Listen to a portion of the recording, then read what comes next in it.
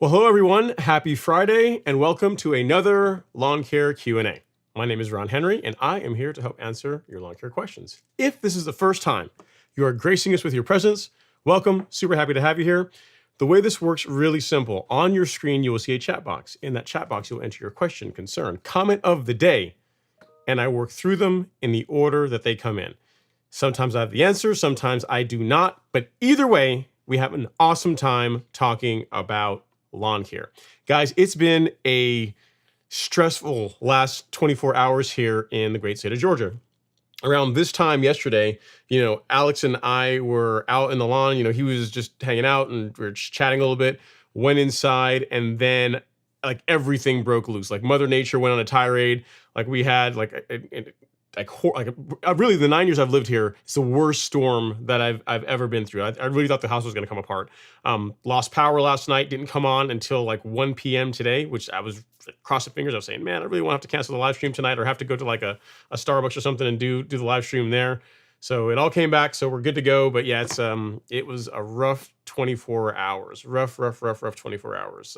So yeah, hopefully everyone's doing well. Hopefully you guys are all safe. If you're in Georgia, hopefully you guys didn't lose power. And if you did, hopefully it is back now. All right. Lots of good stuff to get through tonight. Lots of great comments, some good things, some not so good things. Some people having some fun with growth regulator, some having some bad experiences with the growth regulator. So we're going to talk about that. So be sure to stay tuned to make sure that you don't miss out. As always, we're going to come to you on YouTube, Instagram. So Instagram, if you guys are here, feel free to be part of the stream, add your question, your comment, and I'll work through them. And then we're also on Facebook and Twitter. So for the two of you that are on Twitter, you also can get the stream there as well too. All right, so let's get into it. First up, we have Mr. Falcon Pilot saying, hello, everyone. What's going on, Falcon Pilot? Hopefully you are doing well. Thank you for taking some time out of your busy Friday to come hang out in the live stream. And then our first question of the evening comes from Platinum Exteriors. He says, I have a question, so I want to get it in early. Am I able to apply a grub killer while also reseeding my entire yard from dirt? Thank you. Yeah, no worries at all with that, Platinum Exteriors. With acelepryn, which is the insecticide that I am most familiar with, there's not really any negative to applying that, prior to you doing any kind of seeding work. It's there's no worries at all. I mean, with that, just make sure you apply it at the correct rates, obviously. Water it in, and then you can do your seeding project, whenever you feel like doing it. Next day, 2 days later, a week later. I would check to see if you're using an insecticide other than acelepryn, if there's any guidance on the label. There really shouldn't be, but as a general rule, it shouldn't negatively impact your seeding work. So I hope that helps. If you have any other questions, definitely let me know. And again, I do appreciate you coming to hang out in the live stream this evening. So good luck with the seeding project, man. All right, so next up we have Okay, now here next up we have Mr. VMH. He says, "Hey Ron, happy Friday. What's going on, VMH? Hopefully you're doing well. Thanks for coming and hang out in the live stream, Mr. Captain Crabgrass No More. Thanks for stopping by." And then next up we have Alex Barbers. Good question. I like this one. He says, "Hey Ron, my partner and I have been listening to your videos each night as a background noise, and it has started to get me thinking about lawn care." Now, I'm not sure if that's a good thing or bad thing. If I'm not boring and trying to put you to sleep, or if it's just to have something in the background to listen to, I'll pick the latter. I'll say you're just trying to pick up some info and you just have me on the background. We'll go with the positive. He says, "Where would be a good starting point?" Great question, Alex. So first of all, congrats on taking on the challenge to take care of your lawn yourself. It seems like more complicated than it really is. And I'll break down for you the process that I like to use for creating an amazing lawn. So I'll show you the infographic that we put together on the Golf Course Lawn Store. It kind of breaks it down step by step, and then I'll walk through it. I'll talk through it, and it will hopefully make the reason why I do things the way I do make more sense to you. All right, so let's go over to the Golf Course Lawn Store, and if you just click on Shop and just actually click on the shop, it'll take you to the collections page. And if you scroll down, you'll get to this carefully prepared infographic that I spent entirely too much time on, but hey, it's done. All right, so when it comes to getting a great lawn, right, the thing that I think that most people look for is to get rid of weeds. They want to make sure that the only thing they have in their lawn is the grass they want to grow. So if you're warm season grass or Bermuda or zoysia or St. Augustine, and if you got cool season lawn, a fescue or a ryegrass or a Kentucky bluegrass. So the thing is, first you want to get to the point where the plant that we want to be the dominant plant on our lawn, which is the grass, is just that. We don't want to have a bunch of weeds competing with it for resources, and also just from a parent standpoint, right? Like weeds don't look the same as your grass. We want to get rid of the weeds first. So the first step that I like to go through is to eliminate the weeds. Now, the important part of making sure that you're going to get good success with this is in knowing what kind of grass you have, because when it comes to eliminating weeds in a lawn, this time of year, we want to use what are called selective herbicides. And that sounds really complicated, but really all it means is you want to use a herbicide that is safe for your particular grass type and then will selectively target the weeds that it is designed to control. So the reason why I say that, why that's important, is that if you have a warm season lawn like Bermuda, zoysia, St. Augustine, and you spray a herbicide that is designed for selective control on a cool season lawn, say something like, good example, like maybe Tenacity, right? So, well, that's not Tenacity, where I have it, like this, wrong bottle. So if you were just to take something like Tenacity and spray this on a Bermuda lawn this time of year, or zoysia or St. Augustine lawn, St. Augustine not so much, but Bermuda or zoysia, you're going to damage it, right? You'll control the weeds, but you're also going to damage your grass, which you don't want. So it's important to know what kind of grass you have before going out and buying herbicides, or you can do damage to your lawn, which is not great.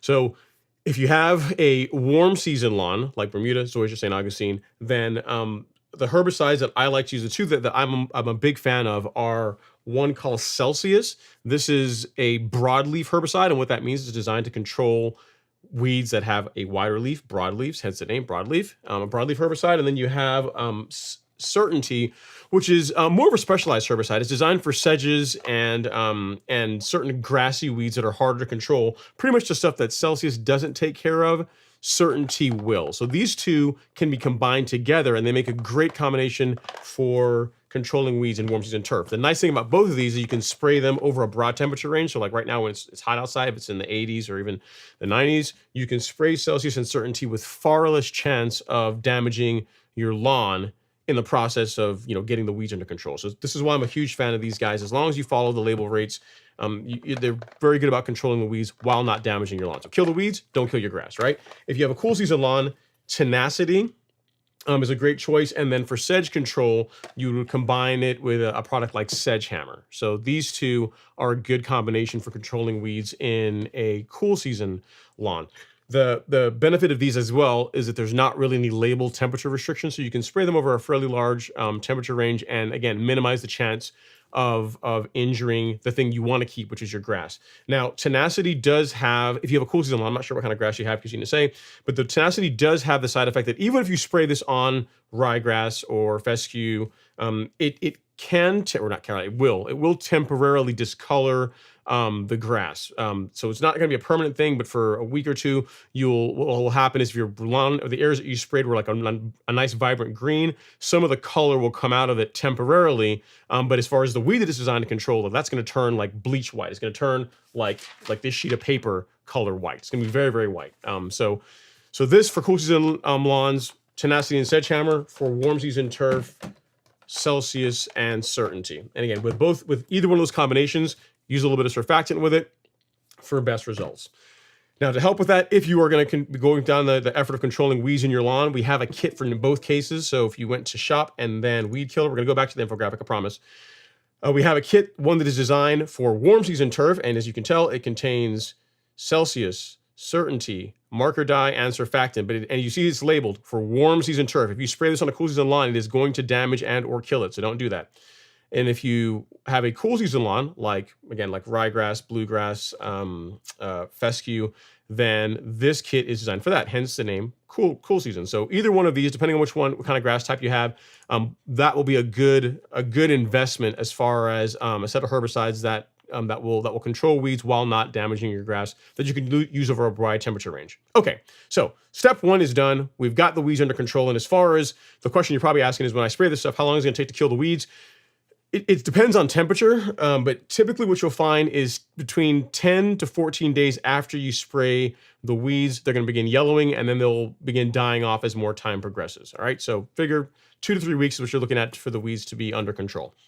All right, so step one is now done, right? We've got our weeds under control. The next question you're going to have is, okay, Ron, so the weeds are all gone.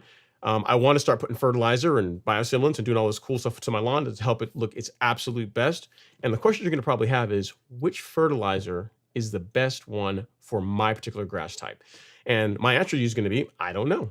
The way we both figure that out is you get a soil test kit. The one I like to use is this. It's one from my soil. The nice thing about this is that they're really easy to use, and you get your results in about 7 working days. So if you were to send it out, say on a Monday, you're going to have an email with your results a week or so later. Another benefit of why I like the My Soil test is that they keep your results in a web portal that allows you to compare the test results over time. So let's say you do a soil test, like say now, right? And then you do another one in the spring, and you want to see how the soil is changing over time as you apply nutrient, as you begin working with it.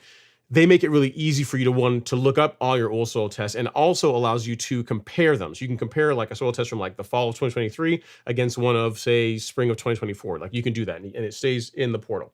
So once you have you get your soil test done, you're going to get results. I think I can actually log in here and show you what one would look like. Let us see if this will work.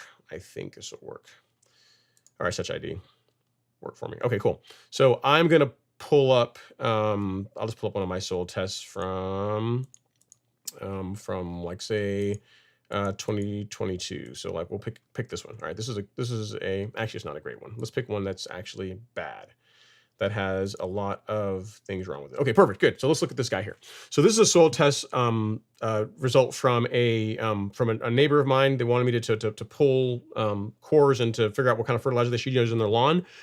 And based on this, you can see what you're going to expect to see is it's really easy to read. Like you're going to have a low, optimal, or high score as far as your different nutrients. So for your nitrogen, your phosphorus, your potassium, your micronutrients, it's going to have a level. It's going to measure the nutrient levels of each of those in your soil.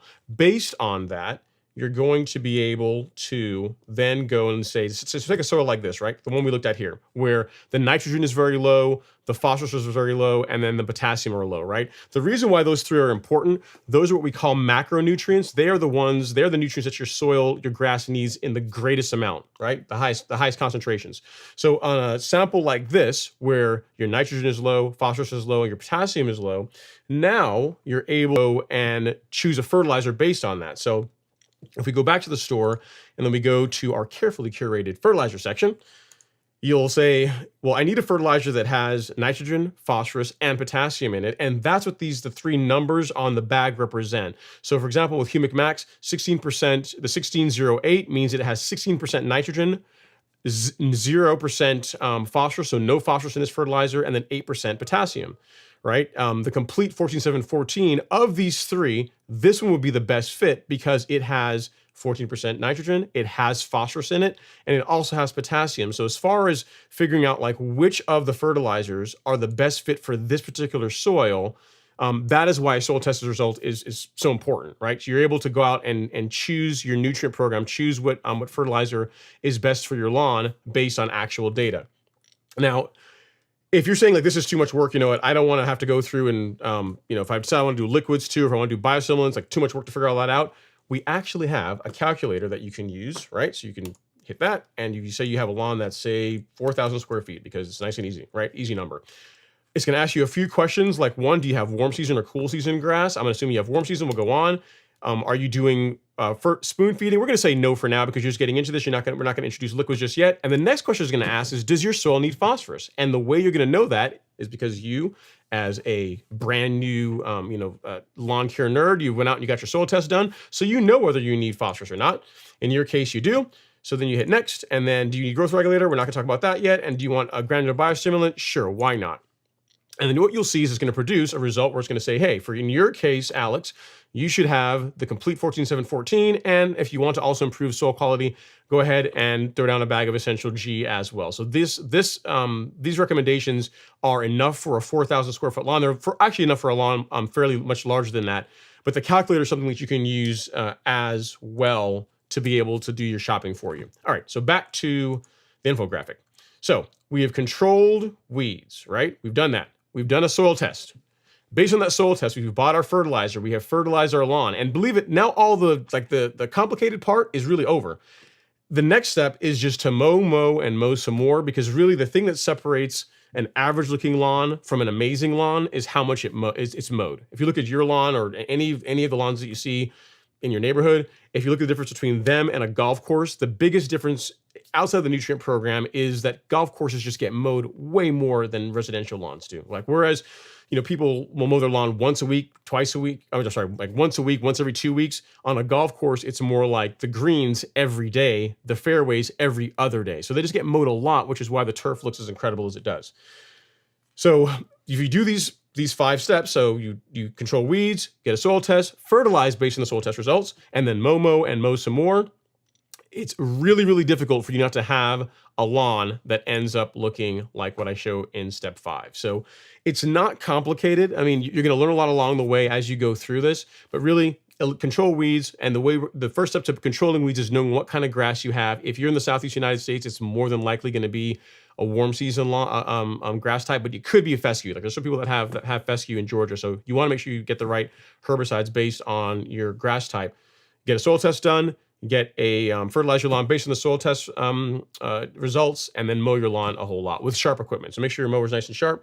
As far as where you can get a soil test kit, if you go to the golf course lawn store under shop, we have soil test kits here. The one I'd say to go with is the starter pack, because it contains the soil tests, and it also includes one of these bad mamma jammas, which makes it really easy to get your cores, right? So you only need to buy this once, but for the first time, get the one that comes with the probe, and then based on that, you're good to go. You're on your way, sir. So that's a lot. I know it was kind of probably a longer answer than you were looking for, but I wanted to make sure I set you off on the right path, right? I want to make sure you have all the tools you need, and then as you want to dig into more topics, what I gave you is the foundational stuff. If you want to dig into more info, we have a resource section which has a lot of great information that's completely free for you to use. You go to resources, go to blog. I try to get a piece of content on here every week, once per week. That's the goal. Doesn't always happen, but every week that's what we're after. This week is about the pros and cons of using lawn fertilizers. It talks about the negatives that can come from that if you use them improperly. So it's a fun article, fun read. Like, what is lawn scalping? Why should you do it? Why should you consider spoon feeding your lawn? What are the most common lawn weeds and how do you control them? So there's tons of topics in here. There's over 30, coming up on 40 different blog posts here. And then there's also other articles that are on the knowledge base that you can read as well. If you're looking for a month-by-month breakdown, we have a lawn care schedule that is completely free that you can then take a look at here. So number 5, the month-by-month breakdown, tells you what you can do from beginning in March all the way through to October. So Tons of great info. Check it all out on the Golf Course Lawn Store. It is free for you to be able to use. If you have any questions after you go through all that, feel free to drop me a comment on one of my YouTube videos, or if you after you go through it and if you have a specific question, you can also email me if I can find my email address. I don't know why I bury it down here. Right here. It is ron@golfcourselawn.com. So once you go through everything that I've gone over, then feel free to drop me a line if you have any other questions. I am happy to help out. So awesome stuff, sir. Hope that helps. If you need anything else, do let me know. And we are on to our next question. All right. Next up is Alex Ristiano. He says, PGR is officially my worst and best friend. Do tell. I love it because my lawn is thicker, greener, needs less water, and I only mow twice a week. I hate it because now it's so dense I can no longer manual reel mow. There's a way around this, Alex. You can verticut it. You can do some practices to thin the turf out. As a matter of fact, I know a guy that sent me some images earlier today, and this segues perfectly into that. Mr. Randall Lard sent me some pictures of him verticutting. Well, actually of him doing it, but the results of him verticutting his lawn. So with your lawn getting really thick, which is a side effect of using growth regulator and regular mowing, here's something that you can do. So he sent me a picture of his verticutter. I'm not sure what this is. It's a rock rocker is what he ended up going with. But that's his tool he's using, his weapon of choice. And then you can see the results. So he's making several passes over the lawn. You can see all that material that's coming out. It's going to thin out the lawn nicely to where you'll be able to mow again afterwards. And this is what the lawn looks like. I'm assuming this was today because he sent it to me about a couple hours before the show. So that's what his lawn looks like now. He now has to go through and rake all that up. And then what he told me in his emails, he's going to mow the lawn afterwards. So that is something you can do to help thin out the turf a bit as it gets thicker. Because the thing you're also facing too, Alex, yes, growth regulator does help the lawn thicken up. Your regular mowing does help the lawn thicken up. And then also this time of year, given how temperatures have been hotter, the grass is just growing a lot more aggressively. So that also is going to cause the lawn to thicken up. So you have a couple of choices. You can scalp the lawn. You can verticut it. Scalping will work, but it's gonna look a little bit uglier if you go that route versus verticutting. And if you want some guidance on scalping, I know you're an old pro. You've got it probably figured out. But we do have again, the blog from last week is all about that topic. What is lawn scalping? When should you do it? Gives you some tips for getting a good result. And yeah, so yeah.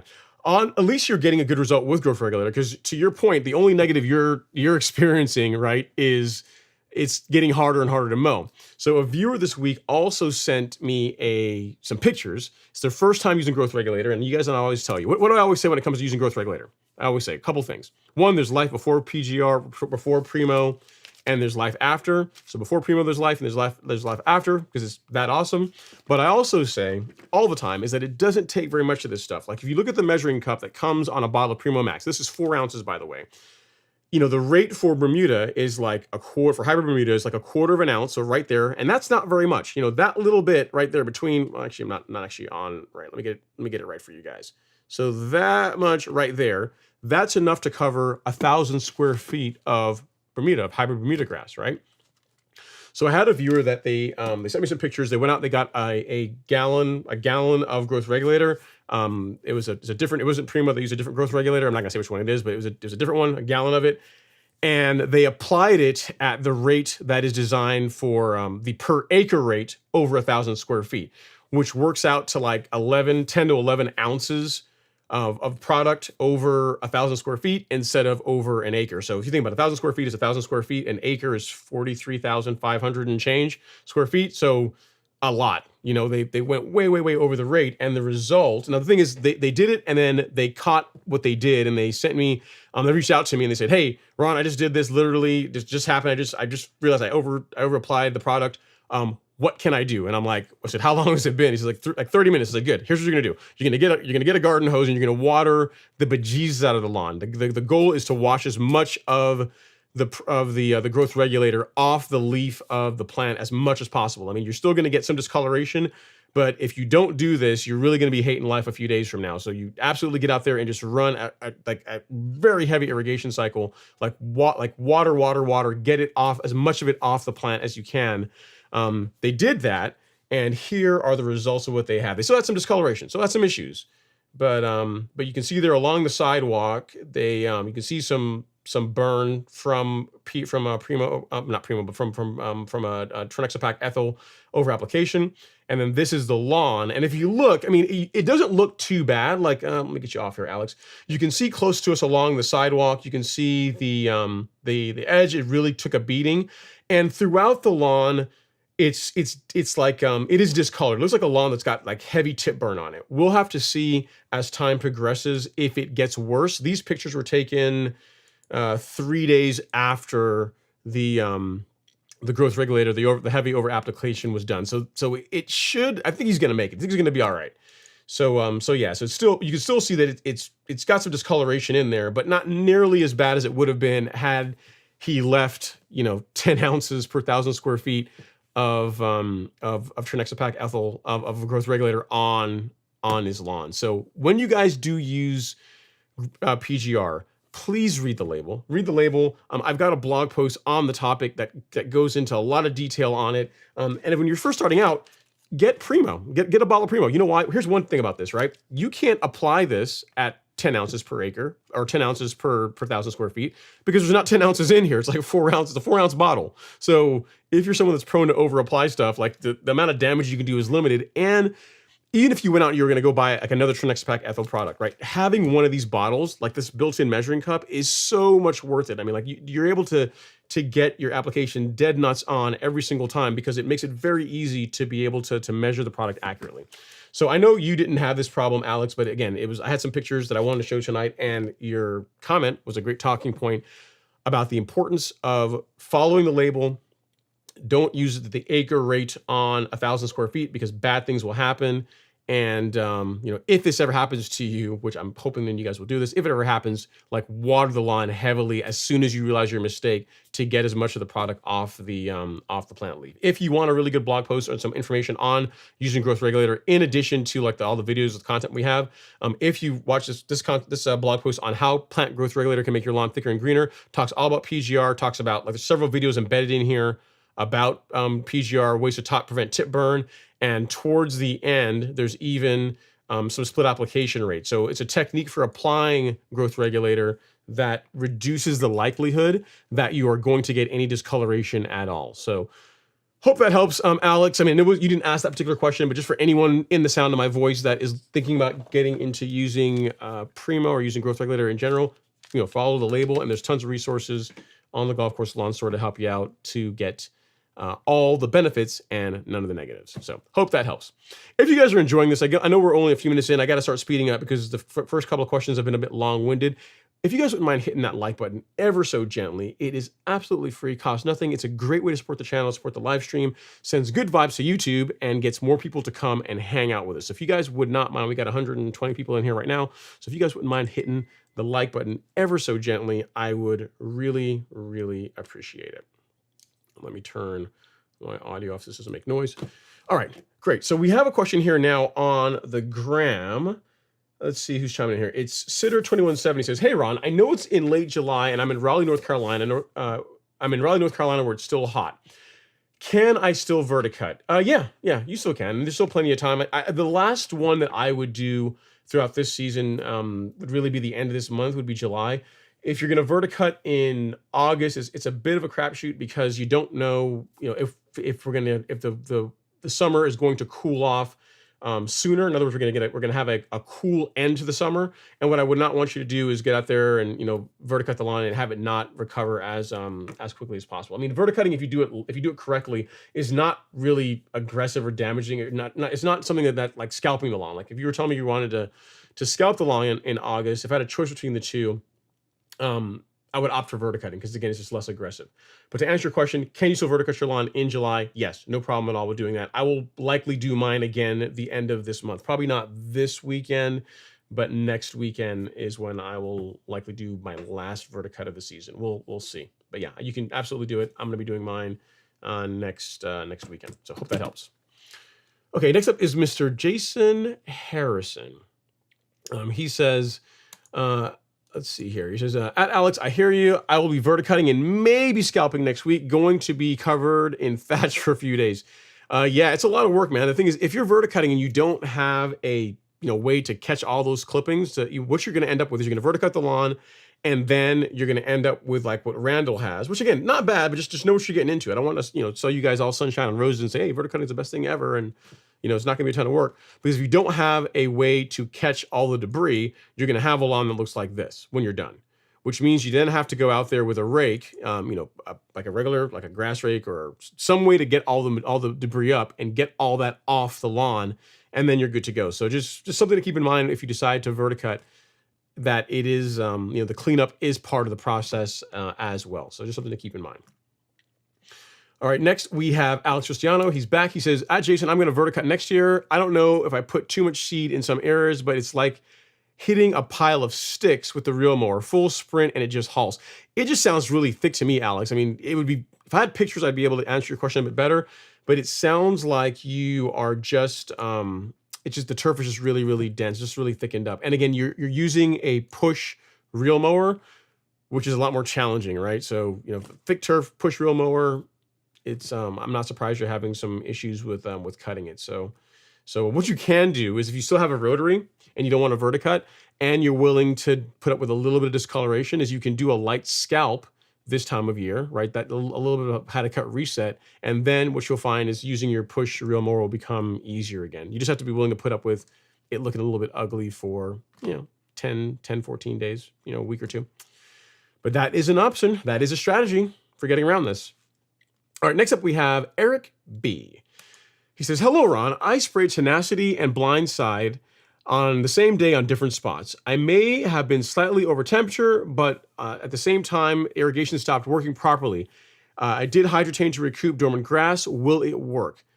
It's one of these things we're going to have to see, Eric. There's a lot of factors there. You didn't tell me how hot it was whenever you sprayed. I'm imagining you're saying is Blindside. So, temperature matters. The rate you use matter. It just is, there's a lot of factors to say whether or not you're going to see some discoloration. What I would say is that if there is going to be any discoloration from applying Blindside at higher temps, is you should see that within a couple of weeks. So you didn't say how long it's been since you did the application, but within a couple of weeks, if there's going to be discoloration at all, you'll see it by that time frame. It sounds like you're watering, you're back on irrigating the lawn now, and you should be good to go. So at this point, it's just one of these things where you just have to wait and see, unfortunately. I'm sorry I don't have a better answer for you, but there's too many factors to be able to say that, yes, you will have a problem, or no, you did everything right and you're not going to have a problem. There's too many factors to be able to say, if you're going to have discoloration or not. Hope that helps, sir. If you do need anything else, do let me know. All right, next up is Mr. Mark Luna. He says, happy Friday, #Lawn Gang. My Yard Mastery backpack sprayer arrives Monday. Carbon Kit, Essential G, and Primo Max ready to go down. Can't wait. Still rocking the dark green Bermuda in Austin with 100+ degree temps. Nice. You must be doing something right there, Mark. Keep doing what you're doing. Keep doing what you're doing. Most of the email that I get from Texas these days is, my lawn is dry. I can't water. What can I do? And so it's encouraging to have someone that's in Austin, it's in Texas, and is still keeping the lawn looking its absolute best. So keep doing what you're doing, sir. Good stuff. Jackie bears up. He says, have an excellent stream, sir. Brother Ron, holler. I appreciate you, Jackie. Thanks for coming to hang out and to give me encouragement, as you always do. And then next, Mark is saying, I'll be aerating next week. Enjoy your weekend, Ron. Keep striping. I'll do my best, man. I'll do my absolute best. It's a good time. It's a good time of year to aerate if you want to do that. The real negative is more for you, is that it's going to be hot. And if you can deal with being out there in 100-degree temps, then the lawn is going to recover very quickly this time of year from aeration versus if you had done it earlier in the season. But yeah, man, by all means, to make sure you take pictures of it and let us know how the lawn bounces back from all the work. All right, so next up we have, actually, I'll show you guys on the topic of striping. I can show you guys what the lawn looks like. It's something I wanted to share. So today, with power being out, I couldn't get the I didn't want to open the garage because if I you can't pull the little handle and get the garage door to open, but as far as getting it closed again, just being a hassle, I didn't want to do that. So once the power came back on, you know me. I mean, what does a lawn care nerd do once power is restored and it's mowing day? You go mow your lawn, right? So I did that, and I didn't only single cut it, I double cut it, and that is the result. You see, I took the outlet out there, and it did a great job on the lawn. I'm really liking the color, guys. It's still hanging in there pretty good for this time of year. We've had some rain. We had a ton of rain yesterday. Overall, happy with how the turf is looking. That mower is doing a great job. Having it looking his absolute best. All right, next up is Steven Thompson. He says, looking forward to the stream. Is it okay to apply PGR if the grass is damp? Thanks, Ron. Yeah, there's no problems with that, Steven. So there's oftentimes I will apply Primo Max in the morning when there's dew on the lawn.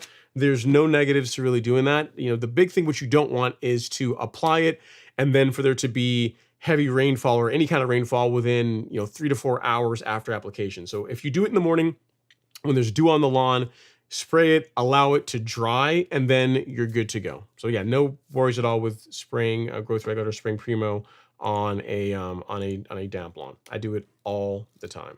All the time. Let me just make a note here, and it's 7:34. Okay, cool. All right, so hope that helps, Steven. Have fun with it. Enjoy your spraying your growth regulator. Next up is Harper's Knitter. Says, I have a question. To get my question in early. I'll start over. So Harper Knitter is up next. He says, I have a question. I want to get in early. I put propiconazole on my yellow spots where the neighbor took his tree down.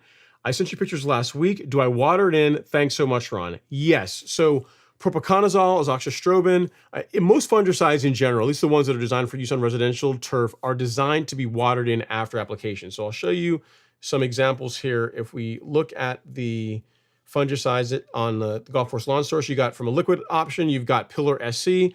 From a granular option, you've got Headway G. Both of these are designed to be watered in after application. So you would apply them and then a 1/4 of an inch to 1/2 inch of water to work it down into the soil profile, and then you're good to go. So yes, absolutely you want to run your irrigation after you are done applying your fungicide. So hope that helps, Harper's Knitter. If you need, it's a dryer. If you need anything else, definitely let me know. Yeah. Okay. I was just making sure. It got really loud here, and I was wondering what was going on. It's a spin cycle. All right. Cool.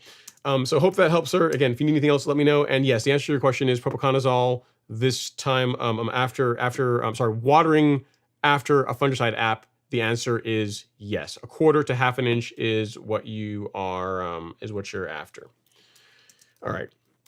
Next up, we have Mr. Scott Harrington. Scott's up. He says, happy Friday, Ron, and everyone. Per my usual, I'll have my earbuds in, listening along while doing my Friday mow. I love it, Scott. That's awesome.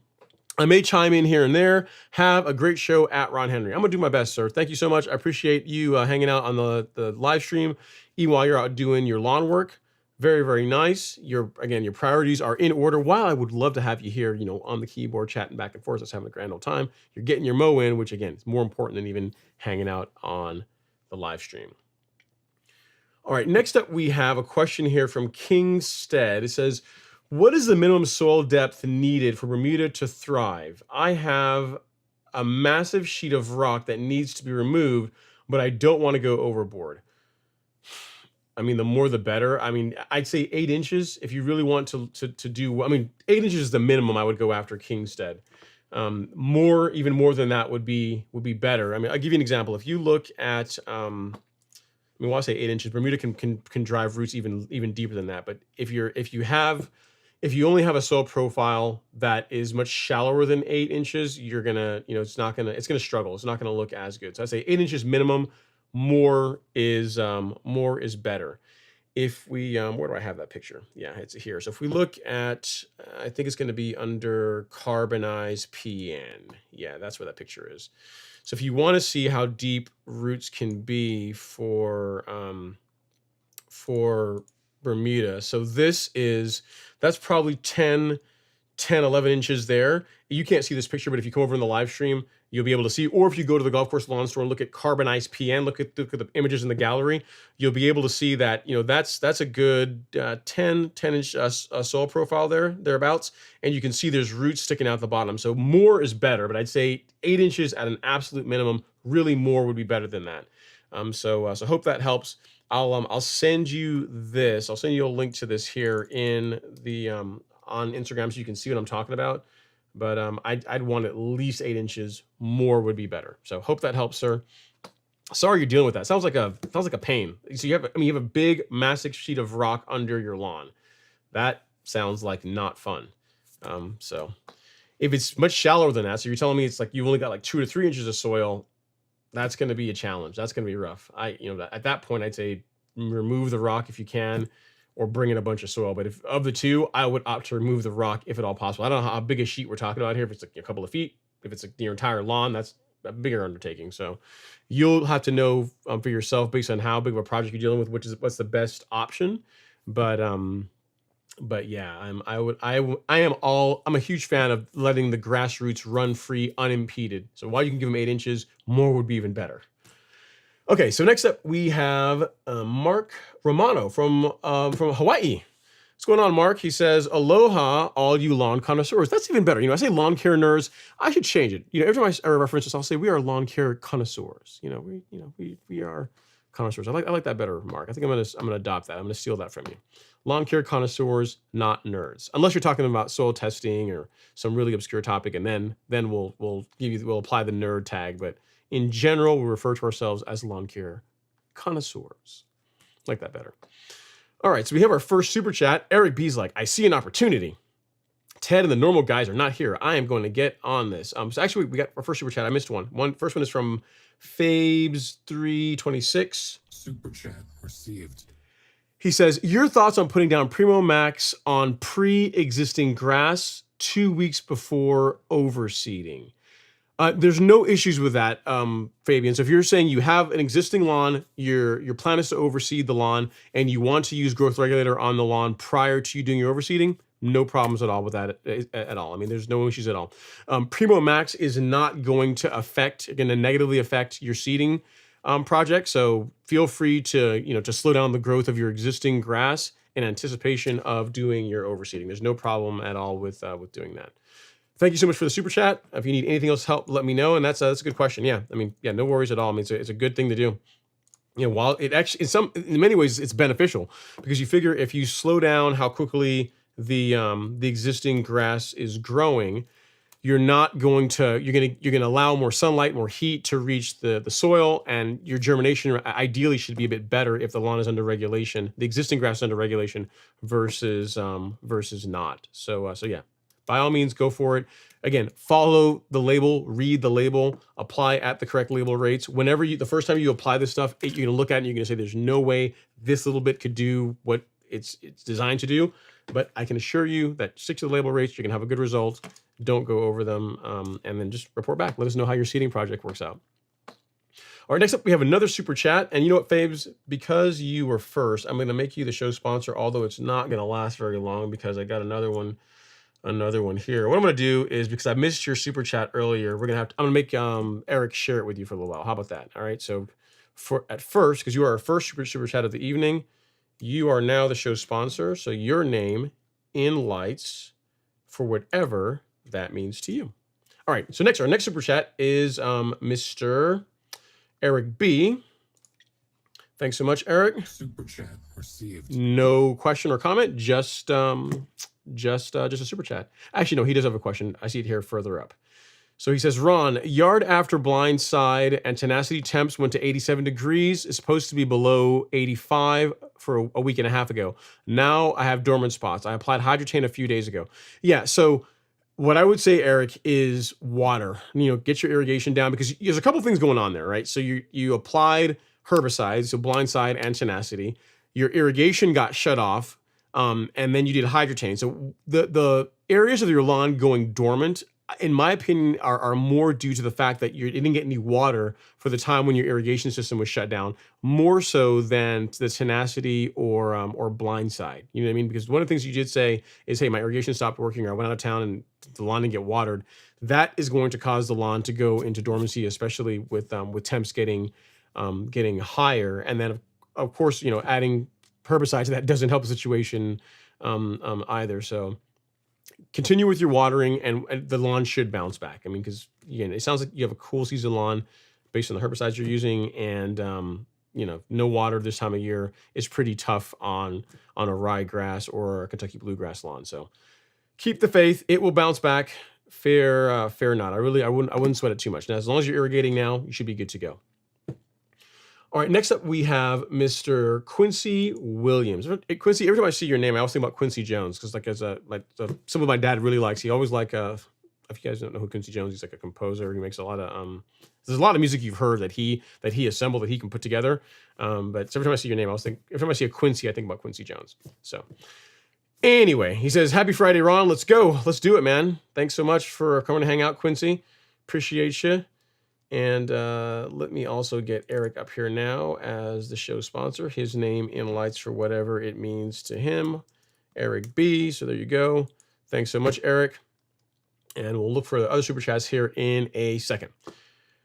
All right, next up is Alex Ristiano. He says, question, Ron, I sprayed Celsius at the low rate, 7/8, did a fantastic job. I do have some crabgrass that survived. Most everything else is done. Better product for crabgrass, or go back with the higher rate?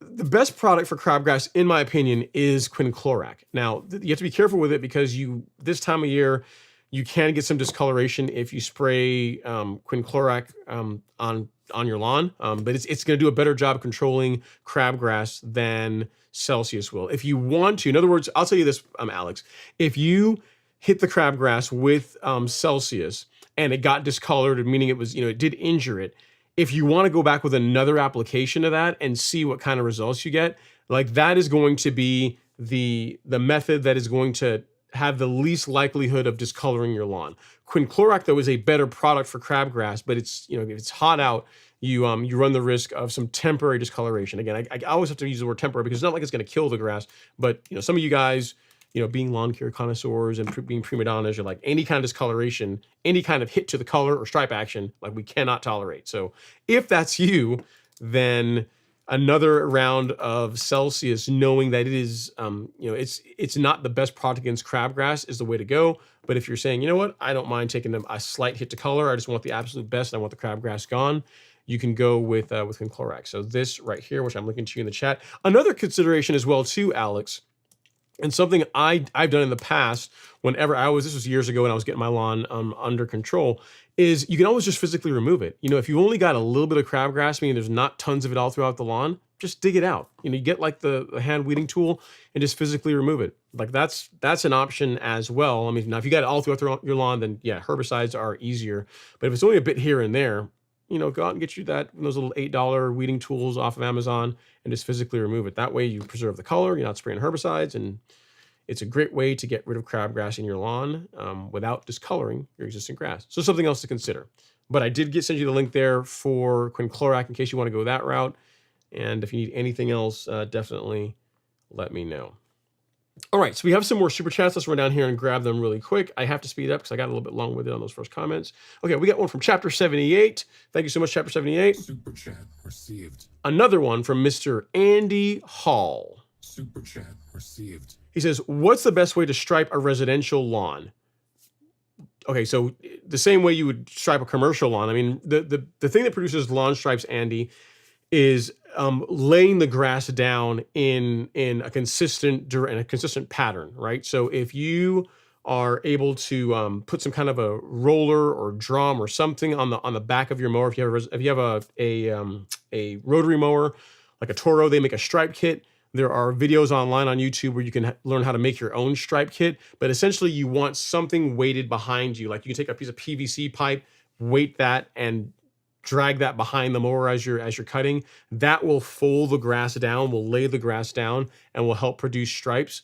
That's pretty much how you do it. I mean, it's just the the more consistently you're able to lay the grass down in a direction, the better the stripes are going to be. So if you look at, for example, my lawn from earlier, so let me pause right there. So the light stripes are the passes where I'm mowing away from this camera angle, and the dark stripes are where the grass is folded towards me. So the dark is when the grass is laying towards me. The light is where the grass is laying away. So as long as you mow in a consistent pattern, you can produce stripes.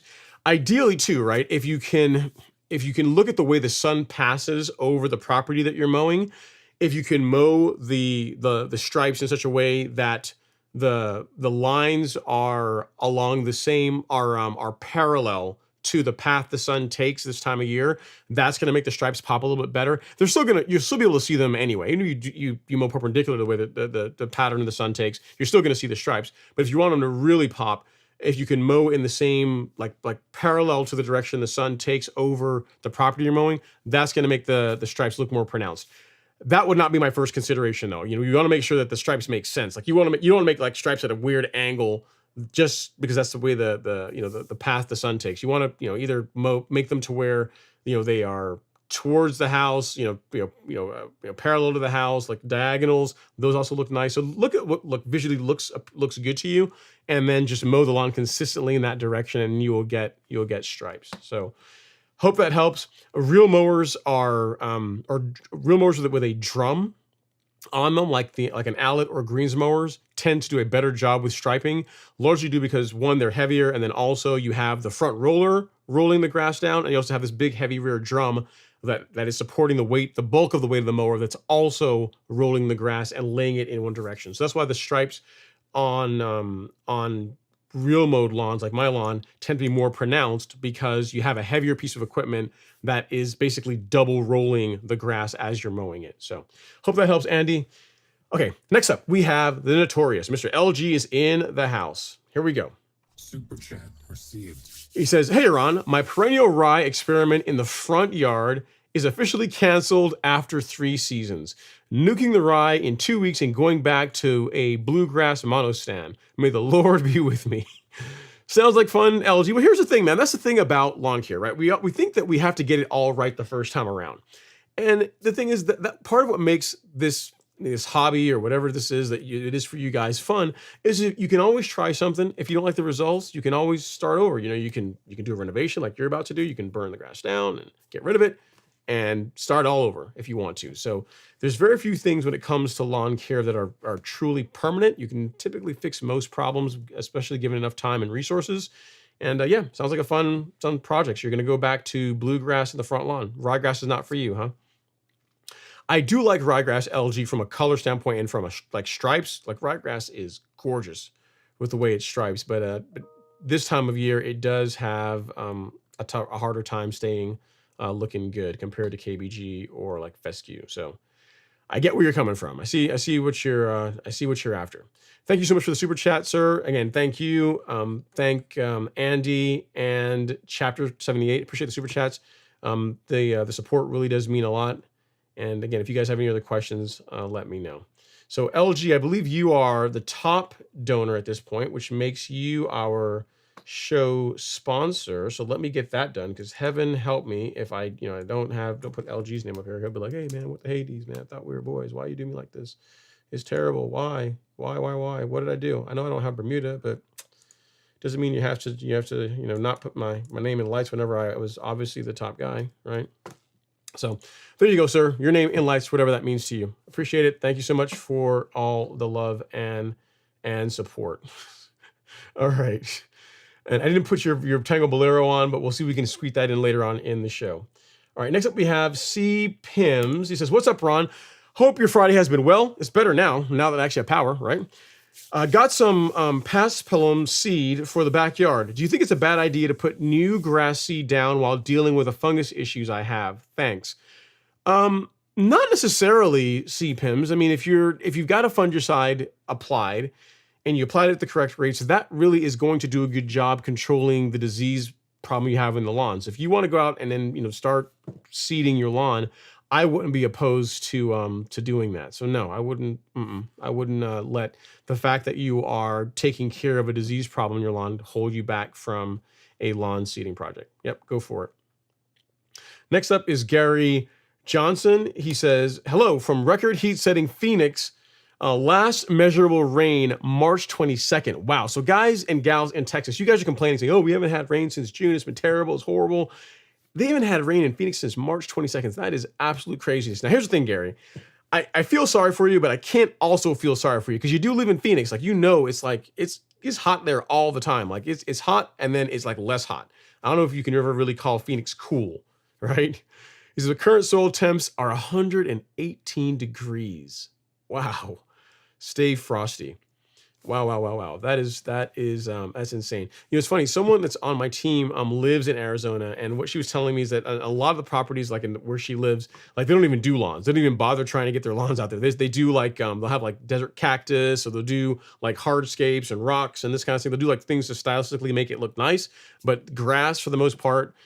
In her area, her little subdivision, they don't, for the most part, people aren't even really trying to grow grass. And 120-degree temperatures, that's tough, man. I mean, Bermuda will survive it, but you're gonna spend a lot of money on water trying to keep the turf looking good in those types of temperatures. So those of us in Texas, those in Georgia, in North Carolina, some of you guys are complaining saying you're not having a lot of rainfall and that it's really hot. It could always be worse, as you can see from Gary's message there. So thanks for keeping us grounded, giving us a frame of reference there, Gary. Next up is Charles Westmoreland. He says, happy Friday, Ron and crew. I am very happy with Growth Regulator. I went from 3 39-gallon bags of clippings to 3/4 of a bag. Isn't that awesome? It's one of the best things about Primo. Like today, when I mowed, I double cut it, and I had 4 baskets. 4, 1, 2, 3. Yeah, four. I emptied the grass catcher 4 times, and for the entire back lawn. And when I say empty it, I don't let the one in the outlet get full, because it's a pretty big catcher. So if I let that get all the way full, it's going to be too much weight in the front of the mower. It can actually change the height of cut. So when it gets to be about 1/3 full is when I empty it out. So with Primo, even in these high temps where the grass is growing more aggressively, I'm still even over 8,500 square feet, it's not producing a ton of clippings, which is really nice, right? Really good stuff. So I am with you, Charles Westmoreland. As I always say, there's life before Primo and there's life afterwards. And for most people, the life afterwards is very positive. All right, so next up is Jordan Godman. He says, Ron, getting the lawn aerated, fertilized, and leveled tomorrow. Sounds like a lot of fun. How much would you suggest watering before and after aeration? So you said getting. So I imagine you're having a service do this. So if they're going to be aerating, fertilizing, and leveling, what I would do is I would run an irrigation cycle. If you can, run it now. Run it like this evening, because you don't want to run it right before they get out there. You don't want it to be too wet, but at the same time, you want some moisture in the soil so that whenever they're running the aerator, the tines penetrate the soil better. You're gonna get a better result with the aeration work if there's a bit of moisture in the soil. So if you want to run an irrigation, now, or say at like 2 in the morning, if you have like a programmable controller, get some water in the soil, assuming it hasn't rained where you are recently, to soften up things a bit so that you can make it easier for them whenever they are aerating the lawn. And you said, how much would you suggest watering before and after? I would run a regular irrigation cycle, like I said, this evening or early in the morning. And then after the aeration, I wouldn't run irrigation again after that. So the way your question reads, it sounds like they're going to aerate, fertilize, and level, like the process that I like to do whenever I do my lawn. And the next time you'd run irrigation would be after all the leveling work is done. So to recap, you're going to run irrigation either this evening or super early tomorrow morning. They're going to come out there. You're going to get a glass of lemonade or whatever your vintage of choice happens to be. You're going to sit back while they aerate your lawn, they fertilize your lawn, and they level it. You're going to tell them thank you. And then afterwards, you're going to run your irrigation to water the sand in to help it settle. That's how I would do it. I have a video that talks about, let's see, I think it's got what comes after. A video that talks about this specific question is what comes after you top dress your lawn. It was from a couple of years ago. Yep, this is it right here. It's a short video, only a couple of minutes, 2 minutes and 40 seconds to be exact. So not a long video, but it talks about some tips you can do after you get your lawn top dressed to get the best result, to help speed up recovery and what you can expect to happen. So there's the video right there, Jordan. Take a look at that, and yeah, have fun. Make sure you take pictures, as they're doing the process, because your lawn is never going to look the same afterwards ever again. So you want to be able to see where you came from, and the process in the middle of it, and then afterwards the results. So good luck. Have fun with that, and keep us posted on how it does. All right, we got Sand Lawn Care and from Georgia in the house. We got E. Williams, some folks chiming in here. Instagram, feel free to participate. Don't you guys feel like you guys are like the redheaded stepchild? You guys can be part of the show as well. You just got to make sure you leave your comment, and I'll come over here and I'll grab it too. Scott Harrington is back. He says, my oops of the week was letting the wing it on my earthway. Oh, the wing nut. Okay. My oops this week was letting the wing nut on my earthway slip, dumping multiple times the dosage of fertilizer. Got a few terrible burn spots, but nothing that scorched earth yet. 4 days out. Yeah, just see, man. Just see what you have. And I mean, the thing is, it'll recover. It's going to look ugly, but it'll recover in the areas where you went too heavy. Yeah, that wing nut. So here's how I do it, Scott. And not saying that my way of using the earthway is the best way. It's the only way, but it's how I do it and how I try to avoid that kind of problem. Whenever I take the earthway out of the garage, before I even grab the product I'm going to be using, right? If I'm going to put down fertilizer, before I even get the bag of fertilizer, I will, because I have the settings memorized for the different products that I use, I will set the wing nut. I'll open it up and then set it there, and then I'll give it a good, I crank it down pretty good. So it's actually a bit difficult to loosen it up. I crank it down pretty tightly. At that point, then I go get the product, fill the hopper, and then go, apply the product to the lawn. You didn't talk about this, or you didn't mention this, but I'm a huge proponent outside of Essential G. If you're putting a product in the hopper of your spreader, to do it on pavement, do it on sidewalk, concrete, driveway, because if you happen to leave it open, or it happens to be leaking, or so there's something, whatever, if you happen to have some kind of oopsie, you don't want to do that in the middle of the lawn. So whenever you're adding product to it outside of a granular biostimulant like Essential G, which is not going to burn your lawn, like you could dump a bag of Essential G in one spot, it's not going to hurt anything.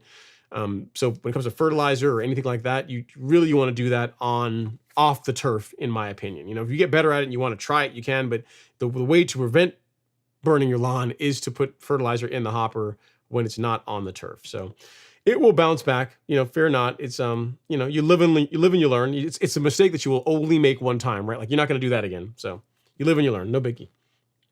We got Gary Freeman in the house. He says, hey, Ron, and hashtag Stripe Action Gang. What's going on, Gary? Thanks for coming to hang out, sir. Next up is CPIM. He says, I would be mainly overseeding and filling in an application. Yeah, so CPIMs, so you said you have the disease problem in your lawn. You've already applied a fungicide, and yeah, go ahead and do your seeding work, man. I wouldn't worry about it. Don't let that, in other words, you have to wait until the existing grass is completely 100% looking its best before you do your overseeding work. Next up is Jim Cole. He says, Ron, and just left it at that. No comment. I will hold on with bated breath for the rest of your comment, Jim. I'm sure you finish it up later on. All right. Dion Tarver is up next. He says, I have dry, arid soil that grass still grows in, but my lawn is hard. How can I soften it a bit and get good soil? Good question. So Dion, again, to answer your question, says, I have dry, arid soil that grass grows in, but my lawn is hard. How can I soften it a bit and get good soil? So the best way to do that, in my opinion, Dion, is to do aeration, right? So by getting a hollow tine aerator, it's a piece of equipment, a machine that you run over the lawn. It's going to punch cores and remove plugs out of the soil. What that's going to do is help relieve the compaction that you have in your lawn. The things you're going to do leading up to that to get the best possible result is to water your lawn prior to doing the aeration work, and then run the aerator over the lawn, make multiple passes on the lawn, and then that is going to help soften it up a bit.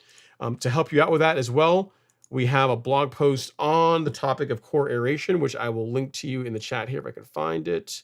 It is right here. Yep, how to core aerate your lawn. I talked all about the benefits of core aeration. Relieving compaction, like what you're dealing with, is one of those benefits. So and there's a couple of videos on that. Like this one talks about, it shows a technique for using an aerator that makes it less work. So something for you to consider doing, looking into if you're gonna aerate your lawn. So I'll send you a link to this here real quick, so you'll be all covered as far as how to aerate your lawn. But that's going to make a huge difference. So what I would say, Dion, depending on the amount of work you're up for, right? So at a minimum, core aeration. That would be the minimum thing. If you're up for really taking up a notch, is you would core aerate it and then you would top dress the lawn. So get a mixture of sand and soil, and then apply that to the lawn after you've aerated, and it's gonna do a lot for improving drainage, for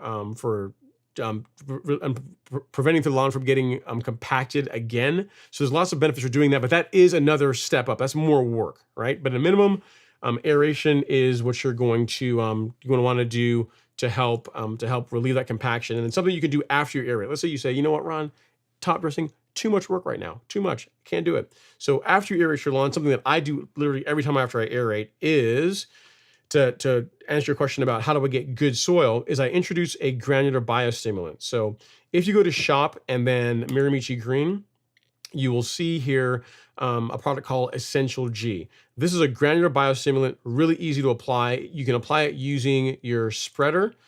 You see, all you need is a spreader to put it down on your lawn, and then after you aerate, I would do a heavy application of this. It's a great product. That is what I do as part of my my aeration process every time I aerate my lawn. So I'll put a link to that as well in the chat for you as well. And between those two, you'll be well on your way to improving the soil quality. So hope that helps. Dion, if you have any other questions, definitely let me know. And yeah, it's good that you're when you're paying attention to this, and that you're looking for ways to to improve the soil, because by doing that, you're going to have great looking grass. Great soil produces great grass. So hope that helps, sir. If you need anything else, definitely let me know. All right, we have another super chat here. Let me grab one here real quick. Go down here and grab it from Mr. Billy the Realtor. Thanks so much, Billy. Super chat received. I gotta say, Billy, that's a really clean avatar picture. It looks like a realtor. You got the suit, you got the jacket on, you got the collar, you get the dress shirt, not a tie. So you're showing, hey, I'm a realtor, but I'm not too serious. I'm not a stuffy realtor. I'm kind of cool and hip, but still stylish at the same time. All right, your question is, hey Ron, best fertilizer spreader for a 7,000 square foot lawn. Currently, I have the Scott's Elite, which is fine, but I would love to see what I'm missing out on. Oh, Billy. So when it comes to spreaders, now there's tons of them out there. There's tons of great ones. Now, you asked my opinion, so I am going to tell you that I am biased. You're going to be hard pressed to do better than the Earthway 2050P. I've had that spreader since 2018, and I like it so much that I got one, and I gave the first one I had to my neighbor Alex, and then I bought another one of the exact same model because I like it that much. So what's so awesome about this spreader, right? You say, okay, so it's an Earthway. What's so good about it over your Scotts? One, you've got air-filled tires, so it's going to ride nicer on the lawn. The construction is better, so it's more of a prosumer type. Great as far as the construction of the spreader. It's just going to last you a really long time. The only wear item you really have on that spreader are cotter pins. So there's a cotter pin that goes in like on the axle that drives the gearbox, that turns the that distributes you the material that makes the spreader work. Go out and go to Harbor Freight, get like a handful of those. You replace one of those every 12 to 18 months. But outside of that, it's a bulletproof spreader. I absolutely love mine. Another reason why the Earthway is a great choice is because once you start stepping into the world of more professional type lawn care products, what you will find, and you probably have noticed this already, is you're not going to see calibrations for Scott spreaders on those bags. So for example, if we were to go to, first of all, let me show you the spreader. First thing one, this is the spreader I would say, the 2050P, this guy right here, can't beat it. So let me get you covered as far as that goes. So at Billy, there is the spreader I would say to go with, right? You can get it on Amazon, the 2050P, 2050P. That's the one you want. Okay. But as far as why this is so awesome is if you go, let's go to the store, and let's say we pick up like, if you go and get a bag of fertilizer, let's look at like Humic Max, right? Because we like Humic Max, great product, right? If you look at actually pull up the label because that will make it even easier. All right, so if we pull up the label for it, you'll see here as far as spreaders that are listed. You'll see Lebanon Turf Spreader, Anderson's, the Earthway Rotary is listed there. You will not find Scott's anywhere on here. It's the same thing is true also if you were to go look at like any of the more professional fungicides, right? If you look at like a bag of or insecticides, just look at a bag of acetylprin or a bag of Headway or a bag of Caravan, you're not going to find a spreader setting for a Scott spreader on those products. You're just not. And I've asked it. I have like my I have like I know quite a few people that work at Syngenta, and I've asked them. I said, hey guys, with all the work that the DIY space is doing on YouTube, as far as like making more awareness around your product, would you guys ever consider doing like a Scott's calibration on the bag? Like, nope. It says really our market is more for the professional turf space, and you're just not going to see a Scott spreader setting on a kind of bag of Caravan or Headway or a Acetylprin. So for that reason, in addition to it being an awesome spreader, if you decide to step into like your more professional grade products, you're going to be able to find a setting for your spreader without having to consult conversion charts, which is kind of a pain, a hassle, right? So for those reasons and others, I would say go with the 2050p. So hopefully I've done a good job convincing you of why 2050p is awesome. I love it. It's the one that I use for what you pay. It's a great spreader. And yeah, it will serve you well. The only thing you have to do, again, have a few spare cotter pins on hand, and when you first get the spreader, it comes assembled. You just unfold the handle and secure two wing nuts. Whenever there are two wing nuts that hold the handle in place, get like some blue Loctite, put a drop of blue Loctite on each one of those, and then crank them down. Wait 10 minutes, and then you're good to go. And then it won't back out, and you're fine. Then it's just enjoy using the spreader on the lawn. It's a great spreader. Hopefully it's coming across that I really like the 2050p, right? That's my jam. That's my spreader of choice. So hope that helps, Billy. You will notice a difference over the Scotts. Nothing that there's anything wrong with the Scotts Elite. The Scotts Elite is a better as far as their, as far as the Scotts spreaders go, but it doesn't hold a candle, in my opinion, to the 2050p. All right, next up is Scott Harrington. He says, nope, it's not Scott. Our next up this is the hardest part. I was finding where I left off it's Chris Ferguson. Cool. Here we go. He says, hey Ron, can you mix liquid weed killer and liquid fertilizer together and spray? I am spraying 2 acres trying to cut the spray time down. Can you? Yes. So if you're blanket spraying your 2 acres of property, and you're trying to clean up weeds and also, feed the lawn at the same time, yes, you can. What I would say is make sure that the herbicides you're using are designed for like foliar uptake. So let's good example. Let's say you were going to be spraying, say Celsius, Certainty, and say 901C or Turfplex, right? That's a good combination. All of them are designed to be sprayed and allowed to dry on the plant, so you don't need to water them in. The only thing I would personally omit if you're going to do that, if you're going to be mixing liquid fertilizer and herbicide, is I would omit the surfactant. I would not do surfactant if you're mixing fertilizer along with it. If you're spraying these guys just by themselves, sure, go ahead. Surfactant's fine. But if you're mixing the liquid fertilizer as well with it, I would omit the surfactant. So feel free to use Celsius. Feel free to use Certainty. You can mix that along with. I'll show you some options here. So if you go to shop with the lawn fertilizer, so 901C, great choice. Turfplex, also a good choice. Whatever your soil test says that you need, but between 901C or Turfplex, these are 2 staples that I go back and forth with on my lawn. And if you wanted to mix those with again with the herbicides based on what's correct for your particular lawn, again, I'm assuming you got warm season turf, so Celsius and Certainty. You're going to be good to go. Again, the only thing that I would personally omit, there are people that will still use surfactant.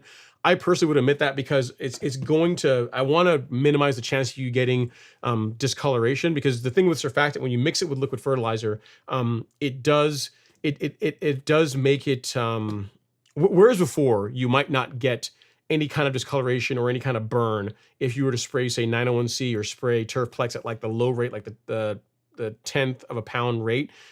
If you add surfactant with that, depending on how much you use, you might get some temporary discoloration, right? Especially if temps are higher when you do that. So what I would say is, if you're for warm season turf, Celsius, Certainty, and then your liquid fertilizer of choice, 901C or Turfplex are great options. Again, only thing I would do is I would omit the surfactant. And if you're spraying Turfplex or 901C, I wouldn't do marker dye because those are both dark, and the marker dye is you're not gonna really see it's not gonna do a whole lot for you. You can if you want to, but it's not gonna work as well versus if you were just spraying Celsius and Certainty by themselves. So hope that helps, Chris. You can absolutely do that as a strategy to save time, especially like I said, just make sure you're using herbicides that are designed to be sprayed on the plant and dry, and then in my opinion, I would omit surfactant. So that's the only one that'll got you there. Hope that helps, sir. If you need anything else, let me know. Sounds like a fun project. And again, yeah, given that you have 2 acres, it's a way to save time. Like, you're not gonna want to go up there and make an entire pass over 2 acres, spraying the herbicide, and then let that dry, and then make another pass over 2 acres, and then do your fertilizer. What I'd say, if you're gonna go do all that trouble, let's just do it up. If you're gonna be out there spraying, that much acreage, why not like spray the carbon kit with it? Because you can absolutely mix this with herbicides and spray it all at the same time. That way you're spraying, like, in your case, you wouldn't get the actual carbon kit. You would buy them a la carte because 2 acres, like, it's a lot of property. But you would do like 901C, NutriKelp, so 901C, NutriKelp, these two, and then you would also get yourself a bag of BioSpectrum. So that would be a great combination that you can mix along with Celsius and Certainty, and 901C is your liquid fertilizer, and then you're good to go. That would be a great way to go about it if you're just trying to save time, given that you got a lot of property and you're not trying to make a bunch of passes. All right, next up is Mr. David Quigley. He says, "Good evening, Ron. I have sent you an email with a couple of photos. Can you please take a look and provide your thoughts?" I can take a look, David. Let me see if I have an email from you, if I can find it. Let's see. You said,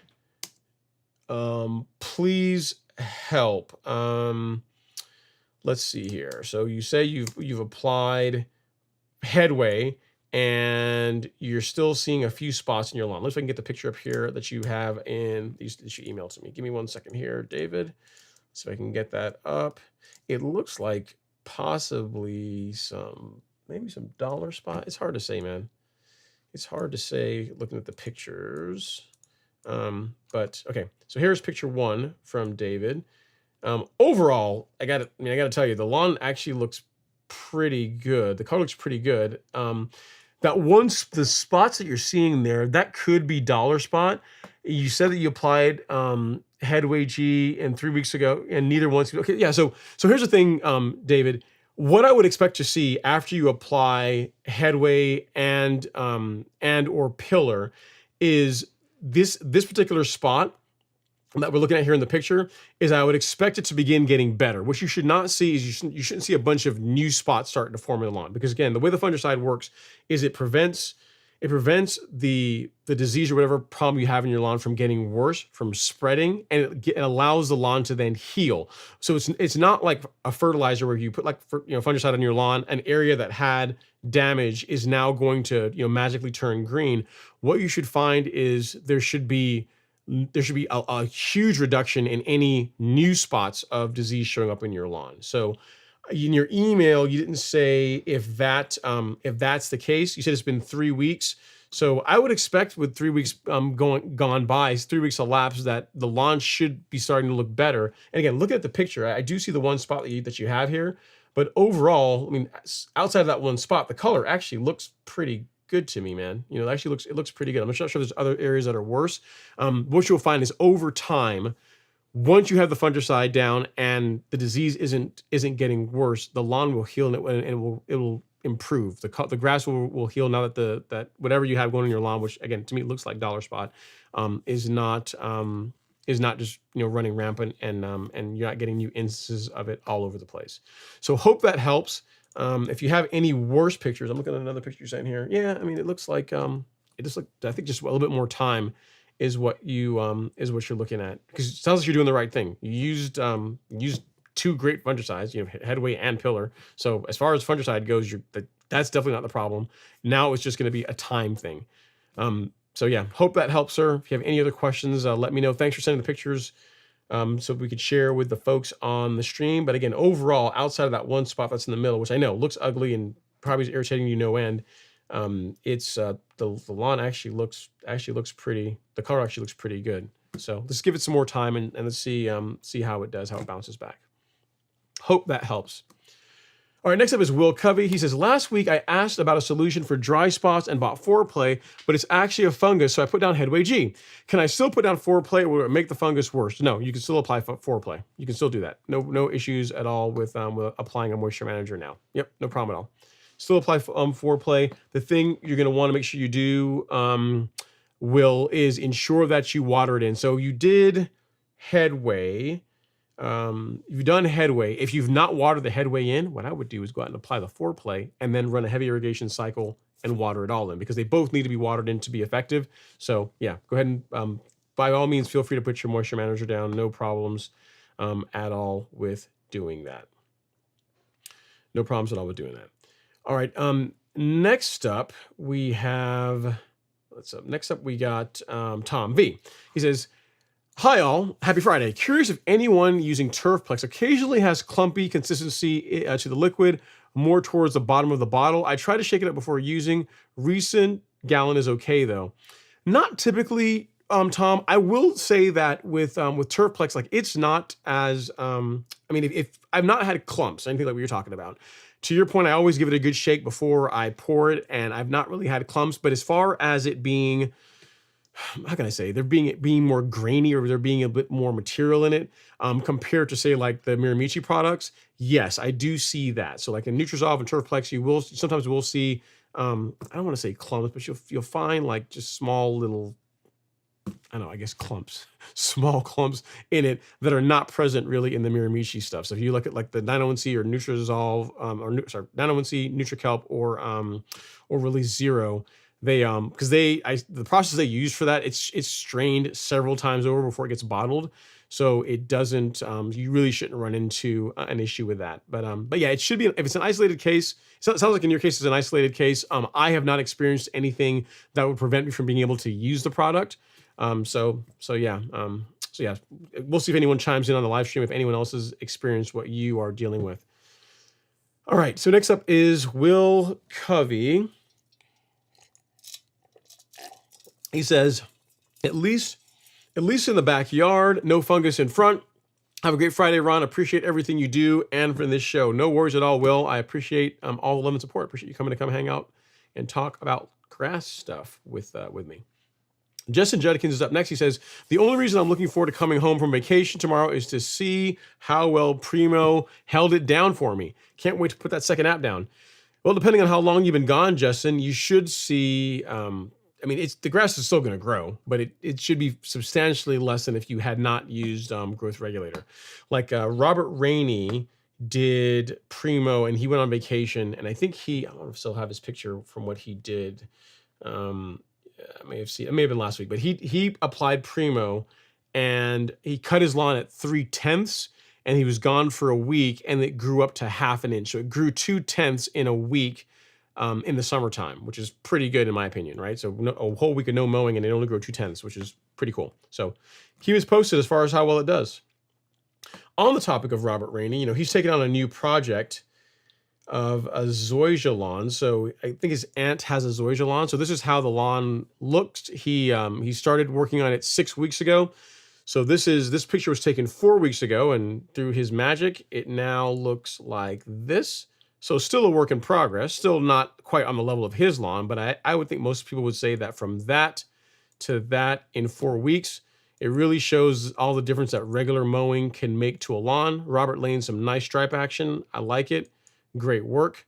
Good job helping your aunt out. And yeah, the zoysia lawn is going to get even better because you know what you're doing. I'm sure once you start introducing the other parts of the program to it, start hitting that carbon kit, fertilizer, doing all the things, it's going to look even that much better. So keep doing what you're doing, sir.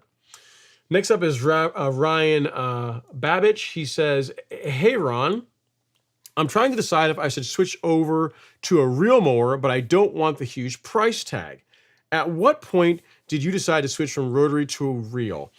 I have never owned a rotary mower since I've lived here. But when I first moved here, I had someone that was cutting the lawn for me for a while, and then I started reel mowing it, and the only mower that I've personally owned has been a reel mower. What made me decide that to like have the lawn service not do work anymore and just have me just reel mow it is just the appearance, just the look that it produces on the lawn is what made me decide to do that. What I would say, Ryan, is cost aside, when it comes to real mowing, you have to decide if you getting out there a couple times per week is something you're going to enjoy doing. So if you're out there with your right now with your rotary mower, you're mowing it, 2 to 3 times a week this time of year, and you're like, hey, I love doing this, and I enjoy it. It's my Zen thing. Then transitioning to a real mower is going to work just fine for you because it's not really that much more work. It's just that you're using a different piece of equipment to do the cutting, right? As far as getting a real mower at a reasonable price, if you could find a pre-owned one, that could be the way to go. You know what I mean? You can find True Cuts, California Trimmers, McLean's, Greens mowers for a True Cut for the first tier. So McLean True Cut trimmer, you can pick those up for around 1,000 to 1,500 in pretty good shape. For that price tag, I'd expect them to be sharp, good shape, plenty of life still left on the reel and bed knife, and that's a mower that's going to serve you very well. If you're willing to step up to the $2,000 price range, $2,000 to $2,500 price range, you're going to be able to get a greens mower, which is going to produce the best cut out of the ones that I'm going to talk about here. And that's going to be a mower with relatively reasonable hours. You're not going to be getting a ton of hours on a mower that if you spend $2,500 thereabouts for it. I'm trying to find a picture that a viewer sent me earlier of a greens mower that they recently picked up. It was one of, oh, there it is. I got it here. I'm going to find it. I'll bring it up here in a second. So Mr. Matt Goodrich, he sent me a picture of his new acquisition, of his new greens mower. So if I can find it. Anyway, we'll find the picture. I'll get it up here and I'll show you in a second the mower that he got. But the long short of it is a push row mower is really only good, in my opinion, to decide whether or not mowing a couple times per week is something you want to deal with. If you're already good with that, then really $1,000 price range is what I would say to get a mower that's not going to be a headache. And then once you move up to greens mowers, which again produce the best cut, you're looking at $2,000, $2,500, and that you're really going to like the way your lawn looks being cut with a greens mower. I'm trying to find this picture. I thought I had the right one, but I don't. So I'll have to look. Have to keep looking. Have to keep looking here for the email from the viewer. All right. So next up, we have Higgy Pops. I hope that helps, Ryan. But it's really you. It is going to be more expensive. But it's really, once you know that you are committed to the process, that's when you switch. Next up is Higgy Pop. He says, "Happy Friday, everyone. Enjoy the mow." Thanks so much, Higgy. I appreciate that. And Sean Murphy's up next. He says, "Happy Friday from Florida. Great live stream as always. Glad your power came back on. You and me both, man." I was starting to think about ways of how am I going to make this happen. Because figure going into Starbucks, or go somewhere. I thought about driving to the office and doing it because that has pretty good internet, but it's just it all worked out to where power came back. I also thought about just going on the porch and just using my phone and just live streaming for an hour or two. But yeah, we were able to. Mother Nature says, "Ron, it's going to happen. You can still live stream today." The guys, they were able to clear the big tree out that knocked over the power lines and get the power back on. And here we are. Next up is Big Germ. Big Germ, not a small germ, but Big Germ. He says, "I live outside of Atlanta. I have Bermuda in the front and Zoysia in the back. I have algae and moss in parts of my yard. Treating with liquid copper fungicide. Can I mix that with liquid iron?" I'm not sure what liquid copper fungicide you're using. You should be able to mix it with liquid iron, Big Germ. But a bigger question I would say is this, right? So it sounds like you're taking the curative approach to controlling the algae and moss in your yard. Some things I would do is I would get a soil test done and make sure that you're not dealing with a very acidic soil, because that moss and algae tends to do better in more acidic soil than it does with its soil where the pH is where it really should be. And then also drainage. So if you have parts of your lawn where water tends to sit after you get a heavy rainstorm, so meaning the lawn doesn't drain well, even if you use products like iron or like this liquid copper product that you're talking about that you're going to use, it's just it's going to be a Band-Aid. You're going to continue to have the problem until you fix the underlying condition. And in most cases, people that have algae and moss problems in their lawn, it stems from a couple of things. a soil pH, a soil that's very acidic, meaning that the pH is very low, which means you need to do a lime application to bring the soil pH up, and drainage. Drainage is probably the biggest culprit for having those types of problems where it's a recurring thing. You know what I mean? So as far as checking the pH, what I would recommend is getting a soil test done. The one that I recommend is this one from My Soil. We carry them on the Golf Course Lawn Store. It's a great product, easy to use, and it will tell you whether you will need a lime app to help bring that pH up to make the soil conditions less attractive for moss to develop. As far as mixing those products, you should be able to. I've never done that to know how well it would work. If you want it to not mix up a big backpack sprayer of product and make a big mess, what you can do is you can do what's called a jar test. So get like an empty jar. This one happens to have fertilizer in it, but you'd get a jar like this that's empty. You'd put a little bit of the liquid copper product in it, a little bit of the liquid iron product with some water, get it suspended, and then let it sit for 10 minutes and just look at it and see if it begins to gel or do anything weird, like it's starting to separate, or if there's some kind of, or foams, or just something that allows you to see there's going to be some weird interaction between those two products, to where mixing up a backpack sprayer of it would not be a good idea. So that's a way you can test mixing those two products together. I'm pretty sure it's going to be fine, but do a jar test if you just want to make sure and be extra cautious. But I would encourage you, despite using that concoction to try and cure the algae and moss problem, is to go after the underlying cause. So if it's drainage, let's fix the drainage. If the soil is acidic, let's fix that. And then when you do the take the curative approach, then you're not going to be chasing your tail over and over and over again. So hope that helps. If you have any questions, definitely let me know. And I think you're a new viewer. Don't remember seeing your name on the live stream before. So if you're new, welcome. You should also, can you review the high rates per gallon of the Celsius Certainty combo for Bermuda and zoysia grass? Thanks. Yes. So for Bermuda, so I'll give it to you a couple ways. So for Celsius, what you're going to want to use if you're using individual packets, the high rate is one of these packets in 2 gallons of water. The low rate is one of these packets in 4 gallons of water. So if you want the high rate, take one of these packets, put it, add it to 2 gallons of water, and that's going to be the high rate for Celsius if you're using the individual single dose packets.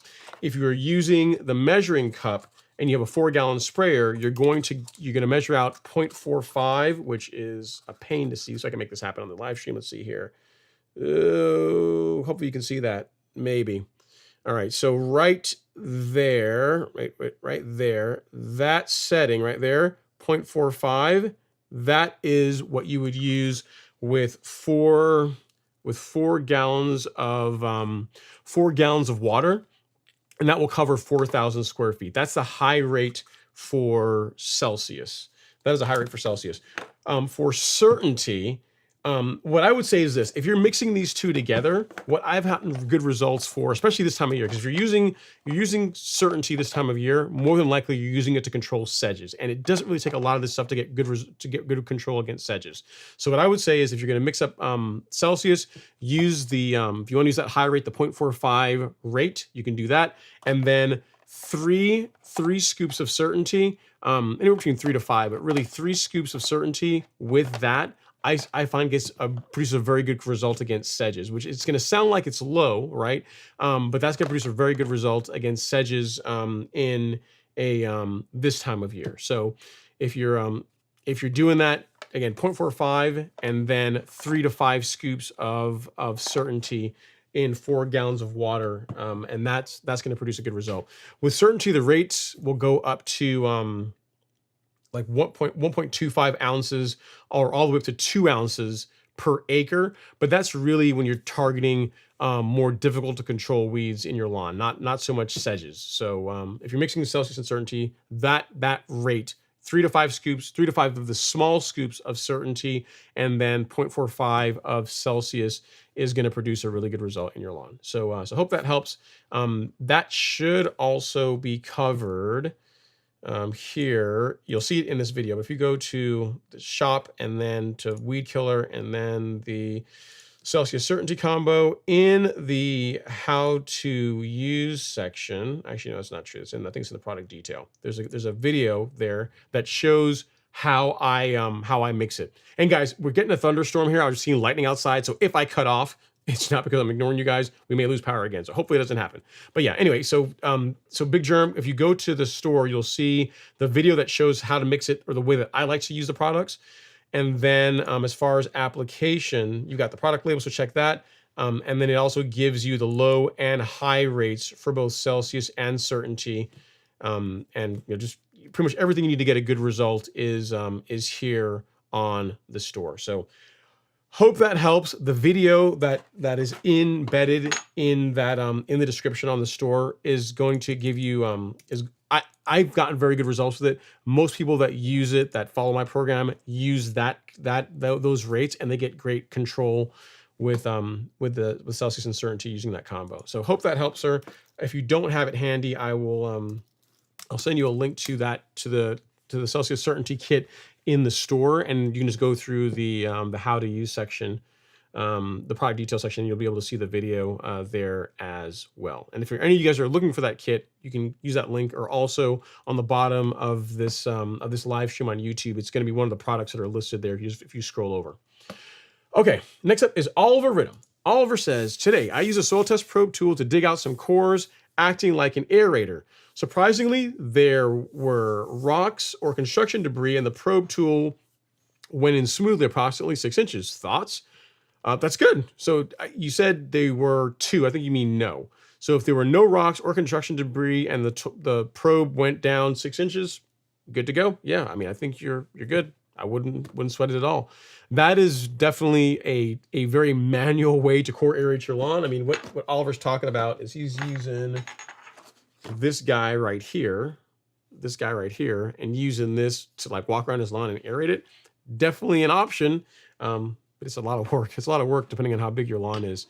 But yeah, if you're getting 6 inches of penetration with that tool, with that aeration tool, yeah, that's great. You don't have any trash in your lawn. Good stuff. His follow-up says, good evening, Ron. I just sent you an email with some photos of a problem spot I have been having in the yard all year. Grass doesn't seem to grow strong there. I'll see if I can find it, Oliver. Might be difficult to find because I get you tend to get a lot of email once the stream starts up. But I'll see if I can find it and help you out.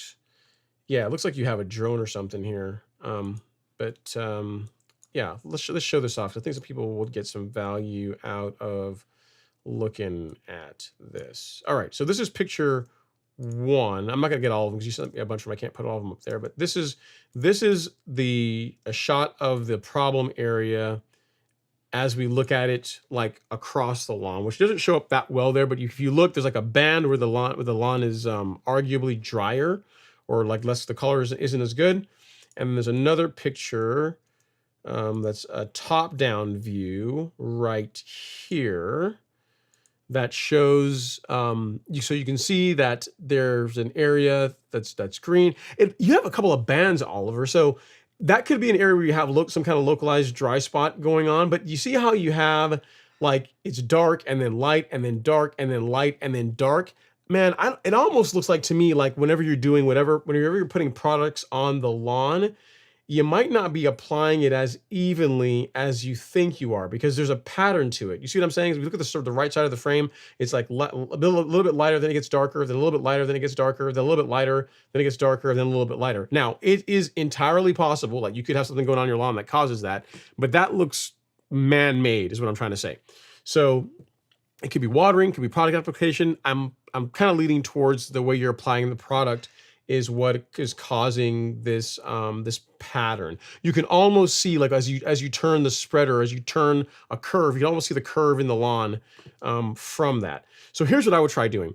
It looks like you're going north-south whenever you're doing your applications. The next time you're doing an app, go east-west. So change it up. Don't go the same way each time. Go like perpendicular to the way you've been applying, and see if that helps it even up a bit. I mean, you could have some localized dry spot going on there, man, but I mean, it just seems odd to me that it's such a distinct pattern to my eye that that it's not it's not something with what you're doing as far as the way you're applying products to the lawn. It could be watering too. It could be a water thing too. But there's an uneven application of either water or nutrient happening to this lawn, and I kind of lean towards like your fertilizer application or whatever you're putting down on the lawn more so than just being water. So hope that helps, sir. Hopefully now that you see what I'm seeing, first time I look at those pictures, it makes sense. But look at that. Change up the way you're applying products. Go east to west next time and see if it improves. All right. So next up we got Philip Lawrence in the house. She says, "Happy Friday, Ron and lawn enthusiasts. Get those likes up. Let's do that, guys. We got 120 people in here right now. Only 101 likes. Surely we can do better. So if you guys are enjoying this, getting some value out of the live stream, hit that like button. We really do appreciate it. All right. So Phyllis says, "Thank you for the replacement Nutrizolve. It came in time for spoon feeding with the carbon kit and PGR. I see a decrease in the amount of Bermuda seed heads. Nice. So very cool. You're getting your carbon kit down. You're getting your growth regulator down. And yes, one of the benefits of Primo is that you will see a reduction in seed heads. Man, it is raining like crazy outside. I hope we don't lose power again. Fingers crossed. So I'm glad you get great results with it, Phyllis. And just keep keep it in the plant. Don't let the lawn come out of regulation. So if you're doing it every couple of weeks, make sure you do your applications every 2 weeks, and you'll reap the benefits of using growth regulator. So great stuff. Thank you so much for also leading the charge on getting the likes up. Appreciate it. Next up is Augustus Lewis. He says, "Cool Gus, or cool guys. I have turf type tall fescue in St. Louis, Missouri. My lawn is green in the morning. By mid-afternoon, the sun has been beating down. It turns pale yellow. How can I maintain its green color?" So it starts green in the morning and it gets yellow as the day progresses. It just needs more water, it sounds like to me, Augustus. So if you're not watering the lawn regularly, you can increase the amount of irrigation you're putting on the lawn. Also, you can use a moisture manager like this. I'll show you it here. If you go to the golf course lawn store, go to shop, and then go to soil moisture management, you can use Foreplay or Hydrotain. Either one of these three are going to do a great job. So the differences between them: Hydrotain is just strictly a moisture manager. This is the OG. This is the original product that Ecologel did for soil moisture management. Foreplay is the new kid on the block, where it is mostly Hydrotain, but they also add a surfactant, a kelp product, and they also add a also humate. So it's humate, surfactant, Hydrotain, and those four ingredients will help the product penetrate in the soil. It helps it work better than just Hydrotain in granular or liquid form. You cannot go wrong with any of them, but I would pick one of these three, apply it, water it in, and that will help with, in addition to you increasing the watering a bit, that will help take the peaks and valleys as far as the lawn looks really green, and then it turns, then it starts suffering from drought.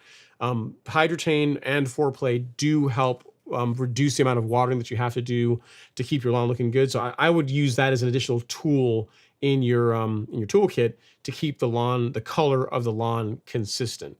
So in the meantime, increase your watering a little bit. That will help the lawn maintain its color, but consider incorporating a moisture manager as well. Hope that helps. I think you're new to the live streams. I've not seen your name before, and if that's the case, welcome. Appreciate having you and new viewers. It's always fun. While it's cool having the same folks, come back over and over again week to week, it's always fun also having new people come in the live stream as well. All right, next up is Neil White. He says, "Ron, any suggestions on a rotary mower for fescue grass? I love Honda, but they are out of the mowing business. Thanks." So I can't tell you from personal experience because I don't have a rotary mower. However, you can't go wrong with Toro. You really can't go wrong with Toro. So like a Toro recycler, there's another one like the Time Master or the Recycler. Either one of those you're gonna do great. I think Devin had a Recycler. I think he had a Toro. The nice thing with those two is if you decide you want to get like a stripe kit for it, Toro makes a stripe kit that you can attach to the back of the mower to help create those nice stripes in your fescue lawn.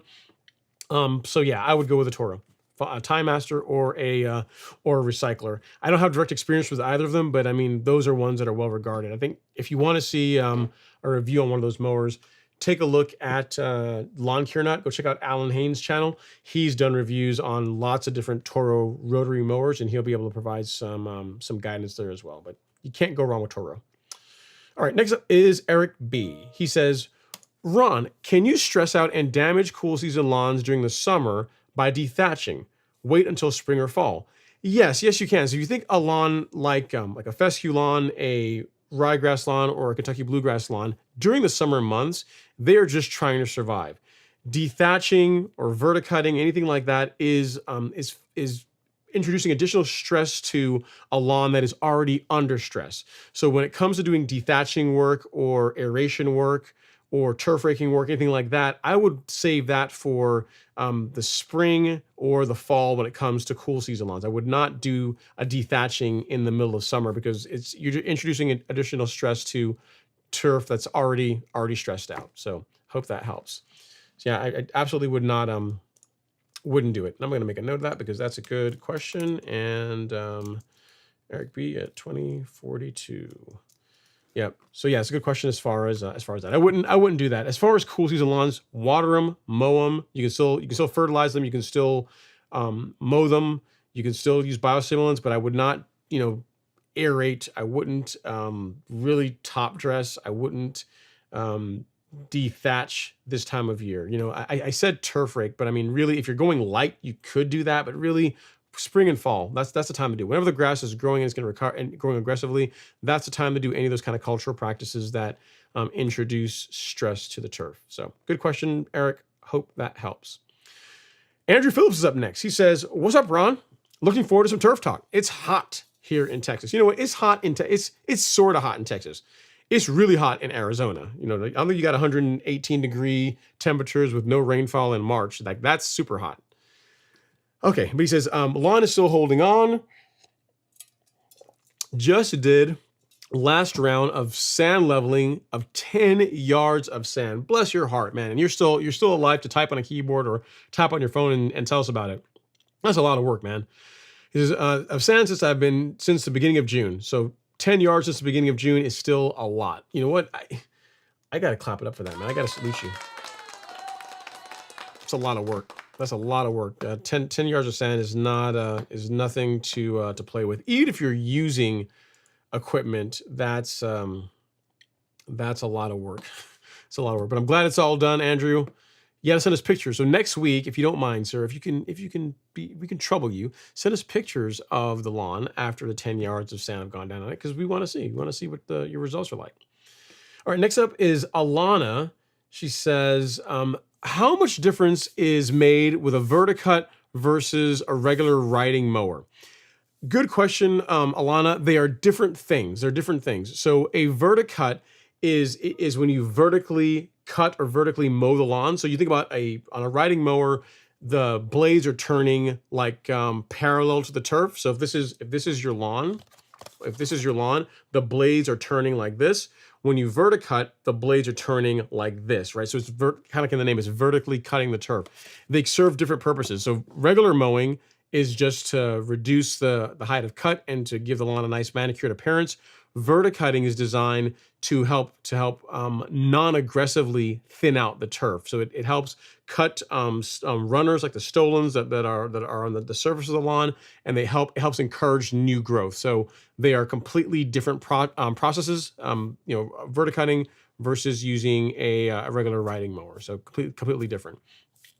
If you want to see the difference between what a verticutter will do, I've got a live stream that I did in the end of May that shows the entire process of verticutting, turf raking, and then mowing. Granted, I'm not using a riding mower, but I show the machine and the blades. You can see what I'm talking about as far as it being completely different to what you would are used to with a ride-on rotary mower. So here you go, Adelana. I see you're coming in from Facebook, so I'll put the link to the live stream here. So this is the verticutting live stream. So there you go. If you take a look at that, that will show you what a verticutter in action and what the kind of results that it produces on the lawn. So I hope that helps. They're completely different. they're not interchangeable, I guess is what I'm trying to say, as far as what you would use them for. All right, now we have to find where we left off, one of the hardest parts. And for that, while I look for it, we'll put on some intermission music. There you go, LG. Knock yourself out. Let's see. All right. Next up is 864 Tahoe says, good evening, Ron. Quick question. Is it too late to aerate? Not at all. It is not too late to aerate. If you have a warm season lawn, this is a great time of year to do it. The thing you're going to find, 864 Tahoe, is if you aerate during the summer, the lawn is going to recover from it that much faster. So answer your question, it's a great time of year to aerate your lawn. To further help out with that, we've got a blog post on core aeration that I will link to you here in the chat. That will give you some guidance, some tips on how to get a great result with it. But the quick answer to your question is no. It's not too late at all. By all means, go forward and aerate. Have fun with it. All right, next up, he's back. He has another question, 86464 Tahoe. This is your, let me give you this first. This is your aeration blog at 864. You guys hear the thunder coming down? All right, so that's the blog for aeration. This is, next up is, also, should I aerate while having an issue with Dallas grass? I mean, you can. I mean, the thing with Dallas grass, the way you're going to get rid of it is to dig it out, to physically remove it. You know, if you can remove the Dallas grass prior to aerating, so you're not potentially spreading it around, that would be ideal. But it's not like if you have Dallas grass, you can't aerate your lawn. If I'm kind of reading between the lines, I think what you're asking is, should I, if I'm concerned about like spreading Dallas grass in other parts of my lawn, should I still aerate? And I mean, yes, it is a valid concern. So I would say that if you want to get rid of the Dallas grass, let's dig that out first. Let's remove that first, and then do your aeration work. So hope that helps some. 864 Tahoe. Yeah, that stings, because Dallas grass is not really an easy way to get rid of it in a residential lawn, other than physically removing it, other than what I just told you. A shovel or one of these fancy tools you can find on Amazon. Let me see if I can find it for you. I can show you like my tool of choice. I actually have two of these. I got one on my Greensmaster, and then one on the Allet. So this is the weeding tool that I like to use. Hand weeding tool. I think it's one from Fiskars. Yep, this one right here. This guy, he's fancy. Fancy. It's only like $9. You can't go wrong. This is a great way. This is your Dallas grass removal tool right here. Very good tool. I've got two of them. Love them. Not super expensive. Highly recommend it if you're looking for a way to manually remove weeds from your lawn. And that's what you're going to have to go with if you have Dallas grass, because the herbicide that is designed for killing Dallas grass, or that will control Dallas grass selectively, you can't use, or you're not supposed to use, on residential turf anymore. So also here you go, 864 Tahoe weeding tool. All right, so there you go, all set. All right, so we have another super chat, another follow-up. Looks like LG is back. Let's see what he has to say. Thanks so much, LG. Super chat received. He says, I realize you're not a mechanic, and neither am I, but realize you're not a mechanic, neither am I, but the drum on my Sterling doesn't want to move at times. Any suggestions? Also, what's a bro got to do to get some of that sweet Tango B before your power goes off?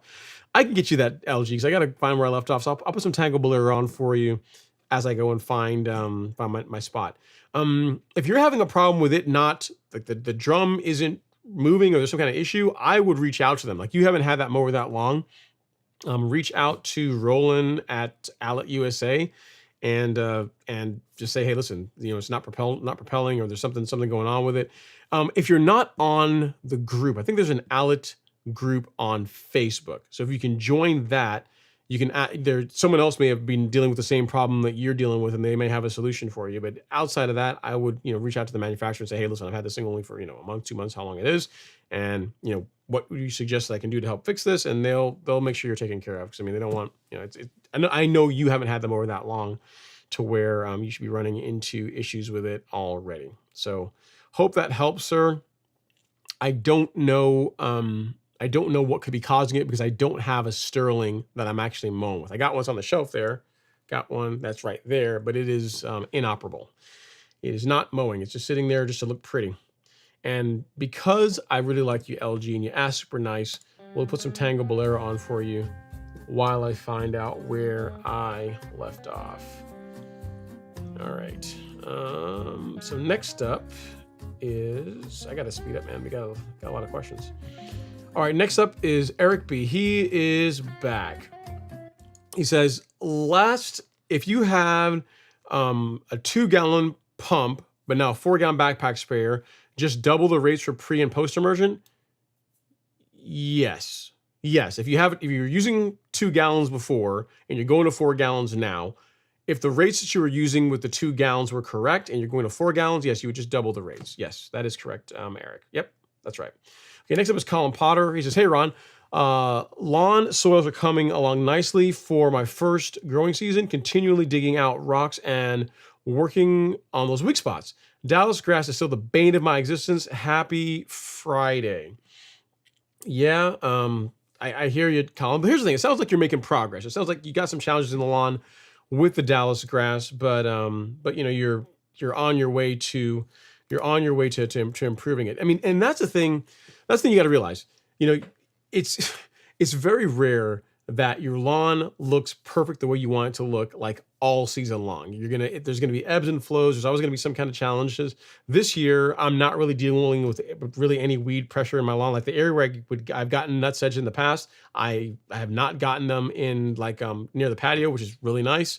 But in your case, you're dealing with Dallas grass. But the thing with that is, how to get rid of it. Just physically dig it out, and you'd be surprised if you take, an hour a couple times a week in the evenings, just digging the stuff out, how much of a difference you can pretty quickly make in your lawn. So just stick with it, man. Just stick with it.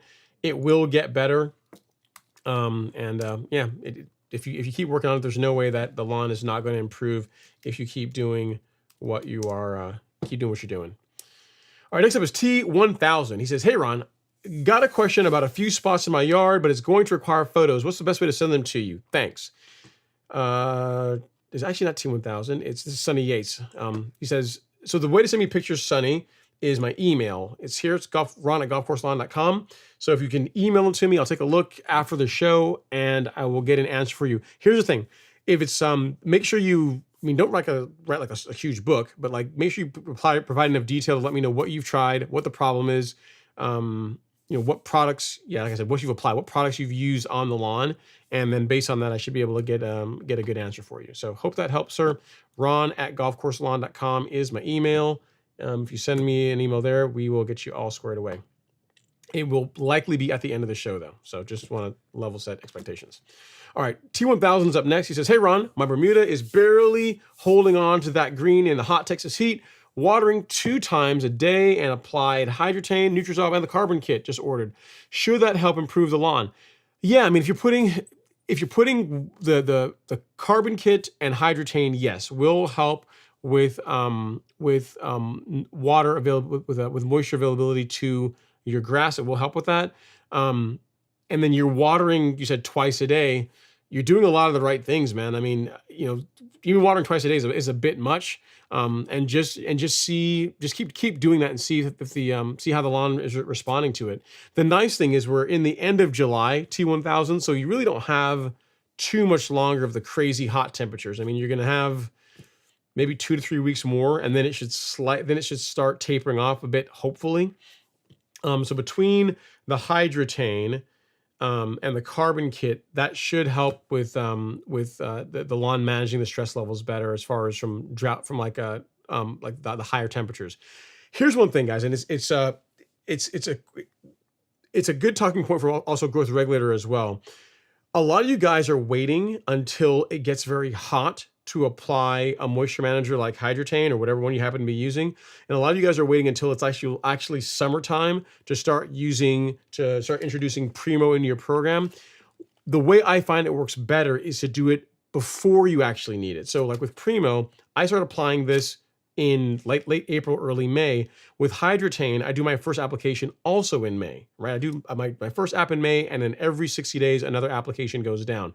So when it comes to doing it now, I'm not saying it won't work, but when you're doing it now, you're a bit behind the curve. You know what I mean? Versus if you had it in the soil a month ago, 6 weeks ago, what you will find is the areas that may be seeing some heat stress now, you wouldn't be seeing that had Hydrotain or Foreplay been in the lawn, prior to the conditions that are causing the turf to see more stress were here. So just something to keep in mind, because I've been getting not only this comment, but also been getting email about it saying, hey, my lawn is starting to dry out. Should I get some Hydrotain and apply it now? And the answer is yes, but really it's better if it's in the soil prior to the drought conditions, to higher temperatures. So there's something to keep in mind. Nothing you can do about it now, but for next year, I would start, May time frame, start using your growth regulator. May time frame, start using your moisture manager. And then what you'll find is in the summertime, you won't find the lawn is going to manage the stress conditions, the heat, a lot better versus if you wait until the last minute to do it. So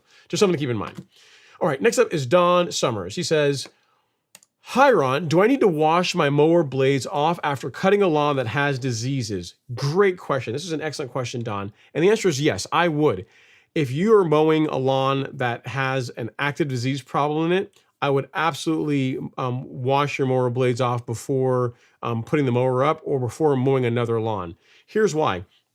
If the disease is only in one section of the lawn and you don't clean the mower after you're done using it, it's very easy for you then to then spread it to other areas of the lawn because the clippings that are infected are still on the mower. So ideally, you want to wash the mower, the blades after you're done with it, and then any areas that have disease, mow those areas last. So let that be the last parts of the lawn that you mow.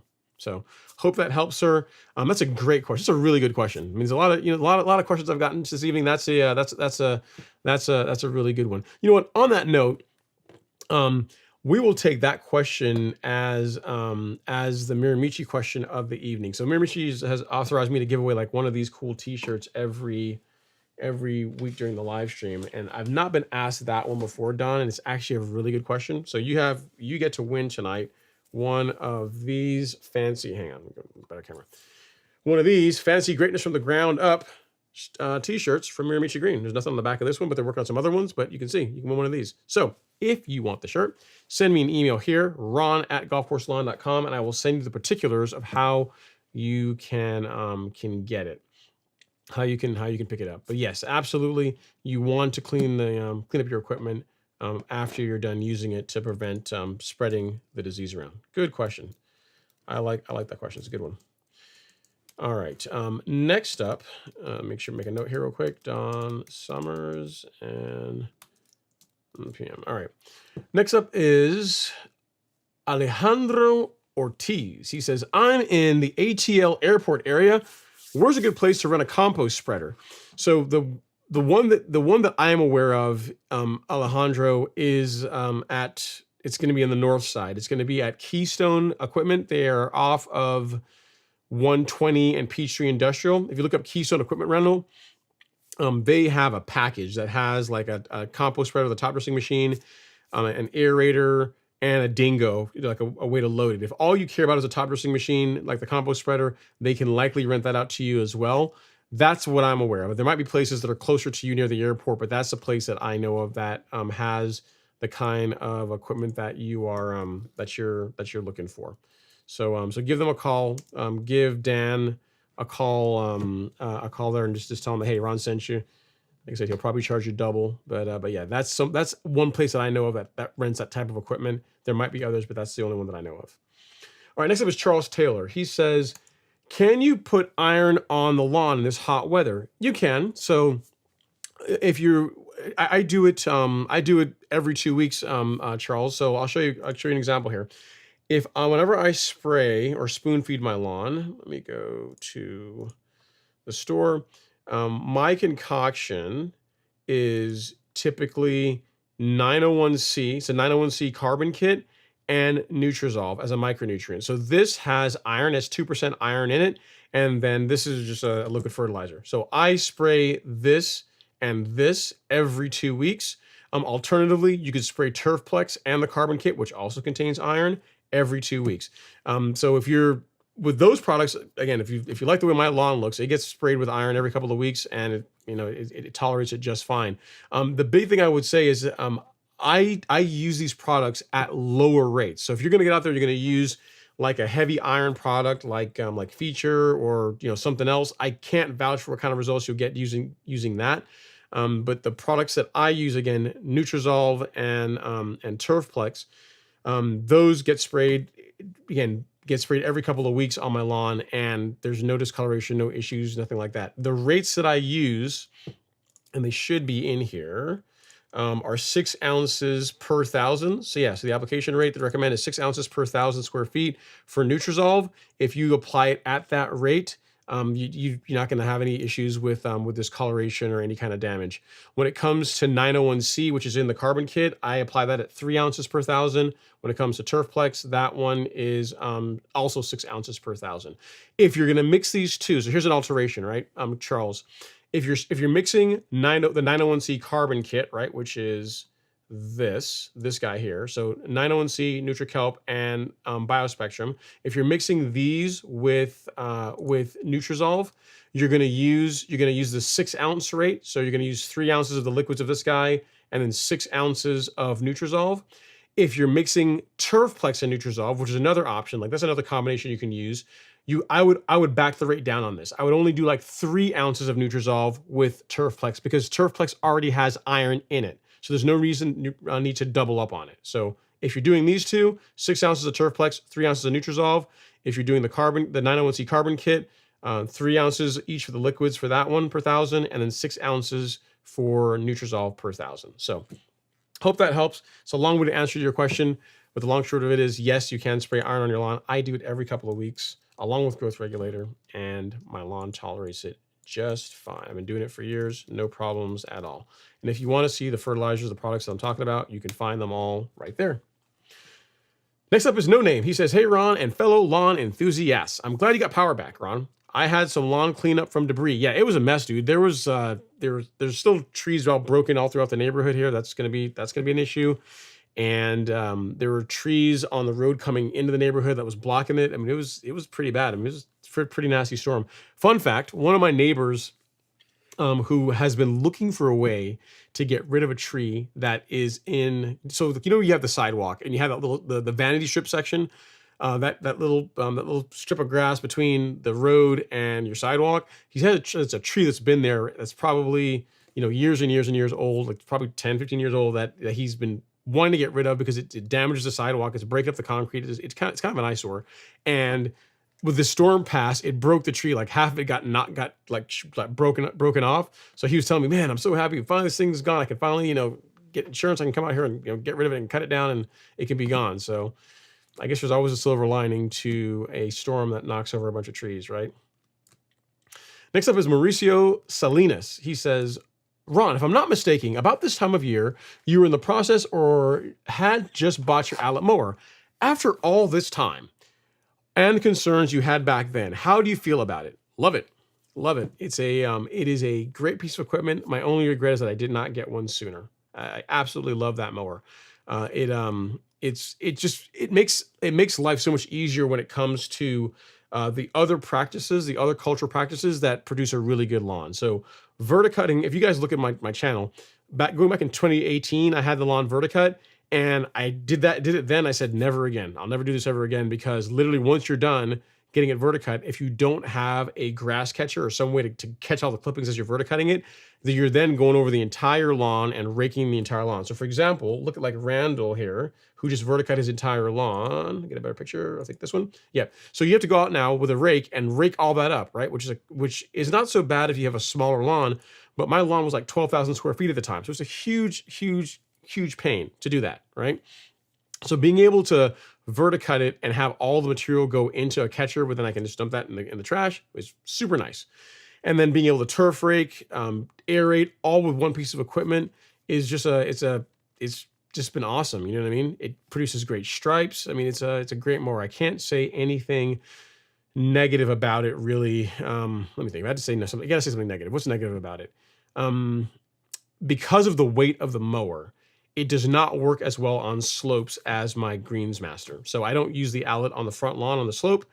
For mowing, I'll use it for like verticutting and for turf raking, but I won't mow the lawn with it on the slope because it's just too much of a handful. So that's the only negative because the size of it, it's really designed for flatter lawns. It works better on flatter turf. But outside of that, awesome piece of equipment. Absolutely love it. I used it today. Used it this afternoon before the live stream. You know, you want to see the, I mean, you want to see how much I love it. You can actually see it right here. This is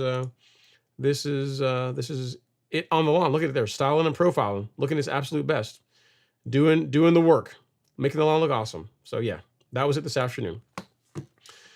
All right, so next up, you said, I own a Sterling and can't be happier. I have close to a 10,000 square foot lawn in Sarasota, Florida. Yeah, it's a great mower, man. It's especially if you have the attachments. I think if you own a Sterling or you own like a C27 like I have, like the Evolution, you're really doing yourself a disservice if all you have is just the cutting unit. You really want to get the turf rake and the verticutter. Like that is when that mower really shines because of just the world that it opens up to you as far as being able to really take your lawn to another level. I mean, you guys have been following my lawn for years, right? If you guys have been following the live stream or following the channel, you've been following my lawn for years, and you guys have probably seen that it looks pretty good, but it has never looked like how it looks now. And it's the thing that's really changed is the equipment. It's the mower. It's the being able to manage the thatch levels with verticutting, being able to turf rake it regularly, and then that mower makes a night and day difference in the way that the turf looks. So I like it. Hopefully that comes across, right? I'm strong endorsement for the C27. Really like the mower.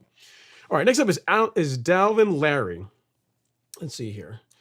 Dalvin Larry's up next. He says, do you lose a lot of color when you verticut and turf rake? I did 2 directions, pulled out a lot of material, but lost a lot of color. I'm thinking it's because I did it mid-month versus the end of the month with fertilizer. I don't, Dalvin, but again, the big thing is you can't go too aggressive. So if you're going aggressive with the turf raking and going aggressive with the verticutting to where like the turf rake is getting into the soil and the verticutter is getting into the soil, then that's too aggressive. And I wouldn't be surprised if you lost a little bit of color by doing that. If you set up the turf rake and the verticutter to where they're running at between 2 to 4 millimeters above the surface of the soil, then a single pass with the verticutter or a single pass with the turf rake, you will barely be able to see that anything really happened to the lawn other than the stripes will be a lot more pronounced. From a color standpoint, you really shouldn't see a hit to color if you do it that way. So hope that helps. The fact that you did passes you did a couple directions, so that you may have just done a bit too much all at once, which, you'll see a hit to color if you do that, but the lawn will bounce back. So what I would say is once you've got the thatch levels under control, you've done like the bulk of the turf raking to clean out a lot of the debris that's in the lawn, you can really turf rake once per week. That's going to be plenty. And verticut once per month. That's going to be plenty. And if you set the equipment up to where it's not too aggressive, you're not going to lose any color in the process from doing that. So again, hope that helps, sir. Any other questions? Feel free to let me know. Eric B's up next. He says, Ron, after the blind, actually I already answered that one. Next is Simple Cash Offer. He says, hey, Ron, thanks for responding to my email where you recommended the 14714. Do I have to use liquids with it? I have a 2400 and RGS. Would that be okay to spray? So here's the thing. If you're going to be, you don't need to, you don't have to. And I don't know that 24% nitrogen product that you have, but if you're going to be spraying that, you're going to want to be using it at low rate. So 1/10 of a pound of nitrogen, whatever the label calls for as far as how you would need to mix it to put out a small amount of N, like that would be okay. But I wouldn't do like a full rate application of that 24% nitrogen product and then also along with the 14714. You know what I mean? That's too much. So I would if you already have that and it's a liquid, you want to spray it, go for it, no problem. But use low rates. Go spray it at the lower end of the rates that are on the label. So hope that helps, sir. Next is Chad Dolomite. He says, hey, Ron, can you drop Bermuda grass seed with prodiamine down already and expect germination? Not really. It's not going to work well. You may get some germination, but it's not going to be as good as it would be if there were not pre-emergent in the soil, because the way pre-emergent works is whenever the seed germinates and it tries to start shooting roots, the herbicide kills it. It prevents the seed, whether it be from grass or from a weed, to be able to grow roots, which ends up killing the plant. So if you have prodiamine in the soil, your ability for you to get good germination of a Bermuda seeding project is just not going to be good. My recommendation would be to wait at least 4 months, or just plan for it next year and do your seeding in the spring without any prodiamine in the soil, no pre-emergent. So hope that helps. Just keep in mind though, if you do that, Dolomite, not applying pre-emergent in the spring, while that does make it easier for you to do a renovation project and establish a lawn by a seed, it also means you're going to see a lot more weed pressure next year as well too. So just realize there's no free lunch. You decide, hey, I'm gonna burn down my existing lawn, and I'm gonna do a renovation, and I'm gonna grow Bermuda grass the hard way using seed. That you're also going to be fighting weeds as well next year, because you don't have any pre-emergent to help prevent them. So just something to keep in mind as you go through this. All right, next up is Austin Ostreicher. Austin Ostreicher, he says, Ron, I'm planning to do a height of cut reset on my Bermuda this week. I've used PGR all summer. Should I delay my next PGR app until it recovers? No, I would not. I would still use growth regulator. Nope, I absolutely wouldn't. Nope, stay on the program. You're doing your how to cut reset. There's no worries at all, because really once you do your how to cut reset, what's going to grow back is going to be green. We're not trying to do the how to cut reset and then have the lawn grow right back to where it was as far as that height. You can if you say you're cutting the lawn at 3/4 of an inch, right? And you can do a how to cut reset to, like, say, 1/2 an inch. What you could do is set your mower now at 5/8 and just start mowing it there, and just keep doing that, and it's gonna green back up at that height, and you can work your way back up to like your original height of 3/4 of an inch. So to answer your question, no, I would not stop using Primo on your lawn. I would once you start in May or April or whenever you started with it, I would keep it in the plant. I would keep the lawn under regulation throughout the entire season until like August, September timeframe rolls around. That is what I would do. I've had really good results doing that versus letting the grass go in and out of regulation. I just wouldn't recommend that. So hope that helps, Austin. Just keep it in the plant. Keep up with your application schedule, as far as if you're doing it every 2 weeks using the split application method. Whenever the next time you're supposed to be doing Primo is, which is probably the end of this month, I would still do your Primo app. All right, next up is Pippin LePew. So not Pepe LePew, but Pippin LePew says, I'm in California. Should I spread some fertilizer? It's struggling. I water at night. It depends. Lawn grass does need fertilizer as a way to feed it, to make sure it's getting enough nutrient. To know which fertilizer you're using, Pippin, get a soil test. The one I recommend is the one from My Soil. We have these in stock on the Golf Course Lawn Store. So that will tell you the next question, the question you didn't ask, which is which fertilizer is the correct one for my soil. Right? I mean, we've got tons of different fertilizer options here on the store as far as granulars. You got two that have no phosphorus, so Humic Max and then the Stress. And then you have one that does have phosphorus, which is the Complete 14714. Which of these three is the best fit for your soil? Only a soil test will be able to tell us for sure. So I would highly recommend go to soil test kits and pH adjustments. Get this one, the starter pack. It comes with a probe tool. Get your cores pulled, send them in. A week from now, or a week from the time you send them in, you'll get your results. And then based on that, you can come back to the fun part of the store, which is the lawn fertilizer section. And you'll know exactly which one of these guys you can pick out for your particular lawn. And it's only not only for fertilizer, Pippin. Soil test will also let you know if your soil pH is out of whack. So if it's a little bit low, you might find that you need to apply a lime, because that's going to also help the grass do better if the pH is where it needs to be. So outside of just the fertilizer, there are there's other information you get from a soil test, from doing a soil test, that is beneficial to having a great looking lawn. So I hope that helps. Yes, I believe you should spread fertilizer. Watering at night sounds good, but to know which fertilizer you should use, get a soil test and then apply the correct fertilizer based on your soil test results. You're very welcome, Fabes326. And then next up is Tom Hoffenkamp. he says, let's see here. He says, hello, everyone. Hope you are cool and comfortable. Thanks to you, Ron. All is well. Glad to hear it. However, small complaint. Okay. A healthy lawn has eliminated all weed pressure. I have done 0 Celsius apps. Boo.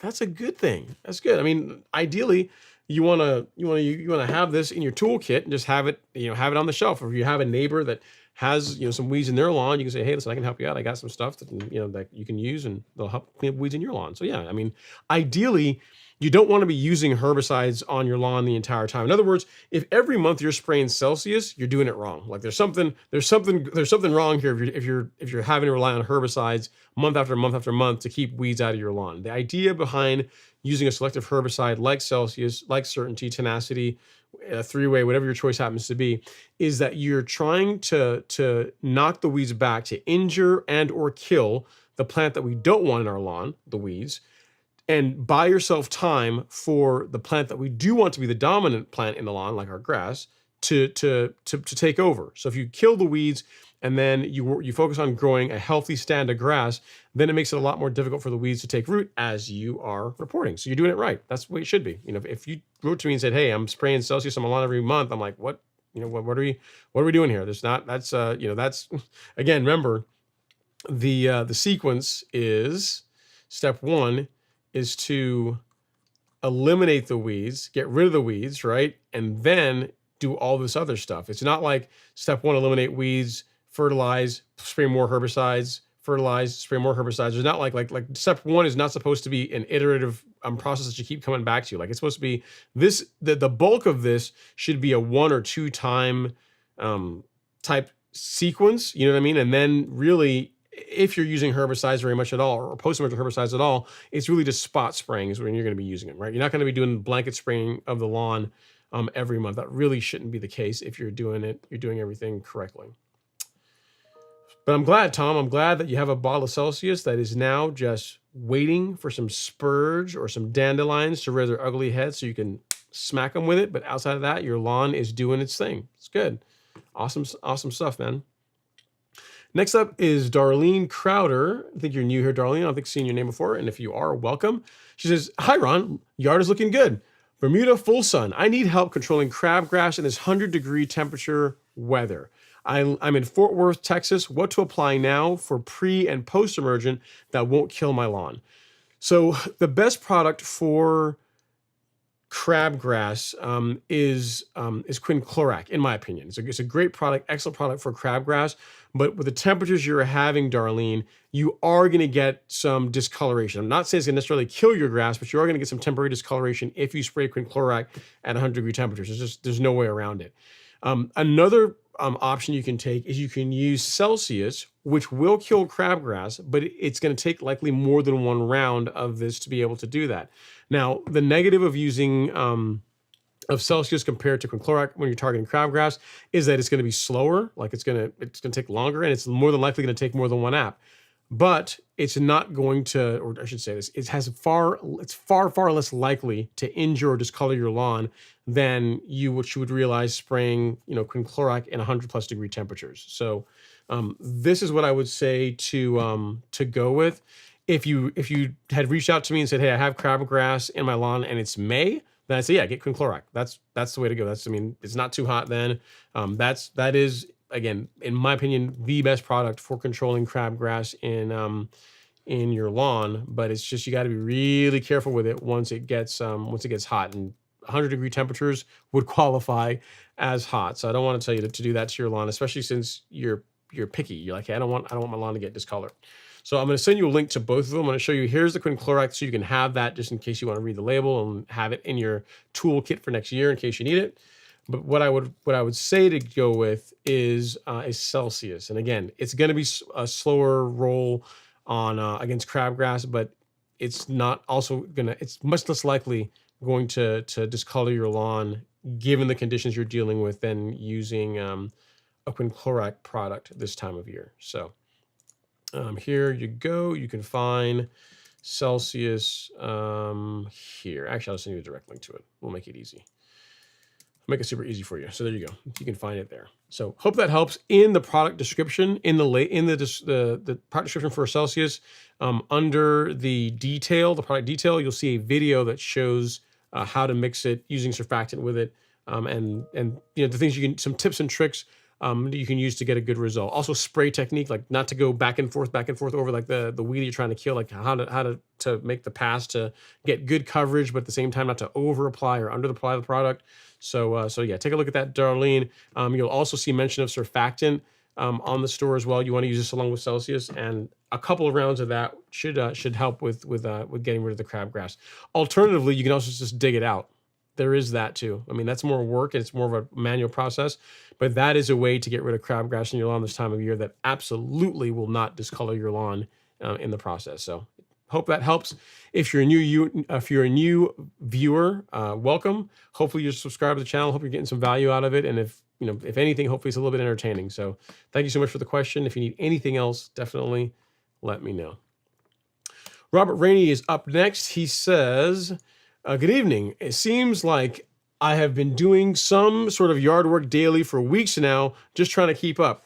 Yeah, but you like it. I mean, you're complaining, but are you really complaining? I mean, it sounds like it's a complaint, but not really. It's like, hey, it sounds like. Here's the thing: if you were talking to like your friends at work or other people, that might sound like a complaint. But in this community, it almost sounds like a subtle flex to me. It's like, I'm out there doing work every day in the lawn. You know how it is. It's not easy laying the stripes and keeping turf looking good, but someone's got to do it. So in this group, I consider that a flex. Outside of this group, it's probably people will be like, man, this is really bad. Mowing every day sounds awful, terrible, But keep it up, Robert. And the work you're doing on your ant salon is definitely starting to turn. So start introducing some fertilizer, some nutrient to it. I want to see how good you can get that lawn looking, because it's already coming along pretty nicely. Next up is Falcon Pilot. He says, Ron, I've decided to not overseed this fall and instead focus on soil improvement. It's a good option. I have a few bare areas where I remove some bushes. Should I seed those areas this fall or do it all next year? You can seed them this fall. Yeah, so you can still seed. I mean, if you're talking about just some spot seeding, like in a case where you're removing shrubs or whatever, yeah, absolutely. I would get started on that. Because here's the thing, Falcon, if you do it now, right, that's another 6, 7 months, 8 months of time for the grass to establish. And then if you wanted to consider doing pre-emergent next spring, then you could do that, right? But if you decided, now I'm going to wait until next spring to seed, now you can't really do pre-emergent, So if it were me, I would do it this fall. I would get that done now, and that opens up the window for you to be able to do pre-emergent next year to control the weeds in your lawn. So yes, I absolutely would do that. Focusing on soil quality is also a great goal as well. So you can do both things at the same time. So good stuff. All right, next up is Soldier. He says, do you have recommendations on new Bermuda sod care? Already mowing every 3 days, 1 month in, and watering every other day. Don't want to start heavy on the chemicals yet. When can I start rolling that out? Yeah, so it sounds like you're doing a lot of the right things, Soldier. You're mowing it, which is the most important thing. Keep your mowing equipment sharp. Make sure your mower is, your blades are sharp. That's really important to having great looking turf and you're not causing problems. So keep doing that. Keep mowing it. As far as when to start introducing products, or what you can introduce as far as anything that's not too heavy, what I'd say is the carbon kit, which is this. So I'll show you here.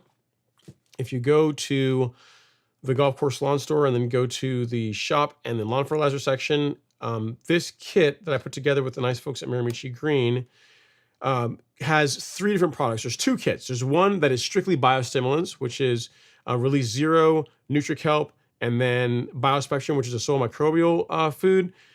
This has no fertilizer in it. This has like 1% nitrogen, 1% phosphorus, and 4% potassium. So, very, very trace amounts. And then Biospectrum, no NPK in that at all. You could spray this on your lawn right now if you wanted to. If you wanted to start introducing some fertilizer and a liquid product, you can get the 901C version of the kit that replaces Release Zero with 901C. So this is basically 901C. It's still a soil biostimulant, but it also contains 9% nitrogen and some potassium in it as well. So either one of these would be this, or this would be a good way to start out to start out a a new lawn that that you just starting to mow and you're starting to care for. Getting a soil test done would be good to know what the actual nutrient deficiencies are in your soil. But given that it's brand new sod, I wouldn't be opposed to you applying a complete fertilizer like the Complete 14714. This has got some nitrogen, phosphorus, and potassium in it. It also has a fair amount of slow release nitrogen. So as far as it burning your lawn, not very likely as long as you apply it at the correct rates. So between the Complete 14714 and the Carbon Kit, that's a great way to start introducing products to your lawn. This has kelp in it, has some humic acid, so as you're also going to be improving soil quality in addition to adding some nutrient to your soil. And then this is all about improving soil quality. So this is strictly a biostimulant product. You can't really go wrong with just the Carbon Kit. If you want to also introduce the 14714 as well, I wouldn't be mad at you either. So, because it sounds like you're doing a lot of the right things. The thing that I just, bringing a tear to my eye, honestly, is you let off with, I'm mowing it every 3 days. Your lawn is going to look awesome. If you keep up with that, if that doesn't change, if the every 3 day mowing does not change, this other stuff I'm talking about, adding like a granular in the 14714 and then the Carbon Kit is just going to take it to another level. It's going to look even that much better. So as you start introducing granular and liquid products, don't neglect your mowing. Keep up with that. If you want to do primo this year, you can. If you want to wait till next year, that's fine too. I wouldn't push you to do growth regulator this year on a brand new lawn. If you want to wait till next year till you get your legs on you a bit more, that wouldn't be a problem. But as far as feeding it, I wouldn't be opposed to doing that. But the big thing is keep doing what you're doing as far as mowing. I really like that. That's pretty cool. Good stuff. You know what you're doing? Like, here's where you are. I'm sending you, the link I just sent you is going to take you to the portion of the store that has the fertilizer and the Carbon Kit.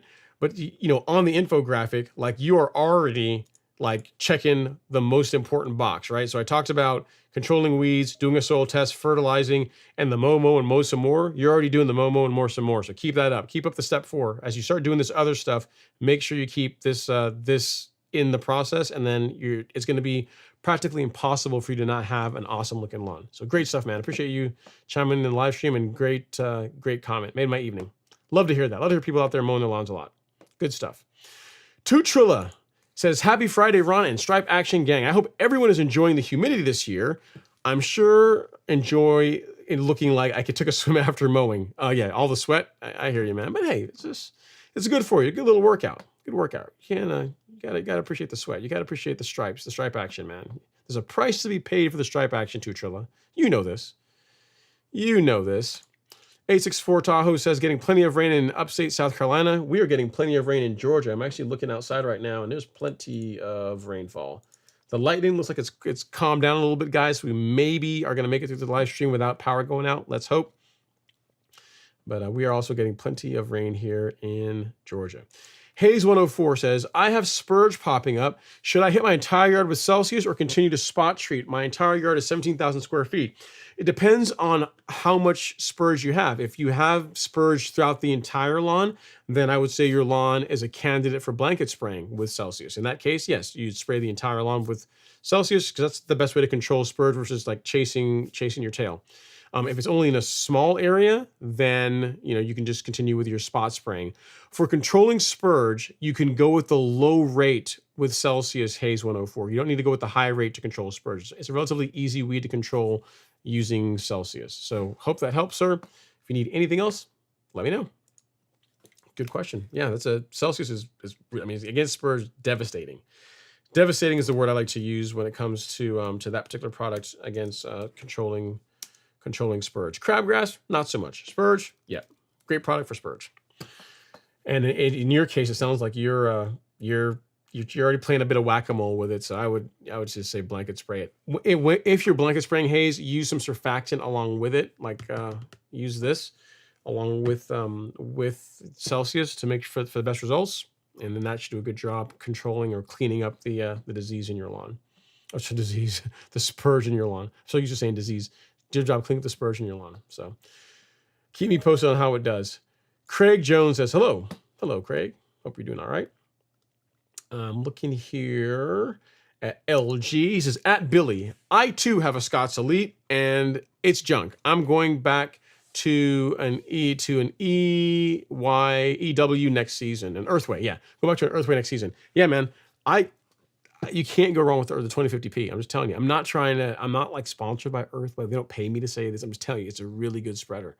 It's a really good. Think about it. Like when Forrest Gump says, like, whenever like his friend, like Lieutenant Dan, calls him and says, "Hey man, you never have to worry about money again," and he's like, "Good, one less thing.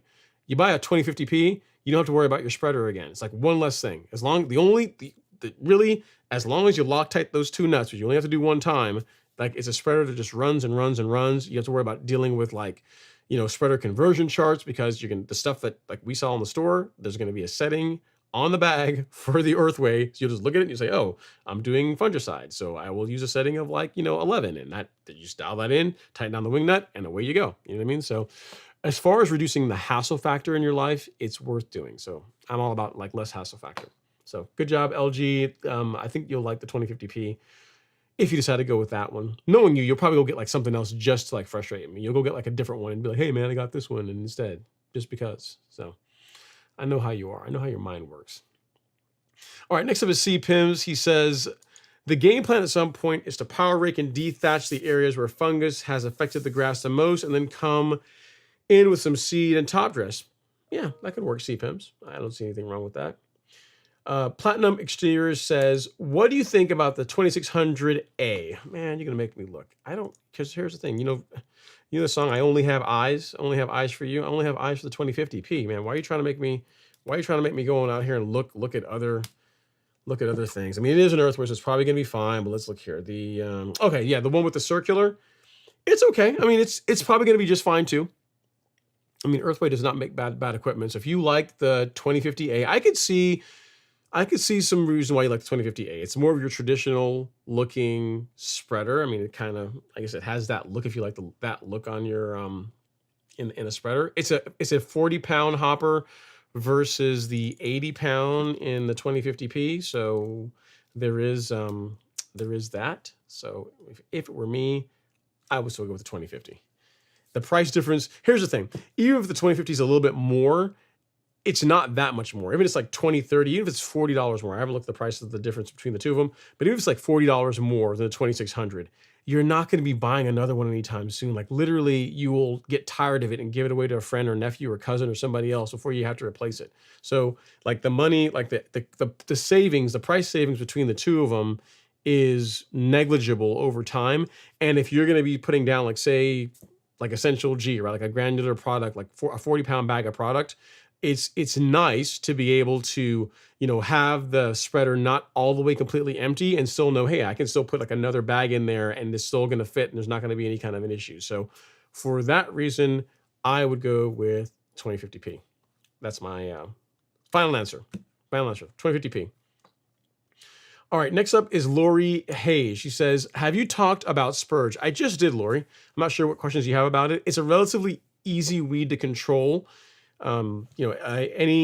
Most 3-ways will take care of them. The only problem with you have to be concerned about like a 3-way, like a 2,4-D product this time of year is with temperature. If it's hot this time of year, you want to be careful with that because those will discolor your lawn. So on a warm season lawn, so like Bermuda, Zoysia, St. Augustine, Centipede, pretty much everything other than Bahia grass, I would go with Celsius because you can spray it this time of year. It is devastating against spurge and it's not going to discolor your grass in the process. So this product here, if you need a lot of it in the big one, the 10 ounce, or we also have it in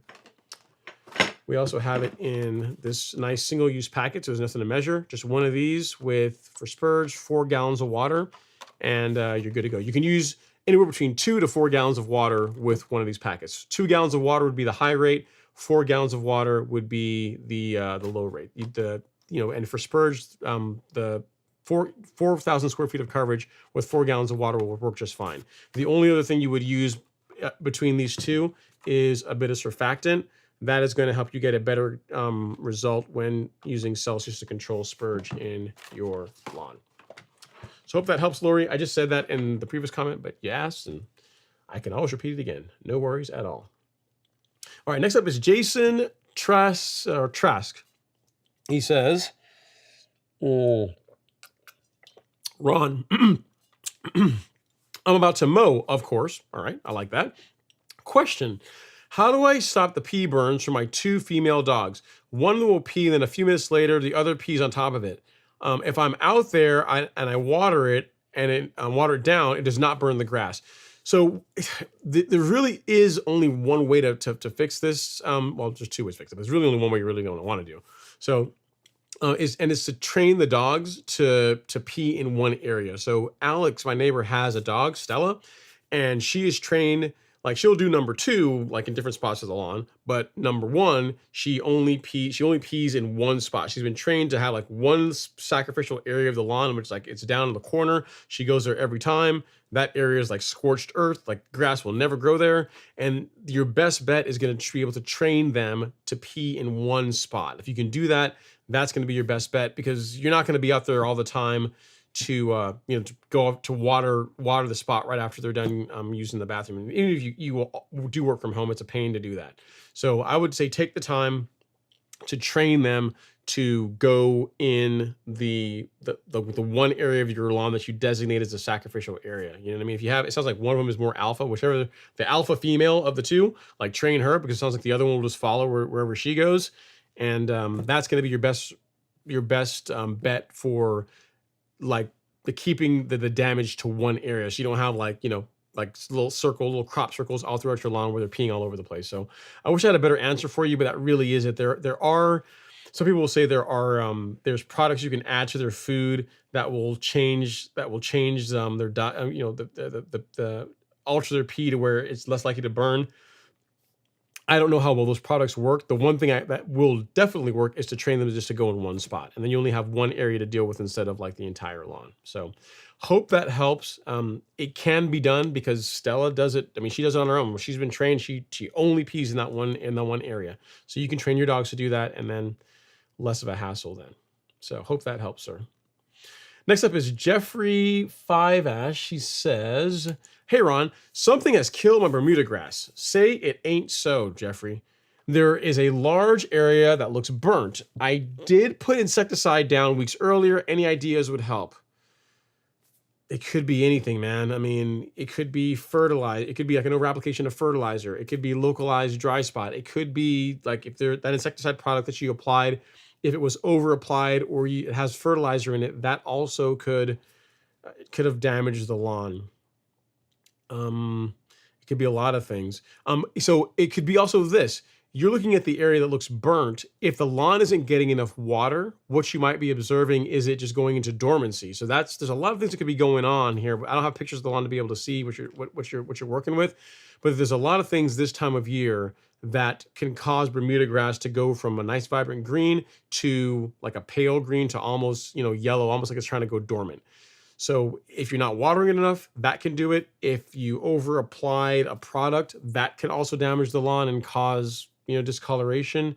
So without pictures, it's kind of hard to give you a solid answer on this one. But this time of year, water is important. Like if you're not watering the lawn, if it's not getting enough moisture, that will cause the lawn to check out. It will begin to go brown, and that will look like fertilizer burn. Well, not quite like fertilizer burn. It look like it's going dormant. It'll look discolored. You know what I'm saying? So if you want, you can send me an email also. My email is ron@golfcourselawn.com. Send me an email there with a picture of the damaged area and also with the products that you use. So if you can send me like a picture of the bag or whatever it is that you sprayed on the lawn or applied to the lawn, that would be helpful as well too, and I'll be able to get you a better answer. If you email me tonight, I'll do my best to get you an answer tonight, but worst case, I will get you an answer tomorrow as far as what I think it is once I actually have pictures to look at it. But it could be a host of things that are causing the lawn to check out this time of year. Eric B is up next. He says, "My Scotch spreader caused my yard fertilizer stripe since the fertilizer gets caught on the Scott's wheels. Love my Earthway 2050P. Cotter pins are cheap to replace. I think it fell out because it wasn't bent well enough." Yep, that's a thing. That could be an option too. But the cotter pin is the only thing you have to worry about really with that spreader. So have like a handful of them. They're pennies. They cost next to nothing. And outside of that, it's a bulletproof spreader. Instagram, you guys are quiet tonight, man. You guys are quiet, but I'll still say, hey, I'll wave to some of you guys. Tom Hoffman's in here on the gram saying hi. I'm just going to wave and Make sure I'm still acknowledging you guys as well. Madam's in the house. What's going on, Madam? And the next up is Scott Harrington. He says, should I hold off on Primo till my bare spots are filled in and mature? Concern is root clubbing. So yeah, so Primo really shouldn't cause root clubbing. If anything, Primo causes like more roots. It causes like increased root density, increased root growth. It's not like pre-emergent. So you're confusing Primo Max for pre-emergent. It's not gonna do root clubbing if that's a concern. So here's the thing: if you made it this far throughout the season, Scott, and you haven't used Primo and you're mowing enough to keep the lawn looking nice and you haven't done it yet, and you don't want to use it this year, you can. I can only answer the question the way based on what I do. Late April, early May, I start using growth regulator on my lawn, even when it is not completely 100% green, not looking its absolute best, like how it looks like this time of the year or in June. I still use Primo, and it will still have that all the way until September. Like last year, whenever you guys saw when I had the service come top dress it, the lawn was under regulation, right? And 2 weeks after then, after they were done top dressing it, I still sprayed growth regulator because once it's in the plant, I want it to stay in until I am ready for the lawn to come out of regulation, which is September-ish timeframe. So it's up to you. If it were me, I haven't seen the bare spots. If you got a huge spot in the lawn that's completely bare, it's not going to matter anyway, right? Because Primo's not going to. It's not a soil-based product, so it has to have grass present. It has to have leaf on the grass for it to be taken up and for it to work. So what I would say, I can meet you in the middle here. Here's what we can do. You can still spray Primo on your lawn, and then in the bare spots, you can get a pro plugger, like a plugging tool, and just transfer plugs into those bare areas. And then now you're getting the best of both worlds. You're getting the regulation of Primo, and then the lawn is still going to fill in because you're transferring plugs into those bare spots. So that's a good compromise if you're worried about Primo slowing down how quickly the spots fill in. I have not really found that to be the case. I mean, really, it's just, if you want to see, I'll show you an example. Like take a look at how the results that Primo produces from a standpoint of leaf density, right? So if you look at, where do I have that? Shop, and then lawn fertilizer, and then Primo Max.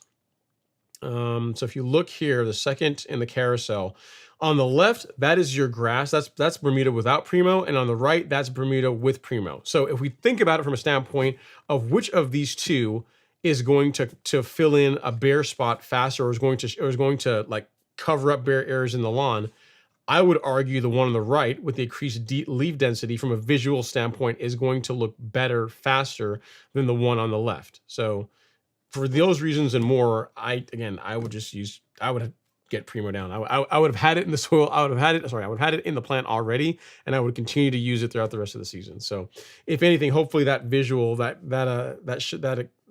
one image that's in the product description that shows you the difference between no Primo and Primo will help drive the point home. So hope that helps, Scott. Keep me posted on which way you go. Also, bounce it off us in the academy. I know you're in the Golf Course Lawn Academy, so feel free to let us know which way you went. Feel free to bounce it off to, ask the other guys, Robert, some of the other guys that are in there as well, get their thoughts on the matter as well, too. I think that most of them are going to tell you, how come you don't have Primo down already? They're going to get chastised. It's probably going to happen. All right, moving on. Chris Webb is up. He says, let me see here. Just go with a $100 manual reel, get used to it, then you want to upgrade, assuming you don't have a huge yard. That's a good advice, Chris. For someone that is not sure if reel mowing is for them, or the time commitment of reel mowing is for them, getting $100, $150 manual reel mower is a good decision. And then once you decide, yep, I can do this, I'm enjoying it, I like the way the turf's looking, I want to get even better, then you can step up to a power reel mower, and then it's going to be a night and day difference. It's not even going to be in the same universe as far as the appearance of the turf. So yeah. And then next up we got Jimmy Miller. I knew who I was looking for. Jimmy, thank you for coming in the live stream, man. I knew someone sent me a picture of a 1600, and I was saying, who was it? And I think it was you. And I got the email here. Awesome, nice, because it's clean, guys. It's a clean 1600. It's clean. It's fresh and clean. Let's see, Jimmy 1600. So I'm gonna show that here next. All right. So Jimmy Miller's up next. He says, "Hey Ron, I picked up a new to me 2014 Greensmaster 1000. It's not the 1600, it's the 1000. Just got done trying it out. That thing takes some skills. I'm definitely going to need some more practice. Thanks for all your guidance." No worries, Jimmy. You guys want to see Jimmy's new hotness? I call it a 1600, but it's really 1000. But you want to see it because it's a 2014. It's the same year as mine. Mine's a 2014 as well, and it's clean, man. I got to tell you, that's a good look, man. Look at that. That is on some people might even call that sexy. That's a beautiful piece of equipment right there. Look at that mower. Really nice. It looks like it's nice and sharp too. I'm looking at the edge of the reel. Looks good. Looks good, Jimmy. And you got the groomer as well too. So you got one with a groomer attachment. Very, very nice, sir. Congrats. And as our tradition, whenever someone gets new equipment, we must clap it up. Congrats. And as far as getting used to using the mower, you'll get better over time. The thing is, learn how to do whip turns. It's that takes some practice, but the thing I find, Jimmy, is the throttle that's on there, the little throttle paddle that on that one is probably the same as mine. As you're coming to an end of a run, throttle down, like slow it up, like pull the throttle back a little bit, slow the mower down, and then you can do your whip turn. And then as you drop it back on the turf, making a pass the other way, you can throttle back up. If you look at my old live stream video, like the old one, that one, if you go back to my live streams from like before go back to like early last year or even like 2021, the intro video on those live streams where I'm just sitting there just mowing the lawn with with my Greensmaster, you'll see how I do whip turns using the mower, because literally the entire intro is just me just mowing the back lawn. So I don't know if I have, actually, you know what? I might be able to show you. Yeah, so I'll show you real quick here. I can do this. I think this will work.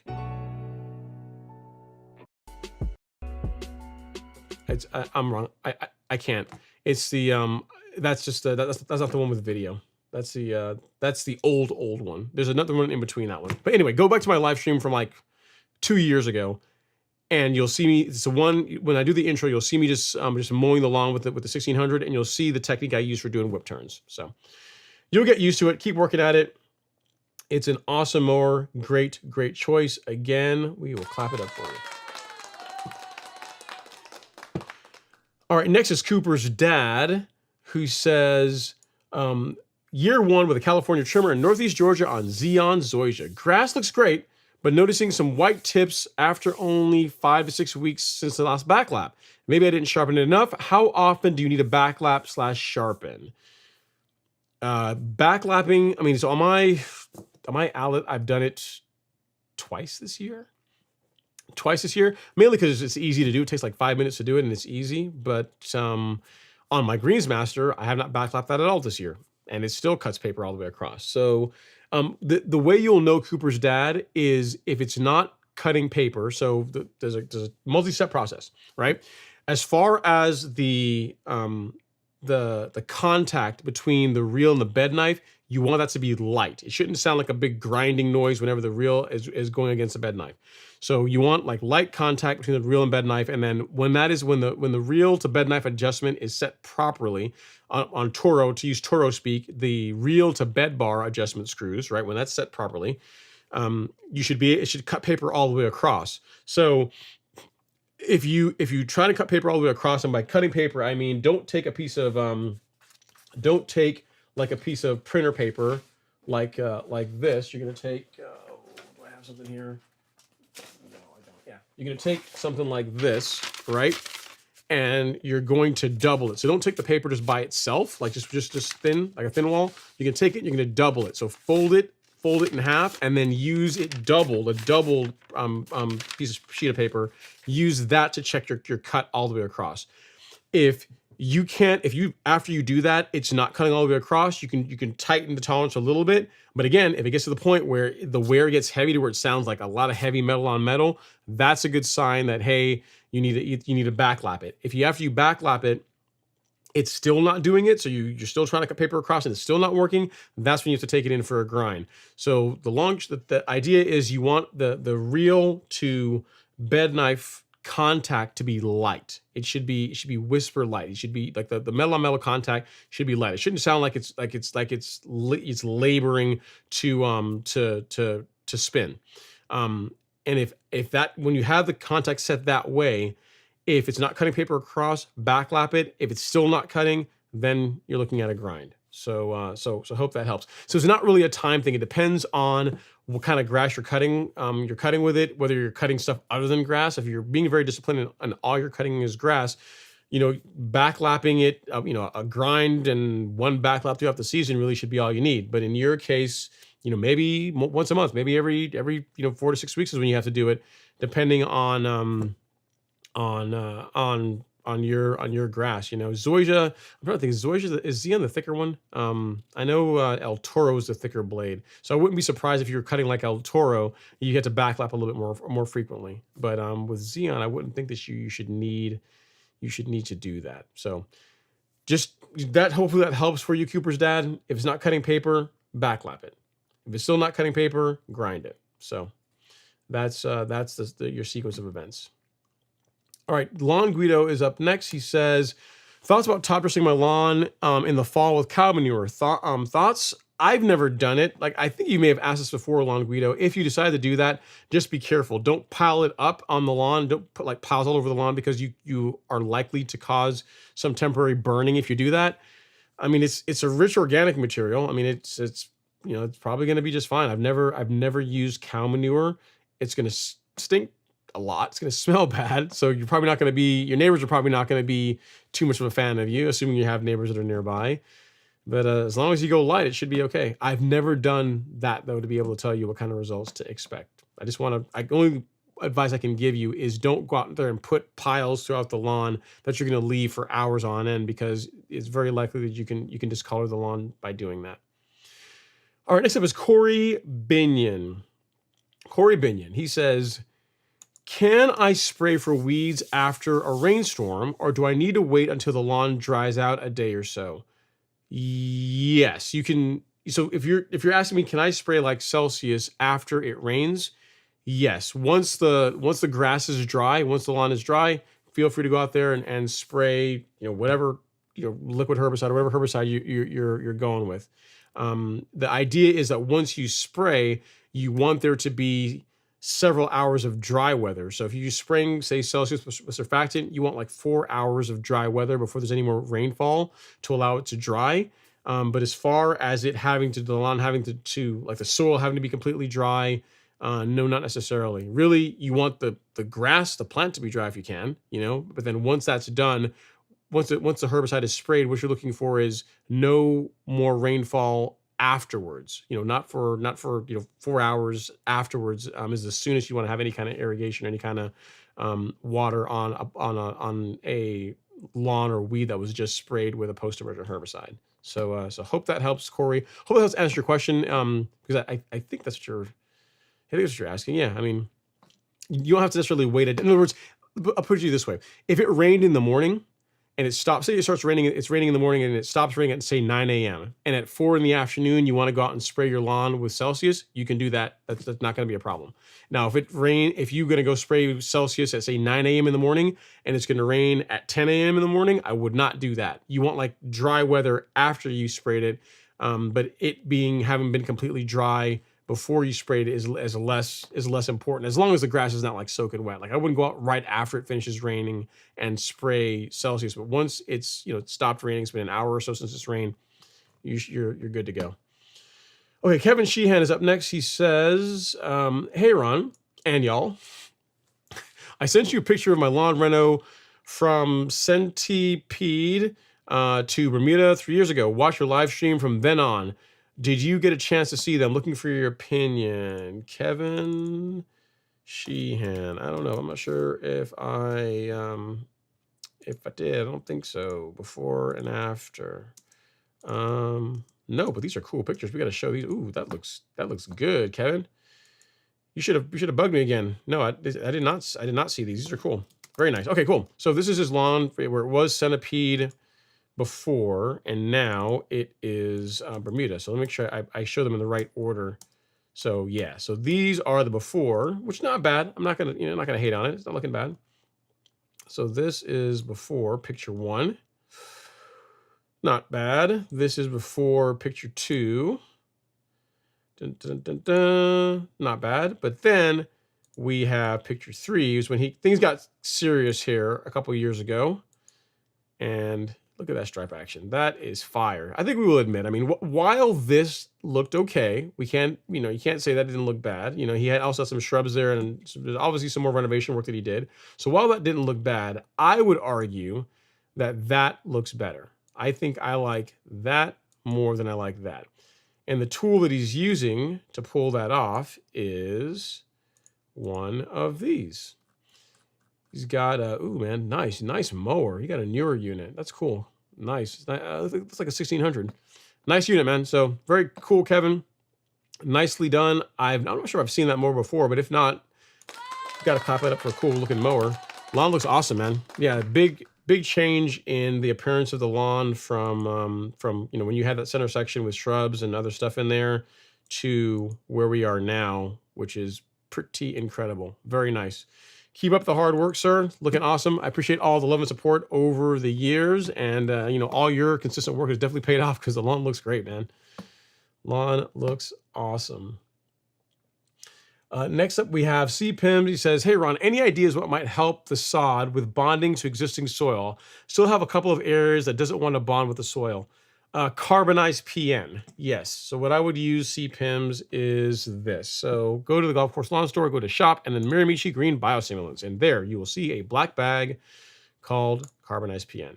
This is an excellent product for exactly what you're trying to do. If you're trying to plant ornamentals, or if you're trying to get sod to establish sooner and easier, this is a great product for that purpose. Really easy to spread. There's no garbage in it. It's a half compost and half biochar product. And as you can see over the years, what it's done to my soil profile. You see how nice and dark and rich that is? That's from Carbonized PN, Essential G, Carbon Pro G. That's years of biochar and compost.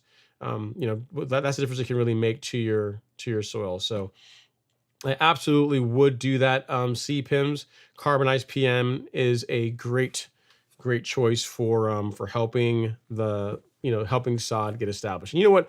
Because you asked that question about Carbonized PN, and I'm probably gonna get maybe she might yell at me before, but it's okay. We just won't do one next week. So if you would like to win one of these T-shirts, C. Pims, because that's a question and the answer was related to Miramichi Green more so than the other one.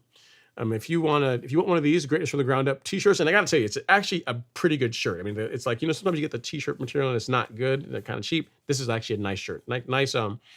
Smells good and it's good. It's good. Nice cotton. It's not a cheap shirt. Is what I'm trying to say.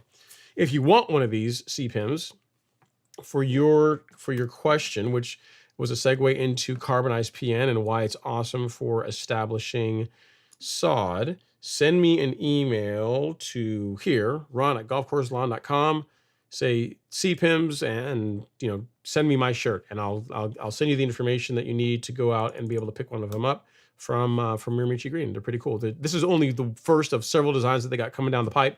So yeah, if you want to do that, and if you want a cool shirt, free, you can do that. You can win one. And let me see. I'm making a note of when I tell you that. So if Miramichi asked me, hey, when did you give this to him, so we can see the area and shirt. Cool. All right, good to go. Hope that helps, C. Pims. If you need anything else, let me know. Next up, we got LG. He says, I wish that @Ron Henry could see the salsa dancing that occurs in my living room every time he plays that sweet tango bolero. I don't know. Do I want to see that? Do we want to see that, LG? I don't know if we want to see that. You know what? But I'll play. I'll put some on while I look for the next comment and take a drink of my. This is not. I got like the mint tea drink. Is what this is. I don't lemonade tonight. I'm not a lemonade. Times are tough, right? All right, LG. While you're out there shaking a leg, Our next question is from Anna Duran. She's up next. She says, "Hi again. I got my soil test results. High calcium. Nitrogen, sulfur, iron, manganese, and copper are low. The rest are optimal. What do you recommend I use to remedy? I have some lime green grass." Okay, so calcium being high, there's not a ton that I'm gonna give you for that one, Anna. I'm not sure where you are in the country. If you're in Texas, like that part of the country, there's a lot of like most of the soil tests that I look at from Texas, they tend to have higher calcium. So I really wouldn't worry about that one too much. Then you said nitrogen, iron, manganese, copper is low. If you can, Anna, would you mind emailing me the soil test result?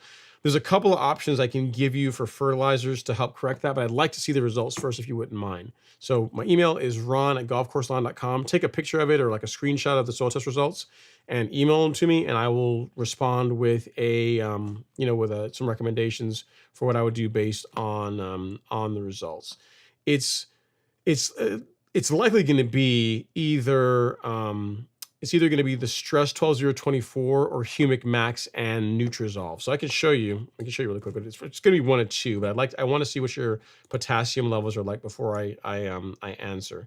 So it's either going to be this Humic Max 1608 paired with Nutrizolve. So this and this. Humic Max is going to address your macronutrient deficiency, and then Nutrizolve is going to take care of all the micronutrients. So these two products will get you all squared away. You might be able to get away with using just the Stress 12024, but I want to see what your potassium levels are first, because this has some iron, some manganese in it. So really, this could be just the one product you use. It doesn't have any copper, so if you wanted to address the copper, you'd still need some Nutrizolve, but this is more of a complete fertilizer based on your results that you're telling me than Humic Max would be. So again, email me your soil test results. I will get an answer for you. And but it's going to be one of those two. It's either going to be Humic Max and Nutrizolve, or the Stress 12024 by itself, or that and Nutrizolve. So that's what you're going to be working with in case you want to look at your results and say, hey, I think I can figure this out myself, and I know what I'm going to go get. And if you want to link to where I was on the store, so you can see the products I was referring, they are there. All right, cool. And you said, I'm in Wyoming, cool season grass. I used Tenacity, Speed Zone, Surfactant, and Dye 3 weeks ago. I still have a lot of weeds. What else can I do? Or when can I repeat the process? I would give it a bit more time. You did it 3 weeks ago. What I would expect, Anna, that the weeds should start yellowing. You should start seeing some yellowing or like bleaching from the Tenacity after 3 weeks, assuming you applied them at the correct rates. If not, let's give it another week, and then you can do another application. I for post-emergent herbicides, I like to give it a solid 3 weeks before I consider following up with another app. So let's give it one more week. Let's give it 4 weeks, and then if you're not seeing any change, what I would say is this: the next time you apply them, make sure that you're go through and check the labels again, check how you measured out the products again, and make sure that you're applying them correctly, because you should, between those two, between Speed Zone and Tenacity, you should see some kind of response in the weeds. There's no way they should look exactly the same way they did 3 weeks ago after being sprayed with those two products and surfactant, if you use the correct rates and sprayed the weeds properly. So if a week from now we're still the same spot, I would say let's double check our rates, double check the label again, make sure you use the right amount of product given the amount of area that you're trying to cover, and once you find whatever you may have, I'm not saying you did, but say if you did find that you missed something, then you'll get a better result, because 3 weeks is more than enough time that you should see something. There should be some difference in the color of the weeds. Okay, next up is Rob Gamber. I'm not sure how you pronounce it, but I apologize for mispronouncing your name. He says, hey, Ron, love the show. Thanks so much. I appreciate it. Thank you to you and your staff. Question, why am I getting bark or black spots after spraying iron on the lawn? So why am I getting black or let me start over. He says, Ron, love the show. Thanks for your staff. Why am I getting bark or black spots on the lawn after spraying iron? I use an electric sprayer and I'm going lightly. Keep up the great work. It could be a lot of things, Rob. If you are over applying iron. So what I've done is this in the past. If you look at my channel, videos from probably 6 or 7 years ago at this point, I did an experiment with a heavy iron application, and what I found was the lawn turned really, really green, and then it turned like this purplish color, like a purplish gray color, and then it slowly transitioned back to green. If you over applied iron, like you went too heavy with it, because that's a problem that a lot of people you'll see is that they think that, oh yeah, I want to get my lawn green, I'm just going to buy iron and just do a heavy iron app, and that's going to get it green. And while there is some truth that an iron application will help increase the depth of color of the lawn, it's not the only thing you need. Really, you want to make sure that iron is being applied to the lawn along with nitrogen, along with phosphorus, along with potassium, along with the other nutrients that the grass needs. So if you went too heavy, if you over applied it, then you could have some dark spots in your lawn. If you Yeah, that's the thing that comes to mind. I mean, because an over application of iron can cause what you are describing. So kind of like what I was telling Anna is check your rates, make sure that you're not going too heavy.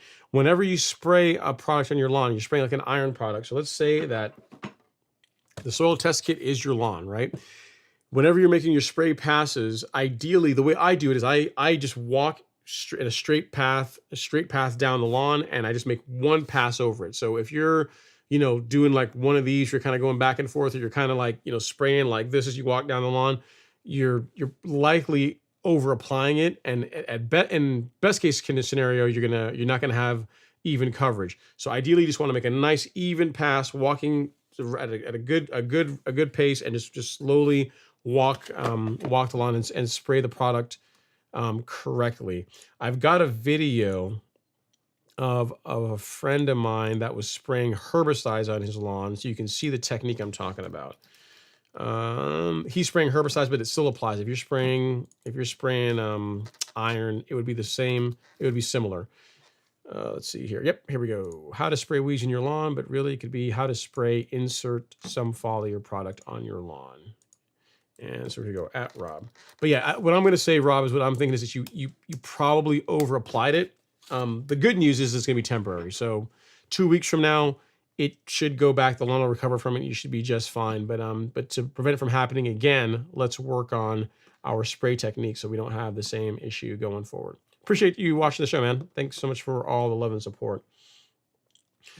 All right, Mauricio Salinas is up. He says, at LG, I had a similar issue immediately after receiving my Sterling about 18 months ago. Since it was one of the first ones in the USA, Roland put me in contact with engineering in the UK. They sent me, oh, don't leave us hanging here, Mauricio.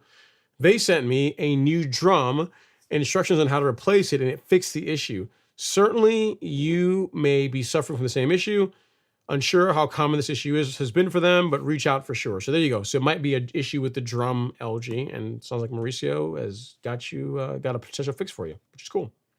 Awesome stuff. All right, next is Dalvin Larry. He says, LG, the reason the drum isn't moving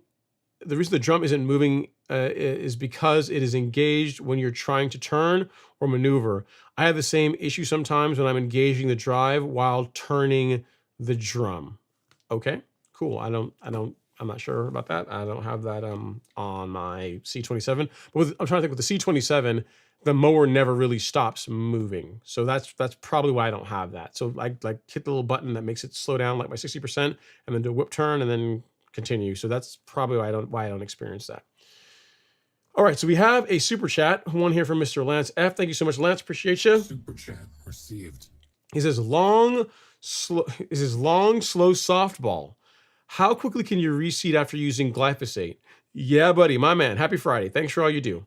All right, so let me start over here. So Lance F is asking the question, how quickly can you reseed after using glyphosate? I would give it 2 to 3 weeks, Lance. So if you were to using a product like Roundup Quick Pro, so something like this, if you're using something like this to clean up, to burn down your existing lawn in anticipation of a renovation, after you spray this on your lawn and you kill all the weeds, I would give it, at least 2 to 3 weeks, 2 to 3 weeks before you go out and put the seed down as part of your seeding project. So I would give it a few weeks. So hope that helps, sir. You're right. That is a softball. I appreciate it. Thank you for the super chat. Super chat received.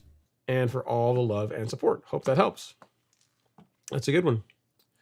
All right, next up we have is the intermission music. So I got to find out where I left off. And a drink of my lemonade. Well, I'm drinking my mint thingy. Let's see here.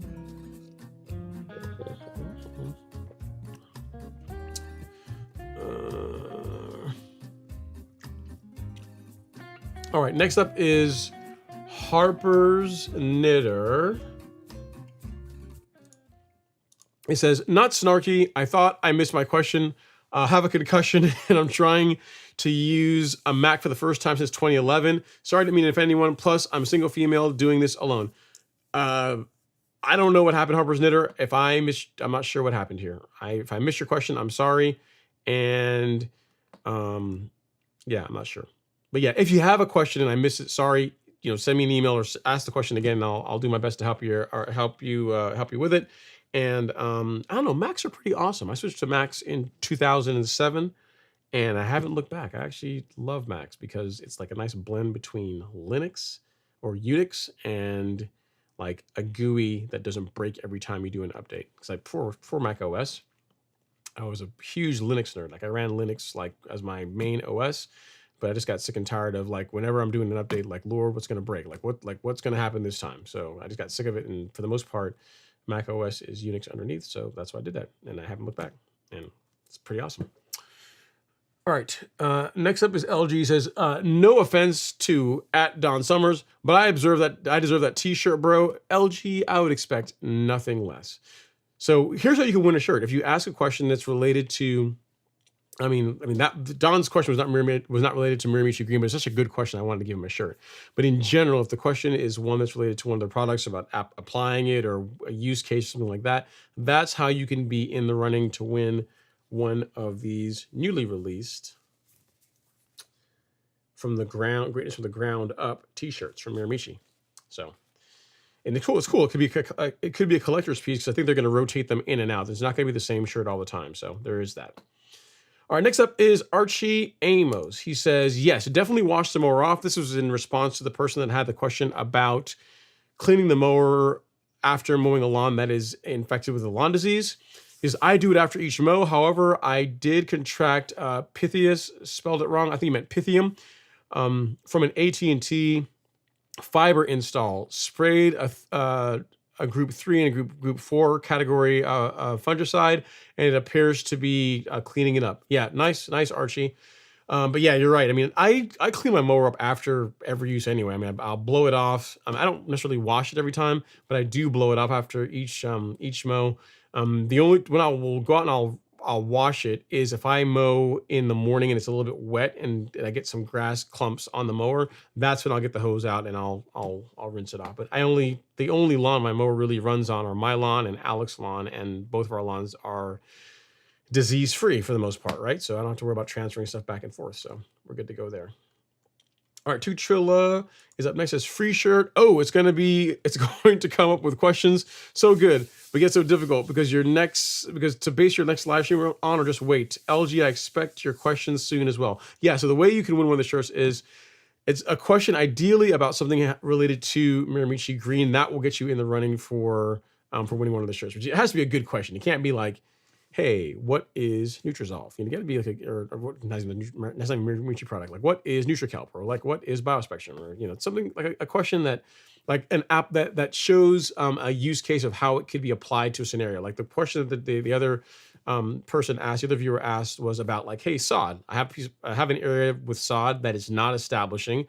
What tips do you have that can help me with that? And he didn't even know what my answer was going to be, but it just so happens to be that carbonized PN is an excellent product for that. So a question like that. Okay, next is LG. No, it's a sidebar with you and and to Trilla. James Smith is up next. Let's see here. He says, Ron, have you seen and what are your thoughts on the Era Green digital solution? They state less piping and the heads are required. They say that less piping and heads are required compared to traditional rotary or MP sprayers. It looks cool. I think the lawn tools have one of those in there. Like I think they did a video where they installed one of those. Certainly on Instagram I see it, but I think they did one of those, and it looks cool. It looks like if you have like an oddly shaped section of your lawn, it looks like a great piece of equipment for doing that. The thing for me that I don't like about it is I would have to dig up my lawn to install it. You know what I mean? So not a fan of doing that. And I mean, if you look at the work that they did it was very neat, and the lawn recovered very quickly. But I don't want to have to dig up my lawn or to install an irrigation head. So for me, it's probably going to be a no go because I don't want to do that. I don't want to. I don't want to hurt my baby. It already looks nice. It's nice and smooth. I don't want to have to. I don't want to injure it. But I think if you have a smaller lawn, or if you have an irregular, like an oddly shaped lawn, then there's definitely some benefits to it. Now, how long, like what problems are you going to have with them? Like how robust are they? Hard to say. What problems are you going to have for them after running them for 2, 3, 4 years? It's tough to say. So time's going to tell how durable they are. But the technology is really cool, and I think it's only going to get better as time progresses. So there is that. And Lance, I'm not sure if I didn't put you as a super chat, but I think that, or as the show sponsors, I think LG's still ahead of you. So I'm just making sure, but I think that's right. But yeah, James, we'll see, man. Well, we'll see which, how those sprinkler heads work out. All right, next up is Theo. He says, Ron, follow up to Eric's 2-gallon to 4-gallon sprayer for pre-post emergent. Would he still double the product or keep it the same, but apply to the same square footage using more water? Okay, so this is a great question. So the thing that's important, guys, is the amount of active ingredient over X amount of square feet. So for example, if you mix enough herbicide with 2 gallons of water, and the application rate that you use, say you're using, okay, use this as a perfect example. Take Celsius, right? If you take Celsius packet, and this one packet you mix it with 2 gallons of water, at this amount of product in 2 gallons of water is the high rate for this herbicide. If you take the same amount of active ingredient and you add 4 gallons, and you put it in 4 gallons of water, and you spray it over 4,000 square feet, you have half the rate. You're spraying half the amount of active ingredient on the weed is seeing half the amount of active ingredient. So what I commonly say, and I teach it this way because it's easier for people to understand it, that 1 gallon over 1,000 square feet. But what's really correct is X amount of active ingredient over 1,000 square feet. So for example, if you take Primo Max, right, and I say you mix a quarter, you mix a quarter of an ounce of Primo Max, so 0.25 ounces of Primo with 1 gallon of water, and you spray that over 1,000 square feet, right? You could take that same quarter ounce of Primo and mix it with 2 gallons of water, and if you spray it over the same 1,000 square feet, you're effectively getting the same application rate. Now, there is a point where you run into problems with that, because say you take we keep going up, right? So you take the same quarter ounce of Primo, you mix it with 4 gallons of water, and you spray that over 1,000 square feet.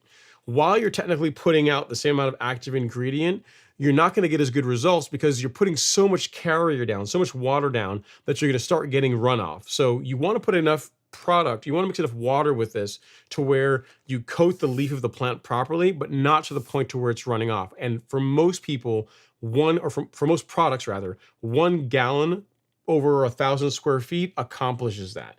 So to answer Theo's question, if he's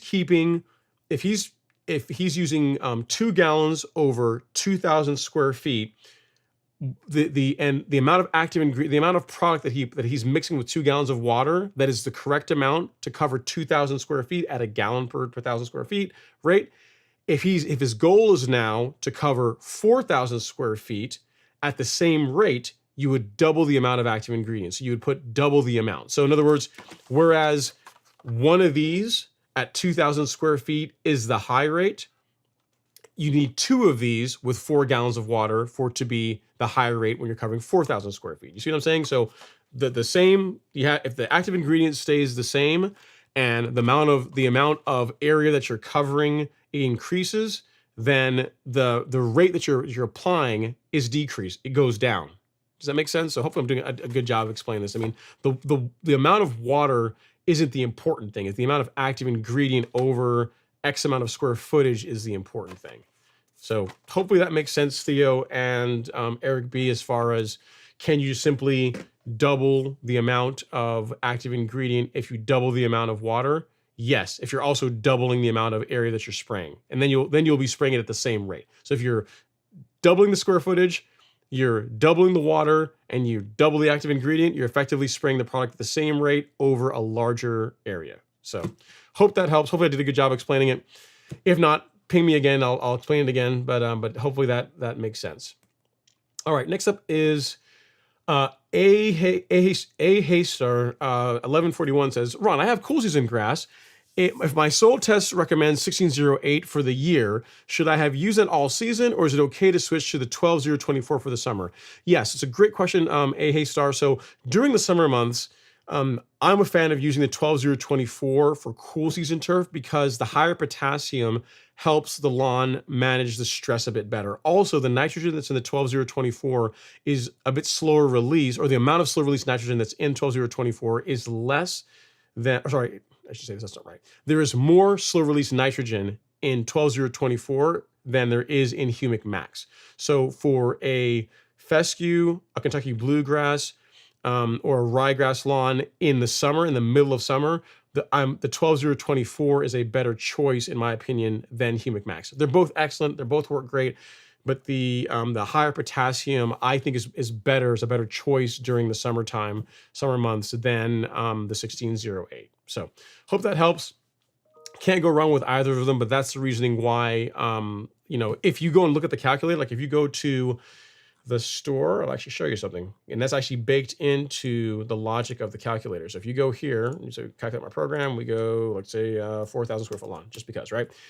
If you have a cool season lawn, a warm season lawn this time of year, right? Because it also knows the time of year. So if you take a cool season lawn and we're not doing this other stuff, and you don't need phosphorus, and we'll just say no to all this other stuff because it makes it easier, it's going to say Humic Max, right? Now, but if we go back now and I say I have a cool season lawn, again, this time of year when it's still hot and it's summertime, and we go through and answer the same way, it's going to answer the 12024. Either one of those products will work, but this is a better choice for a cool season lawn in the heat of summer. So that's also baked into the logic of the calculator as well. So hope that helps answer your question. Can't go wrong with either of them, but the 12024 is what I would go with. And then starting, say, next month, August or September, you could transition back to Humic Max if you want to. So starting in June, so June, July, go with the 12024, and then August, September, then you can move back to Humic Max if you wanted to do that, a Haystar. So good stuff. All right, next up is Xavian Carbajal, I think. He says, hey, Ron, I have Tahoma 31 in the backyard. Lucky you. Which actually didn't go fully dormant last year, which didn't give me a break at all, LOL. What's the best way to transfer it to the front yard so I have the same dark green in the front? So the long game is to use plugs. But I mean, if you have Tahoma 31 in the back, wherever you got it, like the sod farm you got it from, you could have them just install it in the front lawn. Because here's why I'm not necessarily opposed to doing this, right? So let's say there are different variants of Tahoma 31 to where there are some that's darker or lighter or whatever, right? The fact that you're doing the front lawn separately from the back lawn, you're never really going to see it because you can't see, I mean, I'm not sure how your house is, but most people can't see the front lawn and the back lawn at the same time. If that's you, then just, torch your existing lawn, do a renovation, like round up glyphosate, do whatever you need to do to get rid of the existing grass, and then have Tahoma 31 installed in the front lawn, and then you're good to go. That's the fast way to do it. If you want the slower way to do it, then you really still would get rid of your existing grass, and then you would transfer plugs from your backyard into the front lawn. That's a much longer process than just doing sod. So if it were me, if your lawn is of any substantial size, I would lean more towards the sod route, just installing Tahoma 31 in the front lawn versus trying to transfer plugs from the back to the front to establish the entire lawn that way. Transferring plugs, while it can work, that's really more for filling in bare spots or areas that are lagging behind a little bit, but to establish an entire lawn that way, like your lawn's gonna look really weird. It's gonna have like a bunch of like small little dots all throughout it where you you pull plugs from the back lawn to go to the front, and then conversely the back lawn is not going to look great because you're going to pull all these plugs out of it. So the easy way to avoid all that is just to just install sod in the front lawn. That is the way I would go. Granted, it's easy for me to say, right? I'm not the one paying for it. So but I think ultimately you'll be happier with that. You'll get the result that you're after faster. Just make sure that you get rid of the existing grass in the front lawn before you install the Tahoma 31 sod. So I hope that helps. All right, so we have a couple of super chats. Lance F, he has another super chat. Super chat received. And I think based on that, he did this just to mess with LG, and I think he has accomplished his goal. So if your goal was to be the show sponsor, Lance F, as we are getting near the end of the show, you have succeeded. So Lance F, there you go, sir. Your name in lights for whatever that means to you. Hopefully we will not all suffer because you have angered the LG. All right. So moving back up to where we left off, and I'll put my intermission music on while trying to find out. Let's see. All right, here we go. Jake S. Jake S is up next. He says, cool season backyard in Northern Virginia. Lawn is full of weeds. Applied tenacity back in April. But should I reapply it now or wait till fall when the grass is less stressed from the summer heat? Do you still have weeds in your lawn? I mean, if it did a pretty good job cleaning up the weeds in April, but they're back again, then you can spot spray with it now. There's nothing that's gonna hurt that preventing you from doing that. If you want to wait till the fall, that is fine too. Because really, the thing, Jake, tenacity is really designed to be used as a spot spray. You really shouldn't be blanket spraying your lawn with it. I think even the label recommends against it, mainly because it's going to discolor the lawn. It's going to temporarily make the lawn lose some of its color, which is why I think they recommend against doing that. But if you have weeds here and there throughout the lawn that you want to spot spray now, I'm not opposed to doing that. If you want to wait till the fall to do it, you can do that too. It's really your call. The weeds will die faster if you spray them now versus if you wait in the fall to do it. So there is that. All right, so next up is Kevin Grimes. He says, love the show, 17-year-old lawn and has never been leveled. I did 2 rounds of the soil cube mix April and late June, giving thought to a 3rd round this time of year. Any thoughts? I think you should absolutely go for it. There's nothing wrong with doing that at all, Kevin. And on that note, Supersod is running a special that starts on Monday. It's $25 off a bag of the level mix. It's only the level mix that this applies to. So for everybody else, it's $25 off. For folks that watch the live stream, if you use my code, you'll take an additional $10 off. So you'll get $35 off the level mix. So I'll actually show you here what I'm talking about. I'll put it here in the chat right now. So if you were thinking about doing some top dressing work, this is what you're going to want to do. So this product, where am I? This product right here. So it only applies to this. Only applies to the level mix, not the regular. So not the compost, not that one. Only the level mix. So this guy right here. So what you're gonna want to do is not now. Wait till Monday, because on Monday the 24th, I think until the end of the month, if you use this code, it will take $35 off the price of a bag. So at Kevin Grimes, save 35 on level mix. So right there. So use that code, it'll save 30 again. It'll take additional $10 off what's already going to be on sales for a total of $35 off the cost of it. And that's again for as far as a product that I've used that by far is my favorite for leveling that has sand in it. You really can't beat the level mix. It's a really good product. It's clean. There's no trash, no debris. There's no garbage you have to pick out once you're done with it. It's literally all you're paying for is compost and sand, which is the way it should be.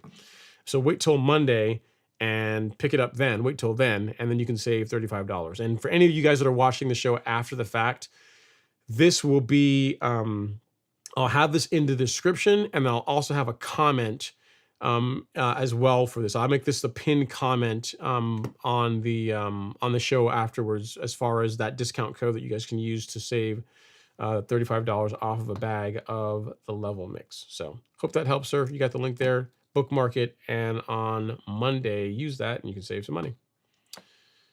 All right, next up we have Darlene Crowder. She is back. She says, Ron, great. I will order, and thanks for the link. You're fantastic. Keep up the great job. Much appreciated. Thank you so much, Darlene. I really appreciate all the love and support, and thank you for being a new viewer of the channel. Appreciate it. Thanks so much. And next up, we got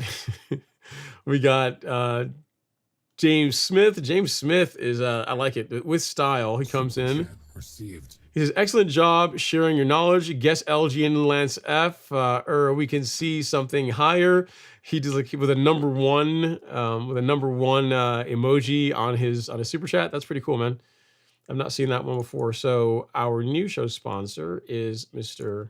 James Smith. James, do people give you a hard time? Because, you know, like if you ever, whenever there's like a fake name, you say, oh, what's your name? Name's John Smith or James Smith. You know, that's a very common name. So I wonder, do people ever give you a name? Like, is your name really James Smith, or is it something else? Is it, you know, Ryan Garfield or something? So James, I was wondering about that. People that actually have the last name Smith, do people give you a hard time? Because people often try and pass it off as a name.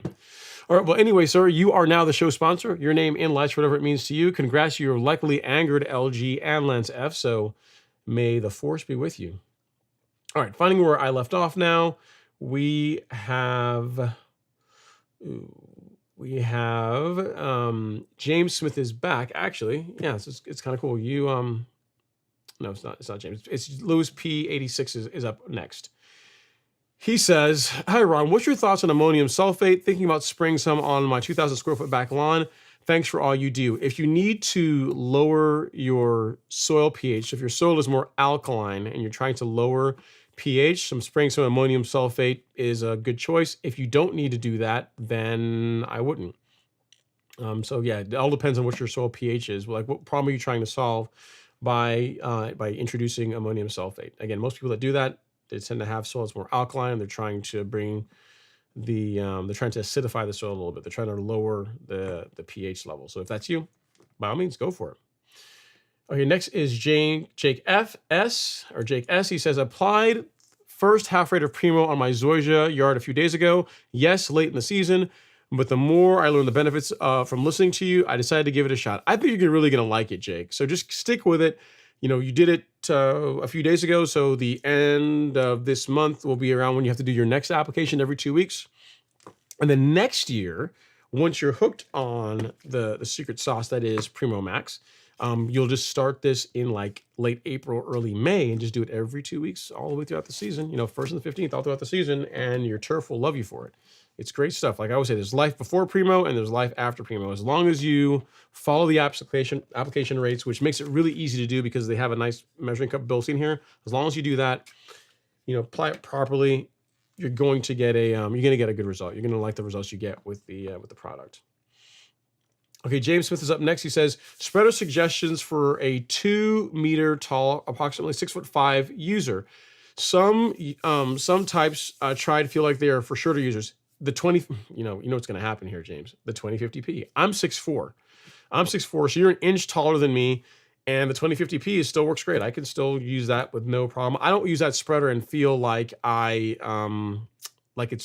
doesn't fit me. I mean, my hands are down here, but it works just fine. So you're an inch taller than I am. I don't know how long your limbs are, like how long your arms are.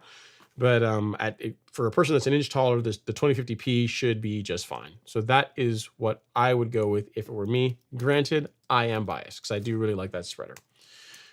But yeah, here you go. You can give that a shot here. So I'll send you a link to it. So at James Smith, the 2050p, that guy.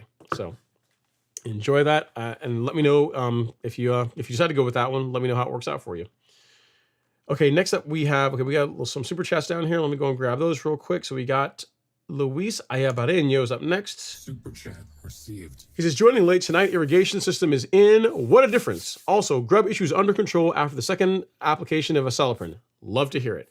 Dominating again. Nice, Luis. So you went through the pain of getting the lawn dug up from the irrigation install, but now you're good to go. And now you got the convenience of being able to, you know, just touch your from just using your phone, you can turn on the watering, right? That's pretty cool. Also very nice. I'm also glad to hear you have the the insect problem under control as well. All right, our next super chat is Mr. Lance F. Super chat received. And he's like, America, 100%. So Lance is now our show sponsor, I believe, at 45. I think that is correct. So you guys have to keep track because I'm pretty sure that's right. So if I'm wrong, let me know and I'll fix it. But there you go, Lance. You are another show sponsor. Your name in lights for what it means to you. Appreciate all the love and support. Next, we have C Hill. C Hill. He says, I've been spoon feeding my lawn with biostimulant products, Primo Max, and the 12024 per the soil kit bi-monthly and dropping Carbon Pro G monthly. My neighbors think I am painting my lawn. Loving it. Love to hear that, C Hill. And that's one of the best comments you can get, right? Is your grass fake, or what kind of grass there's two of them. One, is your grass real? And that's obviously one of the best compliments. And then the next compliment you can get, which is kind of a flex. I mean, your response is kind of a flex a little bit, where they say, what kind of grass is that? And then you're able to say, it's the same grass that's in your lawn. It's the same, my grass, it's the same grass type, it's the exact same grass that's in your lawn. That's kind of more of a flex, but your grass looks fake is, all lawn care nerds across the country, whether it's like cool season grass, warm season grass, we all like that one. Because if you can make the lawn look like like it's fake grass, like artificial grass, like AstroTurf, you're doing something right. And you definitely got a good program for that, C Hill. So I'm not surprised that your neighbors are enjoying or are giving you compliments on all the work, all the fruits of all your hard labor. Okay, Xavian is back. He says, my front lawn is currently bare dirt with a few weeds. Backyard is Tahoma 31. Is there any budget friendly way to get someone to the front, or am I out of luck and need to sod? It depends on you. You can transfer, yes. So there is a budget friendly way, but here's the thing. You're going to pay one way or another. There is no free lunch. You can pay one way or another. You can pay with time, or you can pay with money. It's the only two ways. If you're willing to pay with time, you can get a pro plugger, transfer plugs from the back lawn to the front lawn, and then over time, especially if there's nothing else in the lawn, because it says it's bare, which is good. So all you're doing is you're transferring those Tahoma 31 plugs from the back lawn into the front lawn. Given enough time, it will fill in and it will be the exact same grass in the front as what you had to do in the back. But that takes time to do that. If you decide to go that route, the tool you're going to need to do that is one of these. It's called the Pro Plugger, and there's other people that make it too, but this I think this is the OG. I think this is the original one here. So this is what you're going to need. Xavian, that guy looks like that, and you kind of walk around your lawn and step on it, and it'll pull cores out, and then you're able to go over to where the bare part of your lawn is and pull plugs from there, and then take the bare spots and move them to the back lawn, and take the plugs you pull from the back lawn and put them in the holes you just now created in the front lawn. So this is the tool that you will need to use to do that. I'll send you a link. I'll send you a link for that. This is for the Pro Plugger. But again, it's your call. You're gonna pay one way or another. If you value, for you, if it's definitely a money thing and you absolutely can't afford to do the sod right now, then you're gonna pay in time, and that is gonna take a while, likely the rest of the season, probably in the next season to get it to grow in and be fully filled in. Or you can just sod it, and then literally you'll go from no lawn to lawn in however long it takes for the installer to put it in. So it really depends on which way you want to go. You know what I mean? But if you're going to go the route where you're transferring plugs from the back lawn to the front, that tool is a good investment for making the process a lot easier. All right, Gary Kelly Jr. is up. He says, happy Friday, Ron. Just ordered another bag of summer stress from your store. Appreciate that, man. Says, kind of funny when you stock up during late winter and you notice you ran short during the summer. Yeah. How does that happen? How do you stock up in the late winter? So you do your math, but yet by late summer you're out of product. I don't know, Gary. Maybe we just made a mistake. Maybe the calculation was off or something. Who knows, right? Who knows? I'm not sure how that could have happened. Not sure it could have happened. So James Smith is up next. He says, dumb question. What does it mean when you said coming out of regulation? Great question, James. So whenever you spray growth regulator on your lawn, it's going to suppress how quickly the grass grows tall, right? So the enzyme that it's suppressing is gibberellic acid, and it's preventing the grass from growing tall. So what happens is whenever you spray this product on your lawn, it has an effect for about 3 to 4 weeks. If you allow like a month to go by or 5 weeks to go by and you don't reapply it, the lawn will come out of regulation, and what you'll get is a surge of growth. So whereas the lawn was growing really slow, and then you didn't reapply Primo like every 2 weeks, like I suggest, you'll get this big surge of growth. That's what I mean by it coming out of regulation. So it's not longer like the growth, like this is a plant growth regulator. It's no longer regulating the growth of your turf grass because it's like you allowed too much time to go by without reintroducing this to the plant. So when I say coming out of regulation, some people call it coming out of regulation. Some people say you're going to see the coil spring effect, because whenever you are using Primo, you're suppressing the ability for the grass to grow tall. And if you allow, it's almost like a spring that's being compressed. And if you allow the lawn to come out of regulation, especially during the summer months when there's a lot of heat and it's trying to grow, you'll get a relatively quick surge of growth if you allow that to happen. The way to prevent that is just spray it every 2 weeks using the guidance that is in this blog post. So if you just follow the guidance that's in this blog post right here under resources, blog, and how plant growth regulation can make your lawn thicker and greener. So if you go down to here, the section on how to avoid tip burn, which is where I talk about the split app method, where you're basically taking the monthly rate for Primo Max, you're dividing that in half, and you're spraying it on the 1st of the month and you're spraying it on the 15th of the month. And to make it even easier, I've gone through and I've calculated the split application rates for common grass types. So if you have tall fescue, what you would use. If you have Bermuda, what you would use. You have buffalo grass, zoysia grass. So pretty much this gives you the rates of what you would use every 2 weeks per 1,000 square feet with Primo Max to keep your lawn under regulation throughout the season. So if you don't have this, I will link it to you here in the chat so you've got it. But that's a good question. I'm glad that you asked that, because I just assume that, again, I answer the same question over and over and over again. So it's good when people ask these questions. That means I'm not doing the best job as I could explaining it, because I'm using terms that people don't get. So hope that helps. Hopefully the way I explain it makes sense, so you understand now when I say the lawn is coming out of regulation, that's what it means. Like the growth regulator is no longer being effective on the lawn. So, all right, next up is Sonny Yates. He says, Ron, just sent some photos of the lawn issues if you have time. Let me see if I can find it here really quick. Hopefully your name is the same thing in the email as it is on the live stream. I don't have a Sonny in here. Sonny.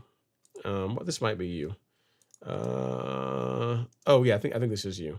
I can't read through you sent a really long email, so I can't read through that right now, but I can take the pictures. We can show those off real quick.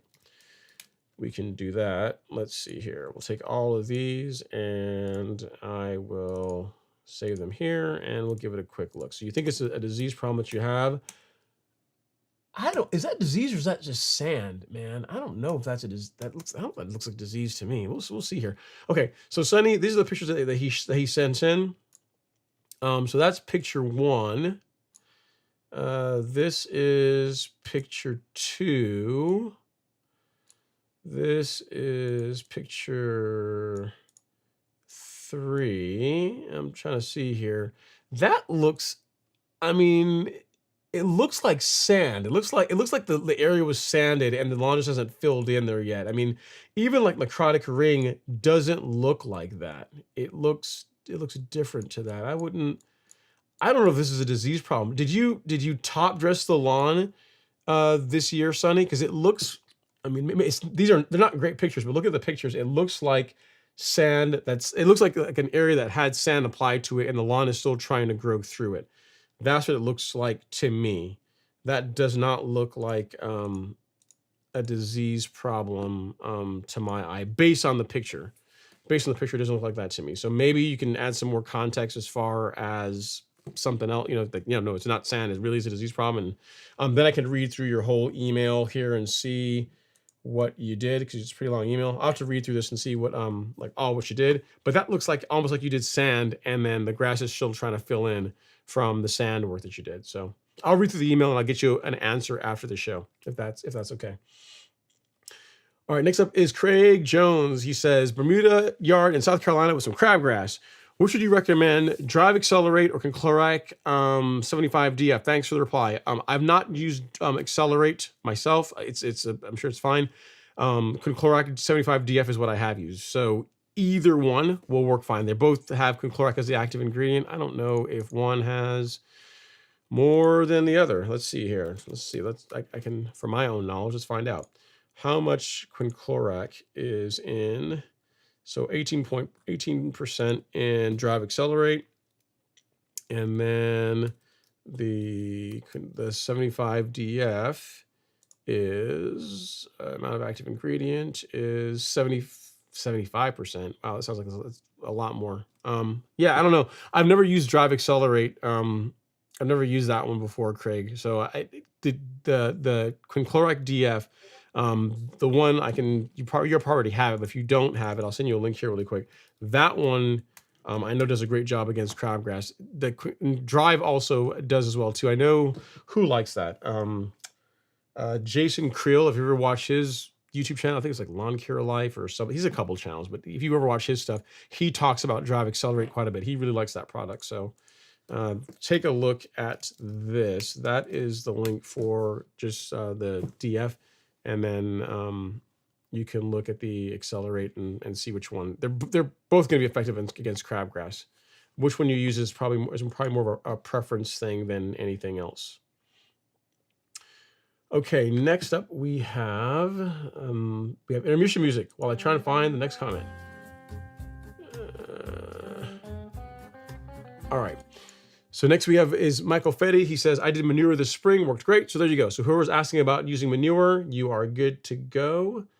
And then Michael has a follow-up question. He says, how important is the 2-day rule for spray/cut? Coming back from vacation and scheduled to spray fungicide fertilize tomorrow, and I'll need to cut it. So when it comes to spraying fertilizer, what I would do is this. I would mow first, and then if you want to spray your fertilizer and your fungicide afterwards, I'm not opposed to that. What I would not do is spray your fertilizer really it's the fertilizer I'm really more concerned about. Spray your fertilizer and then immediately after that go mow the lawn, because you're cutting off the leaf that you literally just spent all this money spraying fertilizer on. You know what I mean? So if you mow first and then you want to spray the liquid fertilizer afterwards, that's fine. That's pretty much what I do every couple of weeks. I'll mow like today and then I'll spray the following day. That's fine, but I would not spray and then mow afterwards, if that makes sense. So hope that helps, Michael. If you have any other questions, let me know. All right, Oliver Ridham is up next. He says, I appreciate the observation of possibly spreading unevenly. For the 2050P, how far apart are you making your turns? 5 feet, 6 feet thereabouts is what I'm at, Oliver. So yeah, looking at those pictures now that I said that, you can't unsee it, right? You're just like, oh yeah, it looks like it's obviously a pattern based on how I'm making the passes, right? So however you are doing them, bring them in a little bit closer together is what I would say. And then in addition to that, change the direction, go perpendicular to the way that you have been going, and that way that's going to help. It'll help the lines that are fairly prominent right now, will help it blend a bit better if you're going across pattern. So yeah. All right, so we got a super chat here, one from Mr. Ben Raham. Thank you so much, Ben. I think this makes you the show sponsor. Super chat received. He says, what do you think about engineered fuel?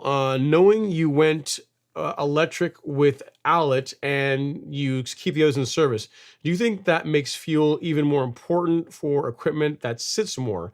Storm had me get a chainsaw 2 years, 2 years on third pull on fuel. So are you talking about, I'm not sure what you mean by engineered fuel. Are you talking about fuel like that has no no ethanol in it, so like ethanol-free gasoline or fuel with some kind of additives added to it, so where it'll store or stay stable for a long time. I think they have value if you have equipment that you are going to store for a while. I can tell you when I was running my Greensmaster a lot, what I would well actually it's not true. With the Greensmaster now, all it gets is it gets the ethanol free fuel. But the True Cut, what I used to do was I would when I was ending the season, I would use only ethanol-free gas to put them more away. So for the last few cuts, I would switch to ethanol-free fuel.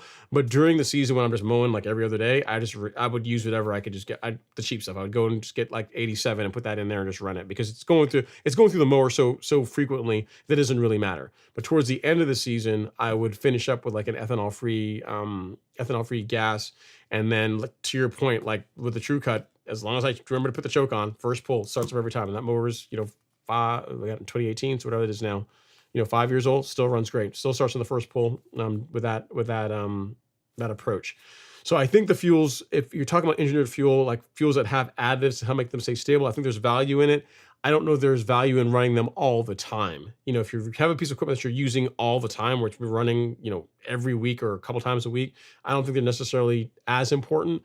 But if you're going to be putting up for a while, then I think there's some value to it. So thanks for that, Ben. I believe you are now our show sponsor. So let me get your name in lights for whatever that means to you, Ben Raham, and he is show sponsor. Cool. Thank you for the question and for the super chat, sir. I appreciate it. Appreciate all the love and support. All right. Next up, we have, can find where I left off, is Calvin Tubbs. He says, hey, Ron and everyone, it's been a while. Had knee replacement surgery, ouchie, about 5 months ago. It's 80% recovered.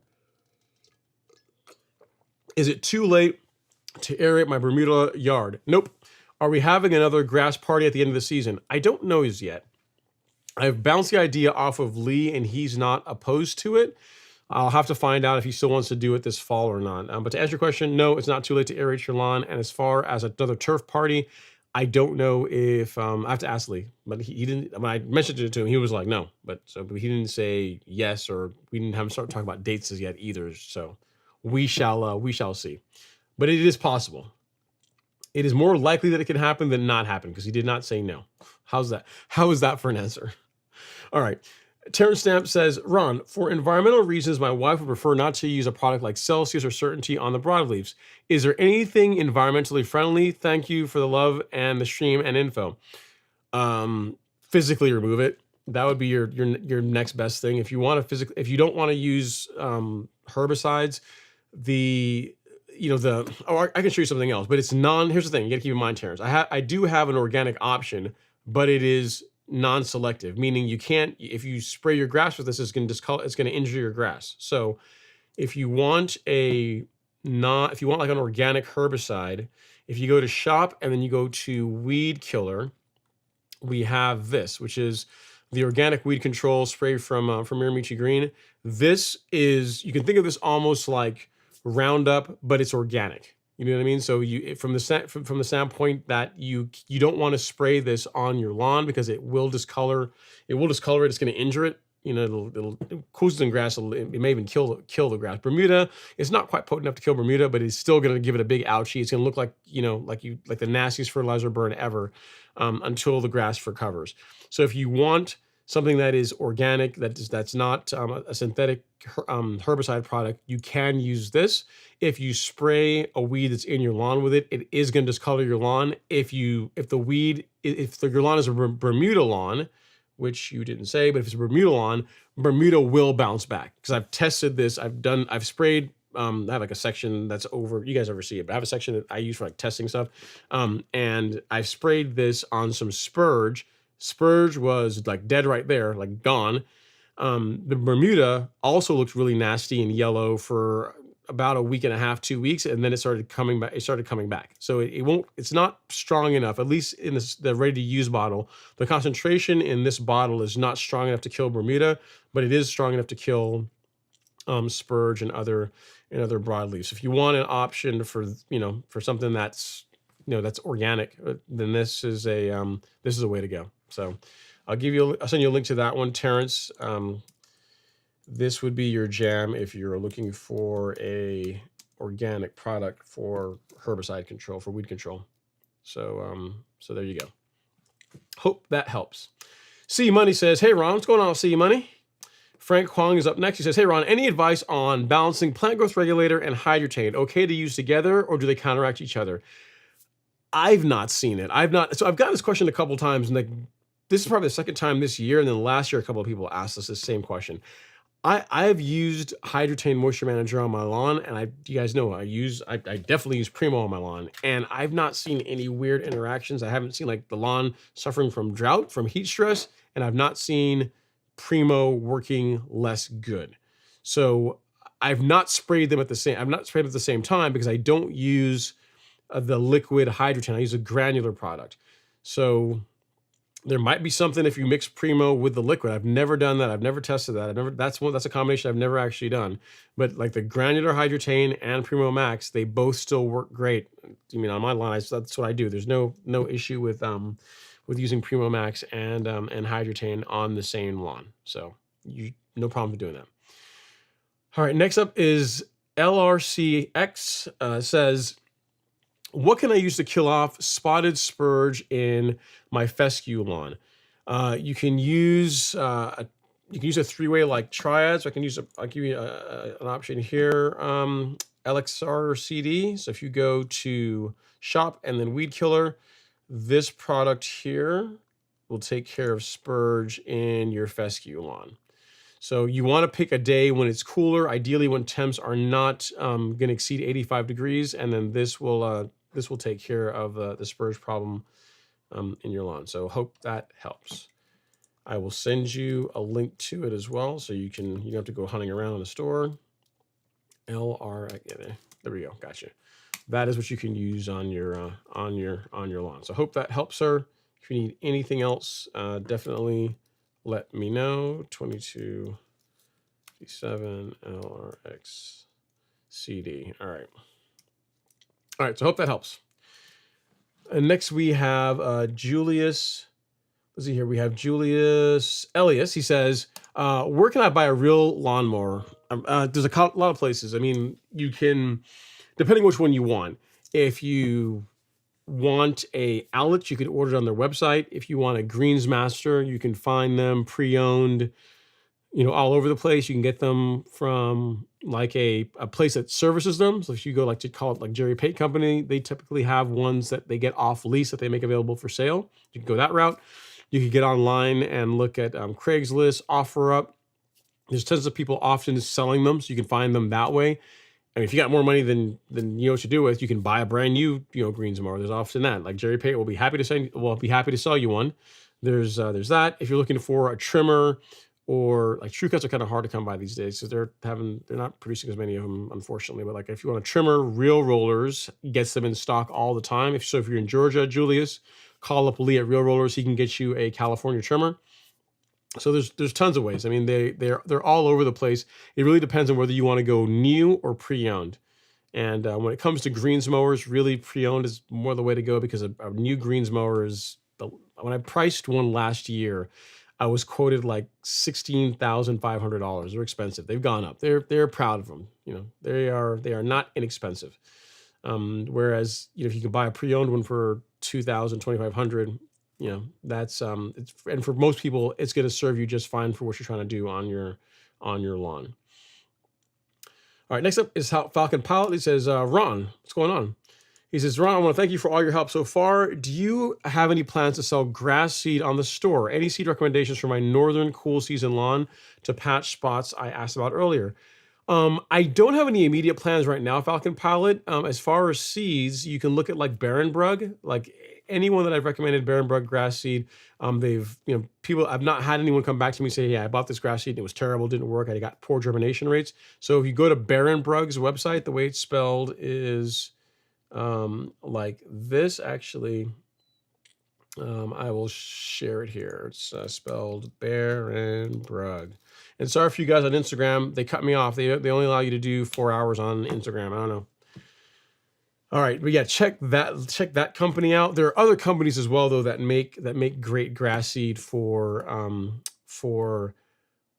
fescue for fescue lawn. I have a buddy of mine. Actually, you know what? I've got one I can actually recommend as well because I have a friend of mine that just planted some fescue here in Georgia, and I'll get you the link to the product that I gave to him to use because he loved it. He got awesome germination with this. He loved it. He's like, man, dude, I've been trying to grow grass here forever, and this grass, it was more expensive, but it worked really well.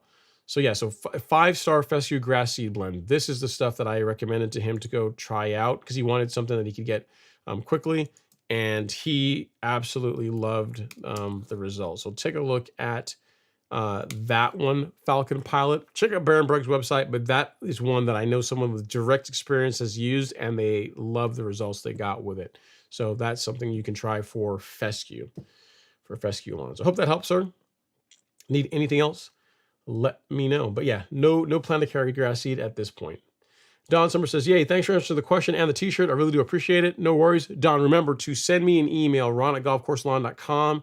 Send me an email here, and I will send you I'll send you the instructions of how you get to claim the shirt. So make sure you send me an email just saying, hey, this is Don Summers from the live stream. Give me my free shirt, please. Send. And then I'll send you the information on how to do it. Okay. All right, next up is Obsidian Lion. Says, I'm having a hard time getting rid of quack grass. My Bermuda is not taking root as I planned.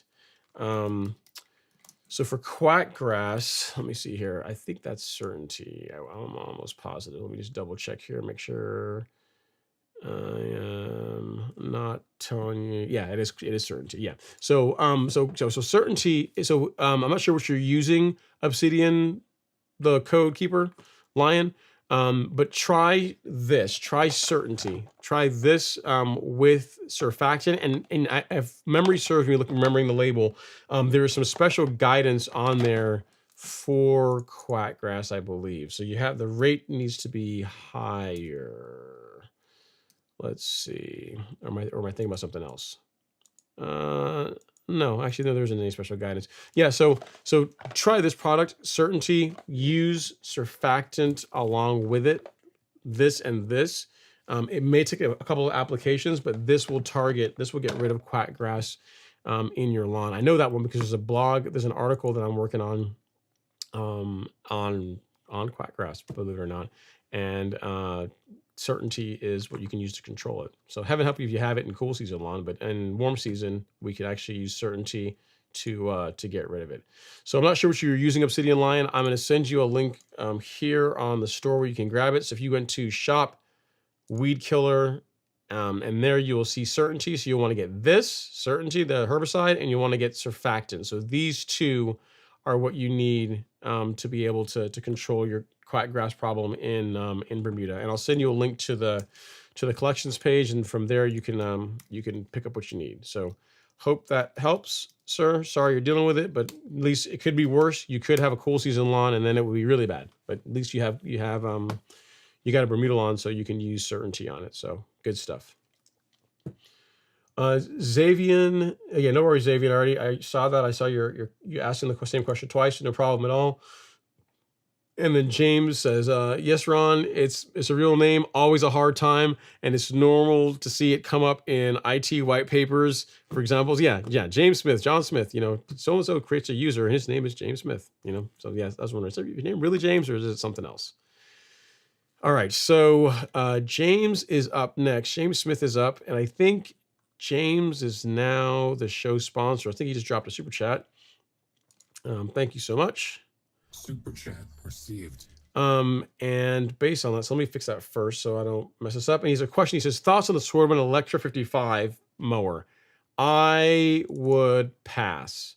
So Lee, the little bit that I've seen with the Electra is what I've seen from what Lee at Real Rollers was dealing with, and it was not good. There's a lot of headaches and it was mainly when it ran it was okay, but a lot of electrical gremlins with that particular mower. So I would pass on that one. I would more like 10 times to 1 go with any of the electrics from Allied.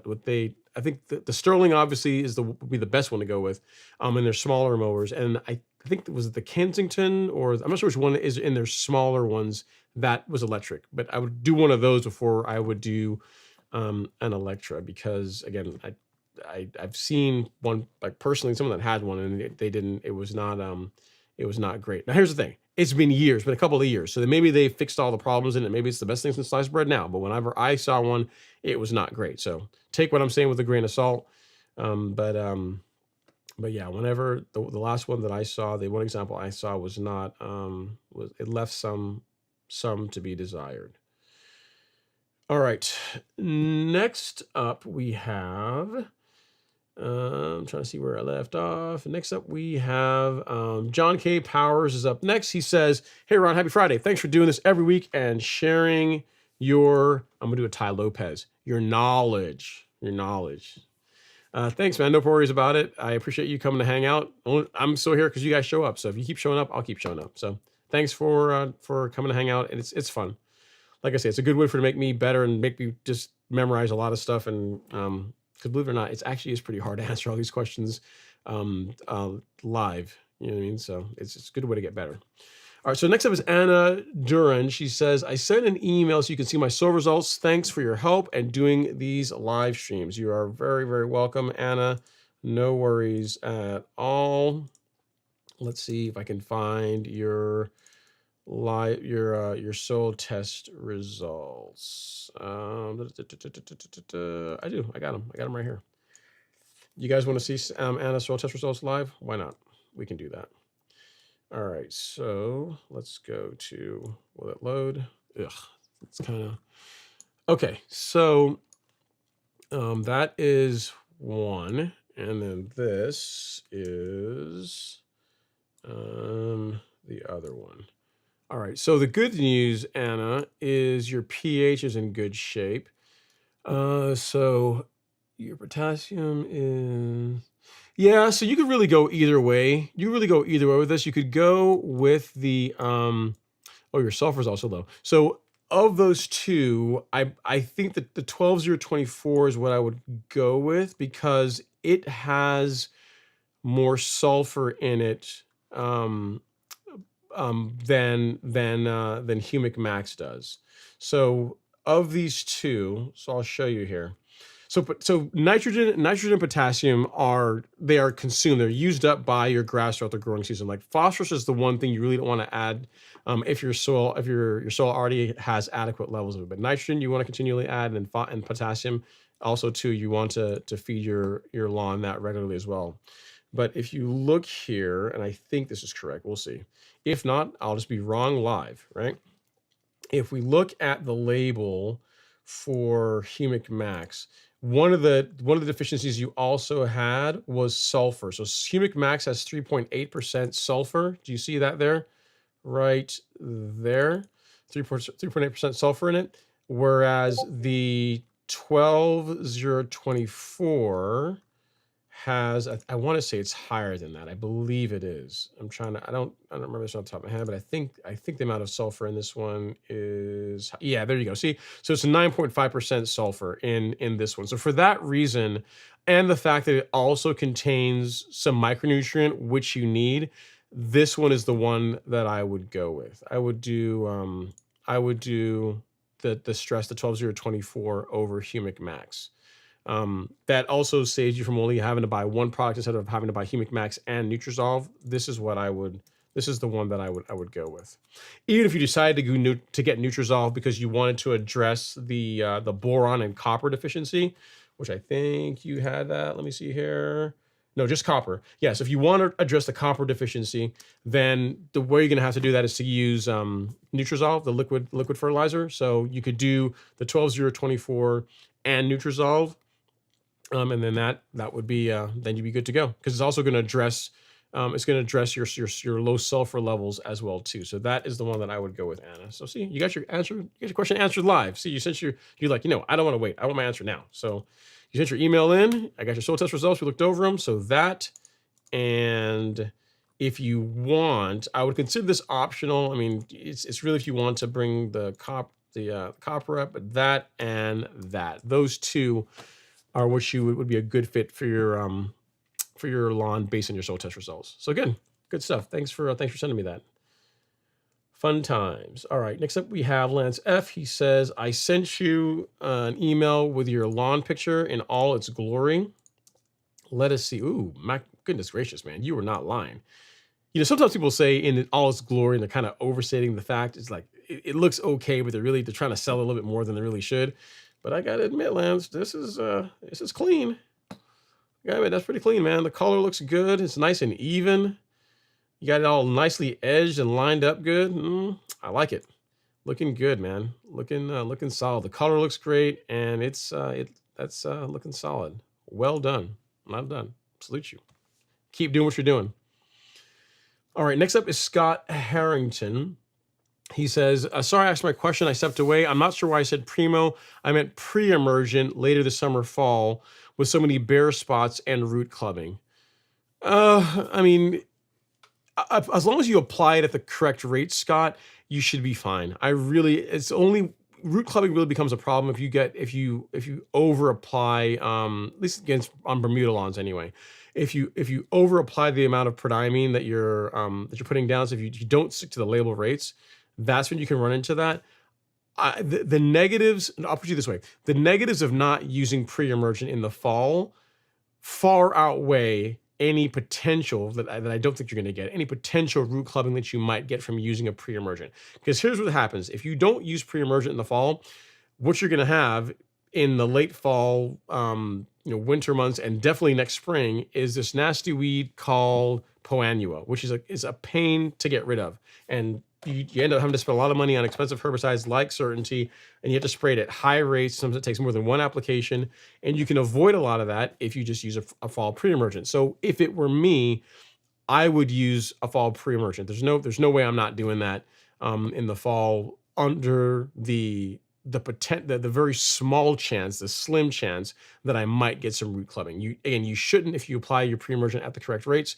But again, the benefits far outweigh the negatives, in my opinion, for using primo. So you get primo on the brain for using pre-emergent in the fall. So, hope that helps, sir. Get your pre-emergent down. All right. John K. Power says, if your gas is sitting in the can for very long, and ethanol containing fuel will accumulate water and cause poor performance. Yep. So that's what I was saying. If you're going through it, like you're turning it over, then it doesn't really matter during the growing season. But I would not store the mower with fuel with 10% ethanol in it. I would use just an ethanol-free gas at the end of the season. I mean, the negative to ethanol-free gas is a bit more expensive, so that's why you really can just wait till the last few mows of the season to switch to that. So you kind of get the gas that's not going to draw a lot of moisture in the tank when you put it to sleep. I appreciate that, John. All right, so let's see. Julius Elias has a question. He says, can you use Primo Max and the Golf Course Lawn Carbon Kit together? Yes, you can. As a matter of fact, I recommend it. It's how I use it. So you can absolutely use the 901C Carbon Kit and Primo Max at the same time. Like last time I sprayed it, that is what I did. So there's no issues whatsoever with doing that, Julius. What I would say is get the 901C Carbon Kit, so you're spraying a little bit of fertilizer along with Primo. Make sure you're doing it at the correct rates, and you're good to go. That's what I would do. No problems at all with using the Carbon Kit and Primo. It is what I do on my lawn. Okay, C. Pim says, thank you for your response regarding the sod and bonding to the soil. I appreciate it, Ron. I'll send you a pic and an email as well right now. Cool. Sounds good. He says, is that something you can apply on top of sod that's already put down? Yes, you can. I mean, it's better if you can sandwich it between the sod and the dirt, like the dirt you're trying to get it to attach to. So if you have an area, right, that it's not attached, why not put some under there? I mean, you can put it on top. That's going to be fine too, but it's faster it's work better if you can get it in between, sandwich it between like the sod that isn't tacked down, isn't rooted in, like you're saying, and the soil. So that is how I would do it. You can apply it on top, like you could use it as a top dressing, but in your case where you're trying to get the sod to establish because it's not adhering to the existing soil, I would put some underneath. I would sandwich it between the sod and the soil. That is how I would use it. All right, let's see what other questions we have. I think we are actually out of questions, guys. I think that is it. I think we have come to the end of the show.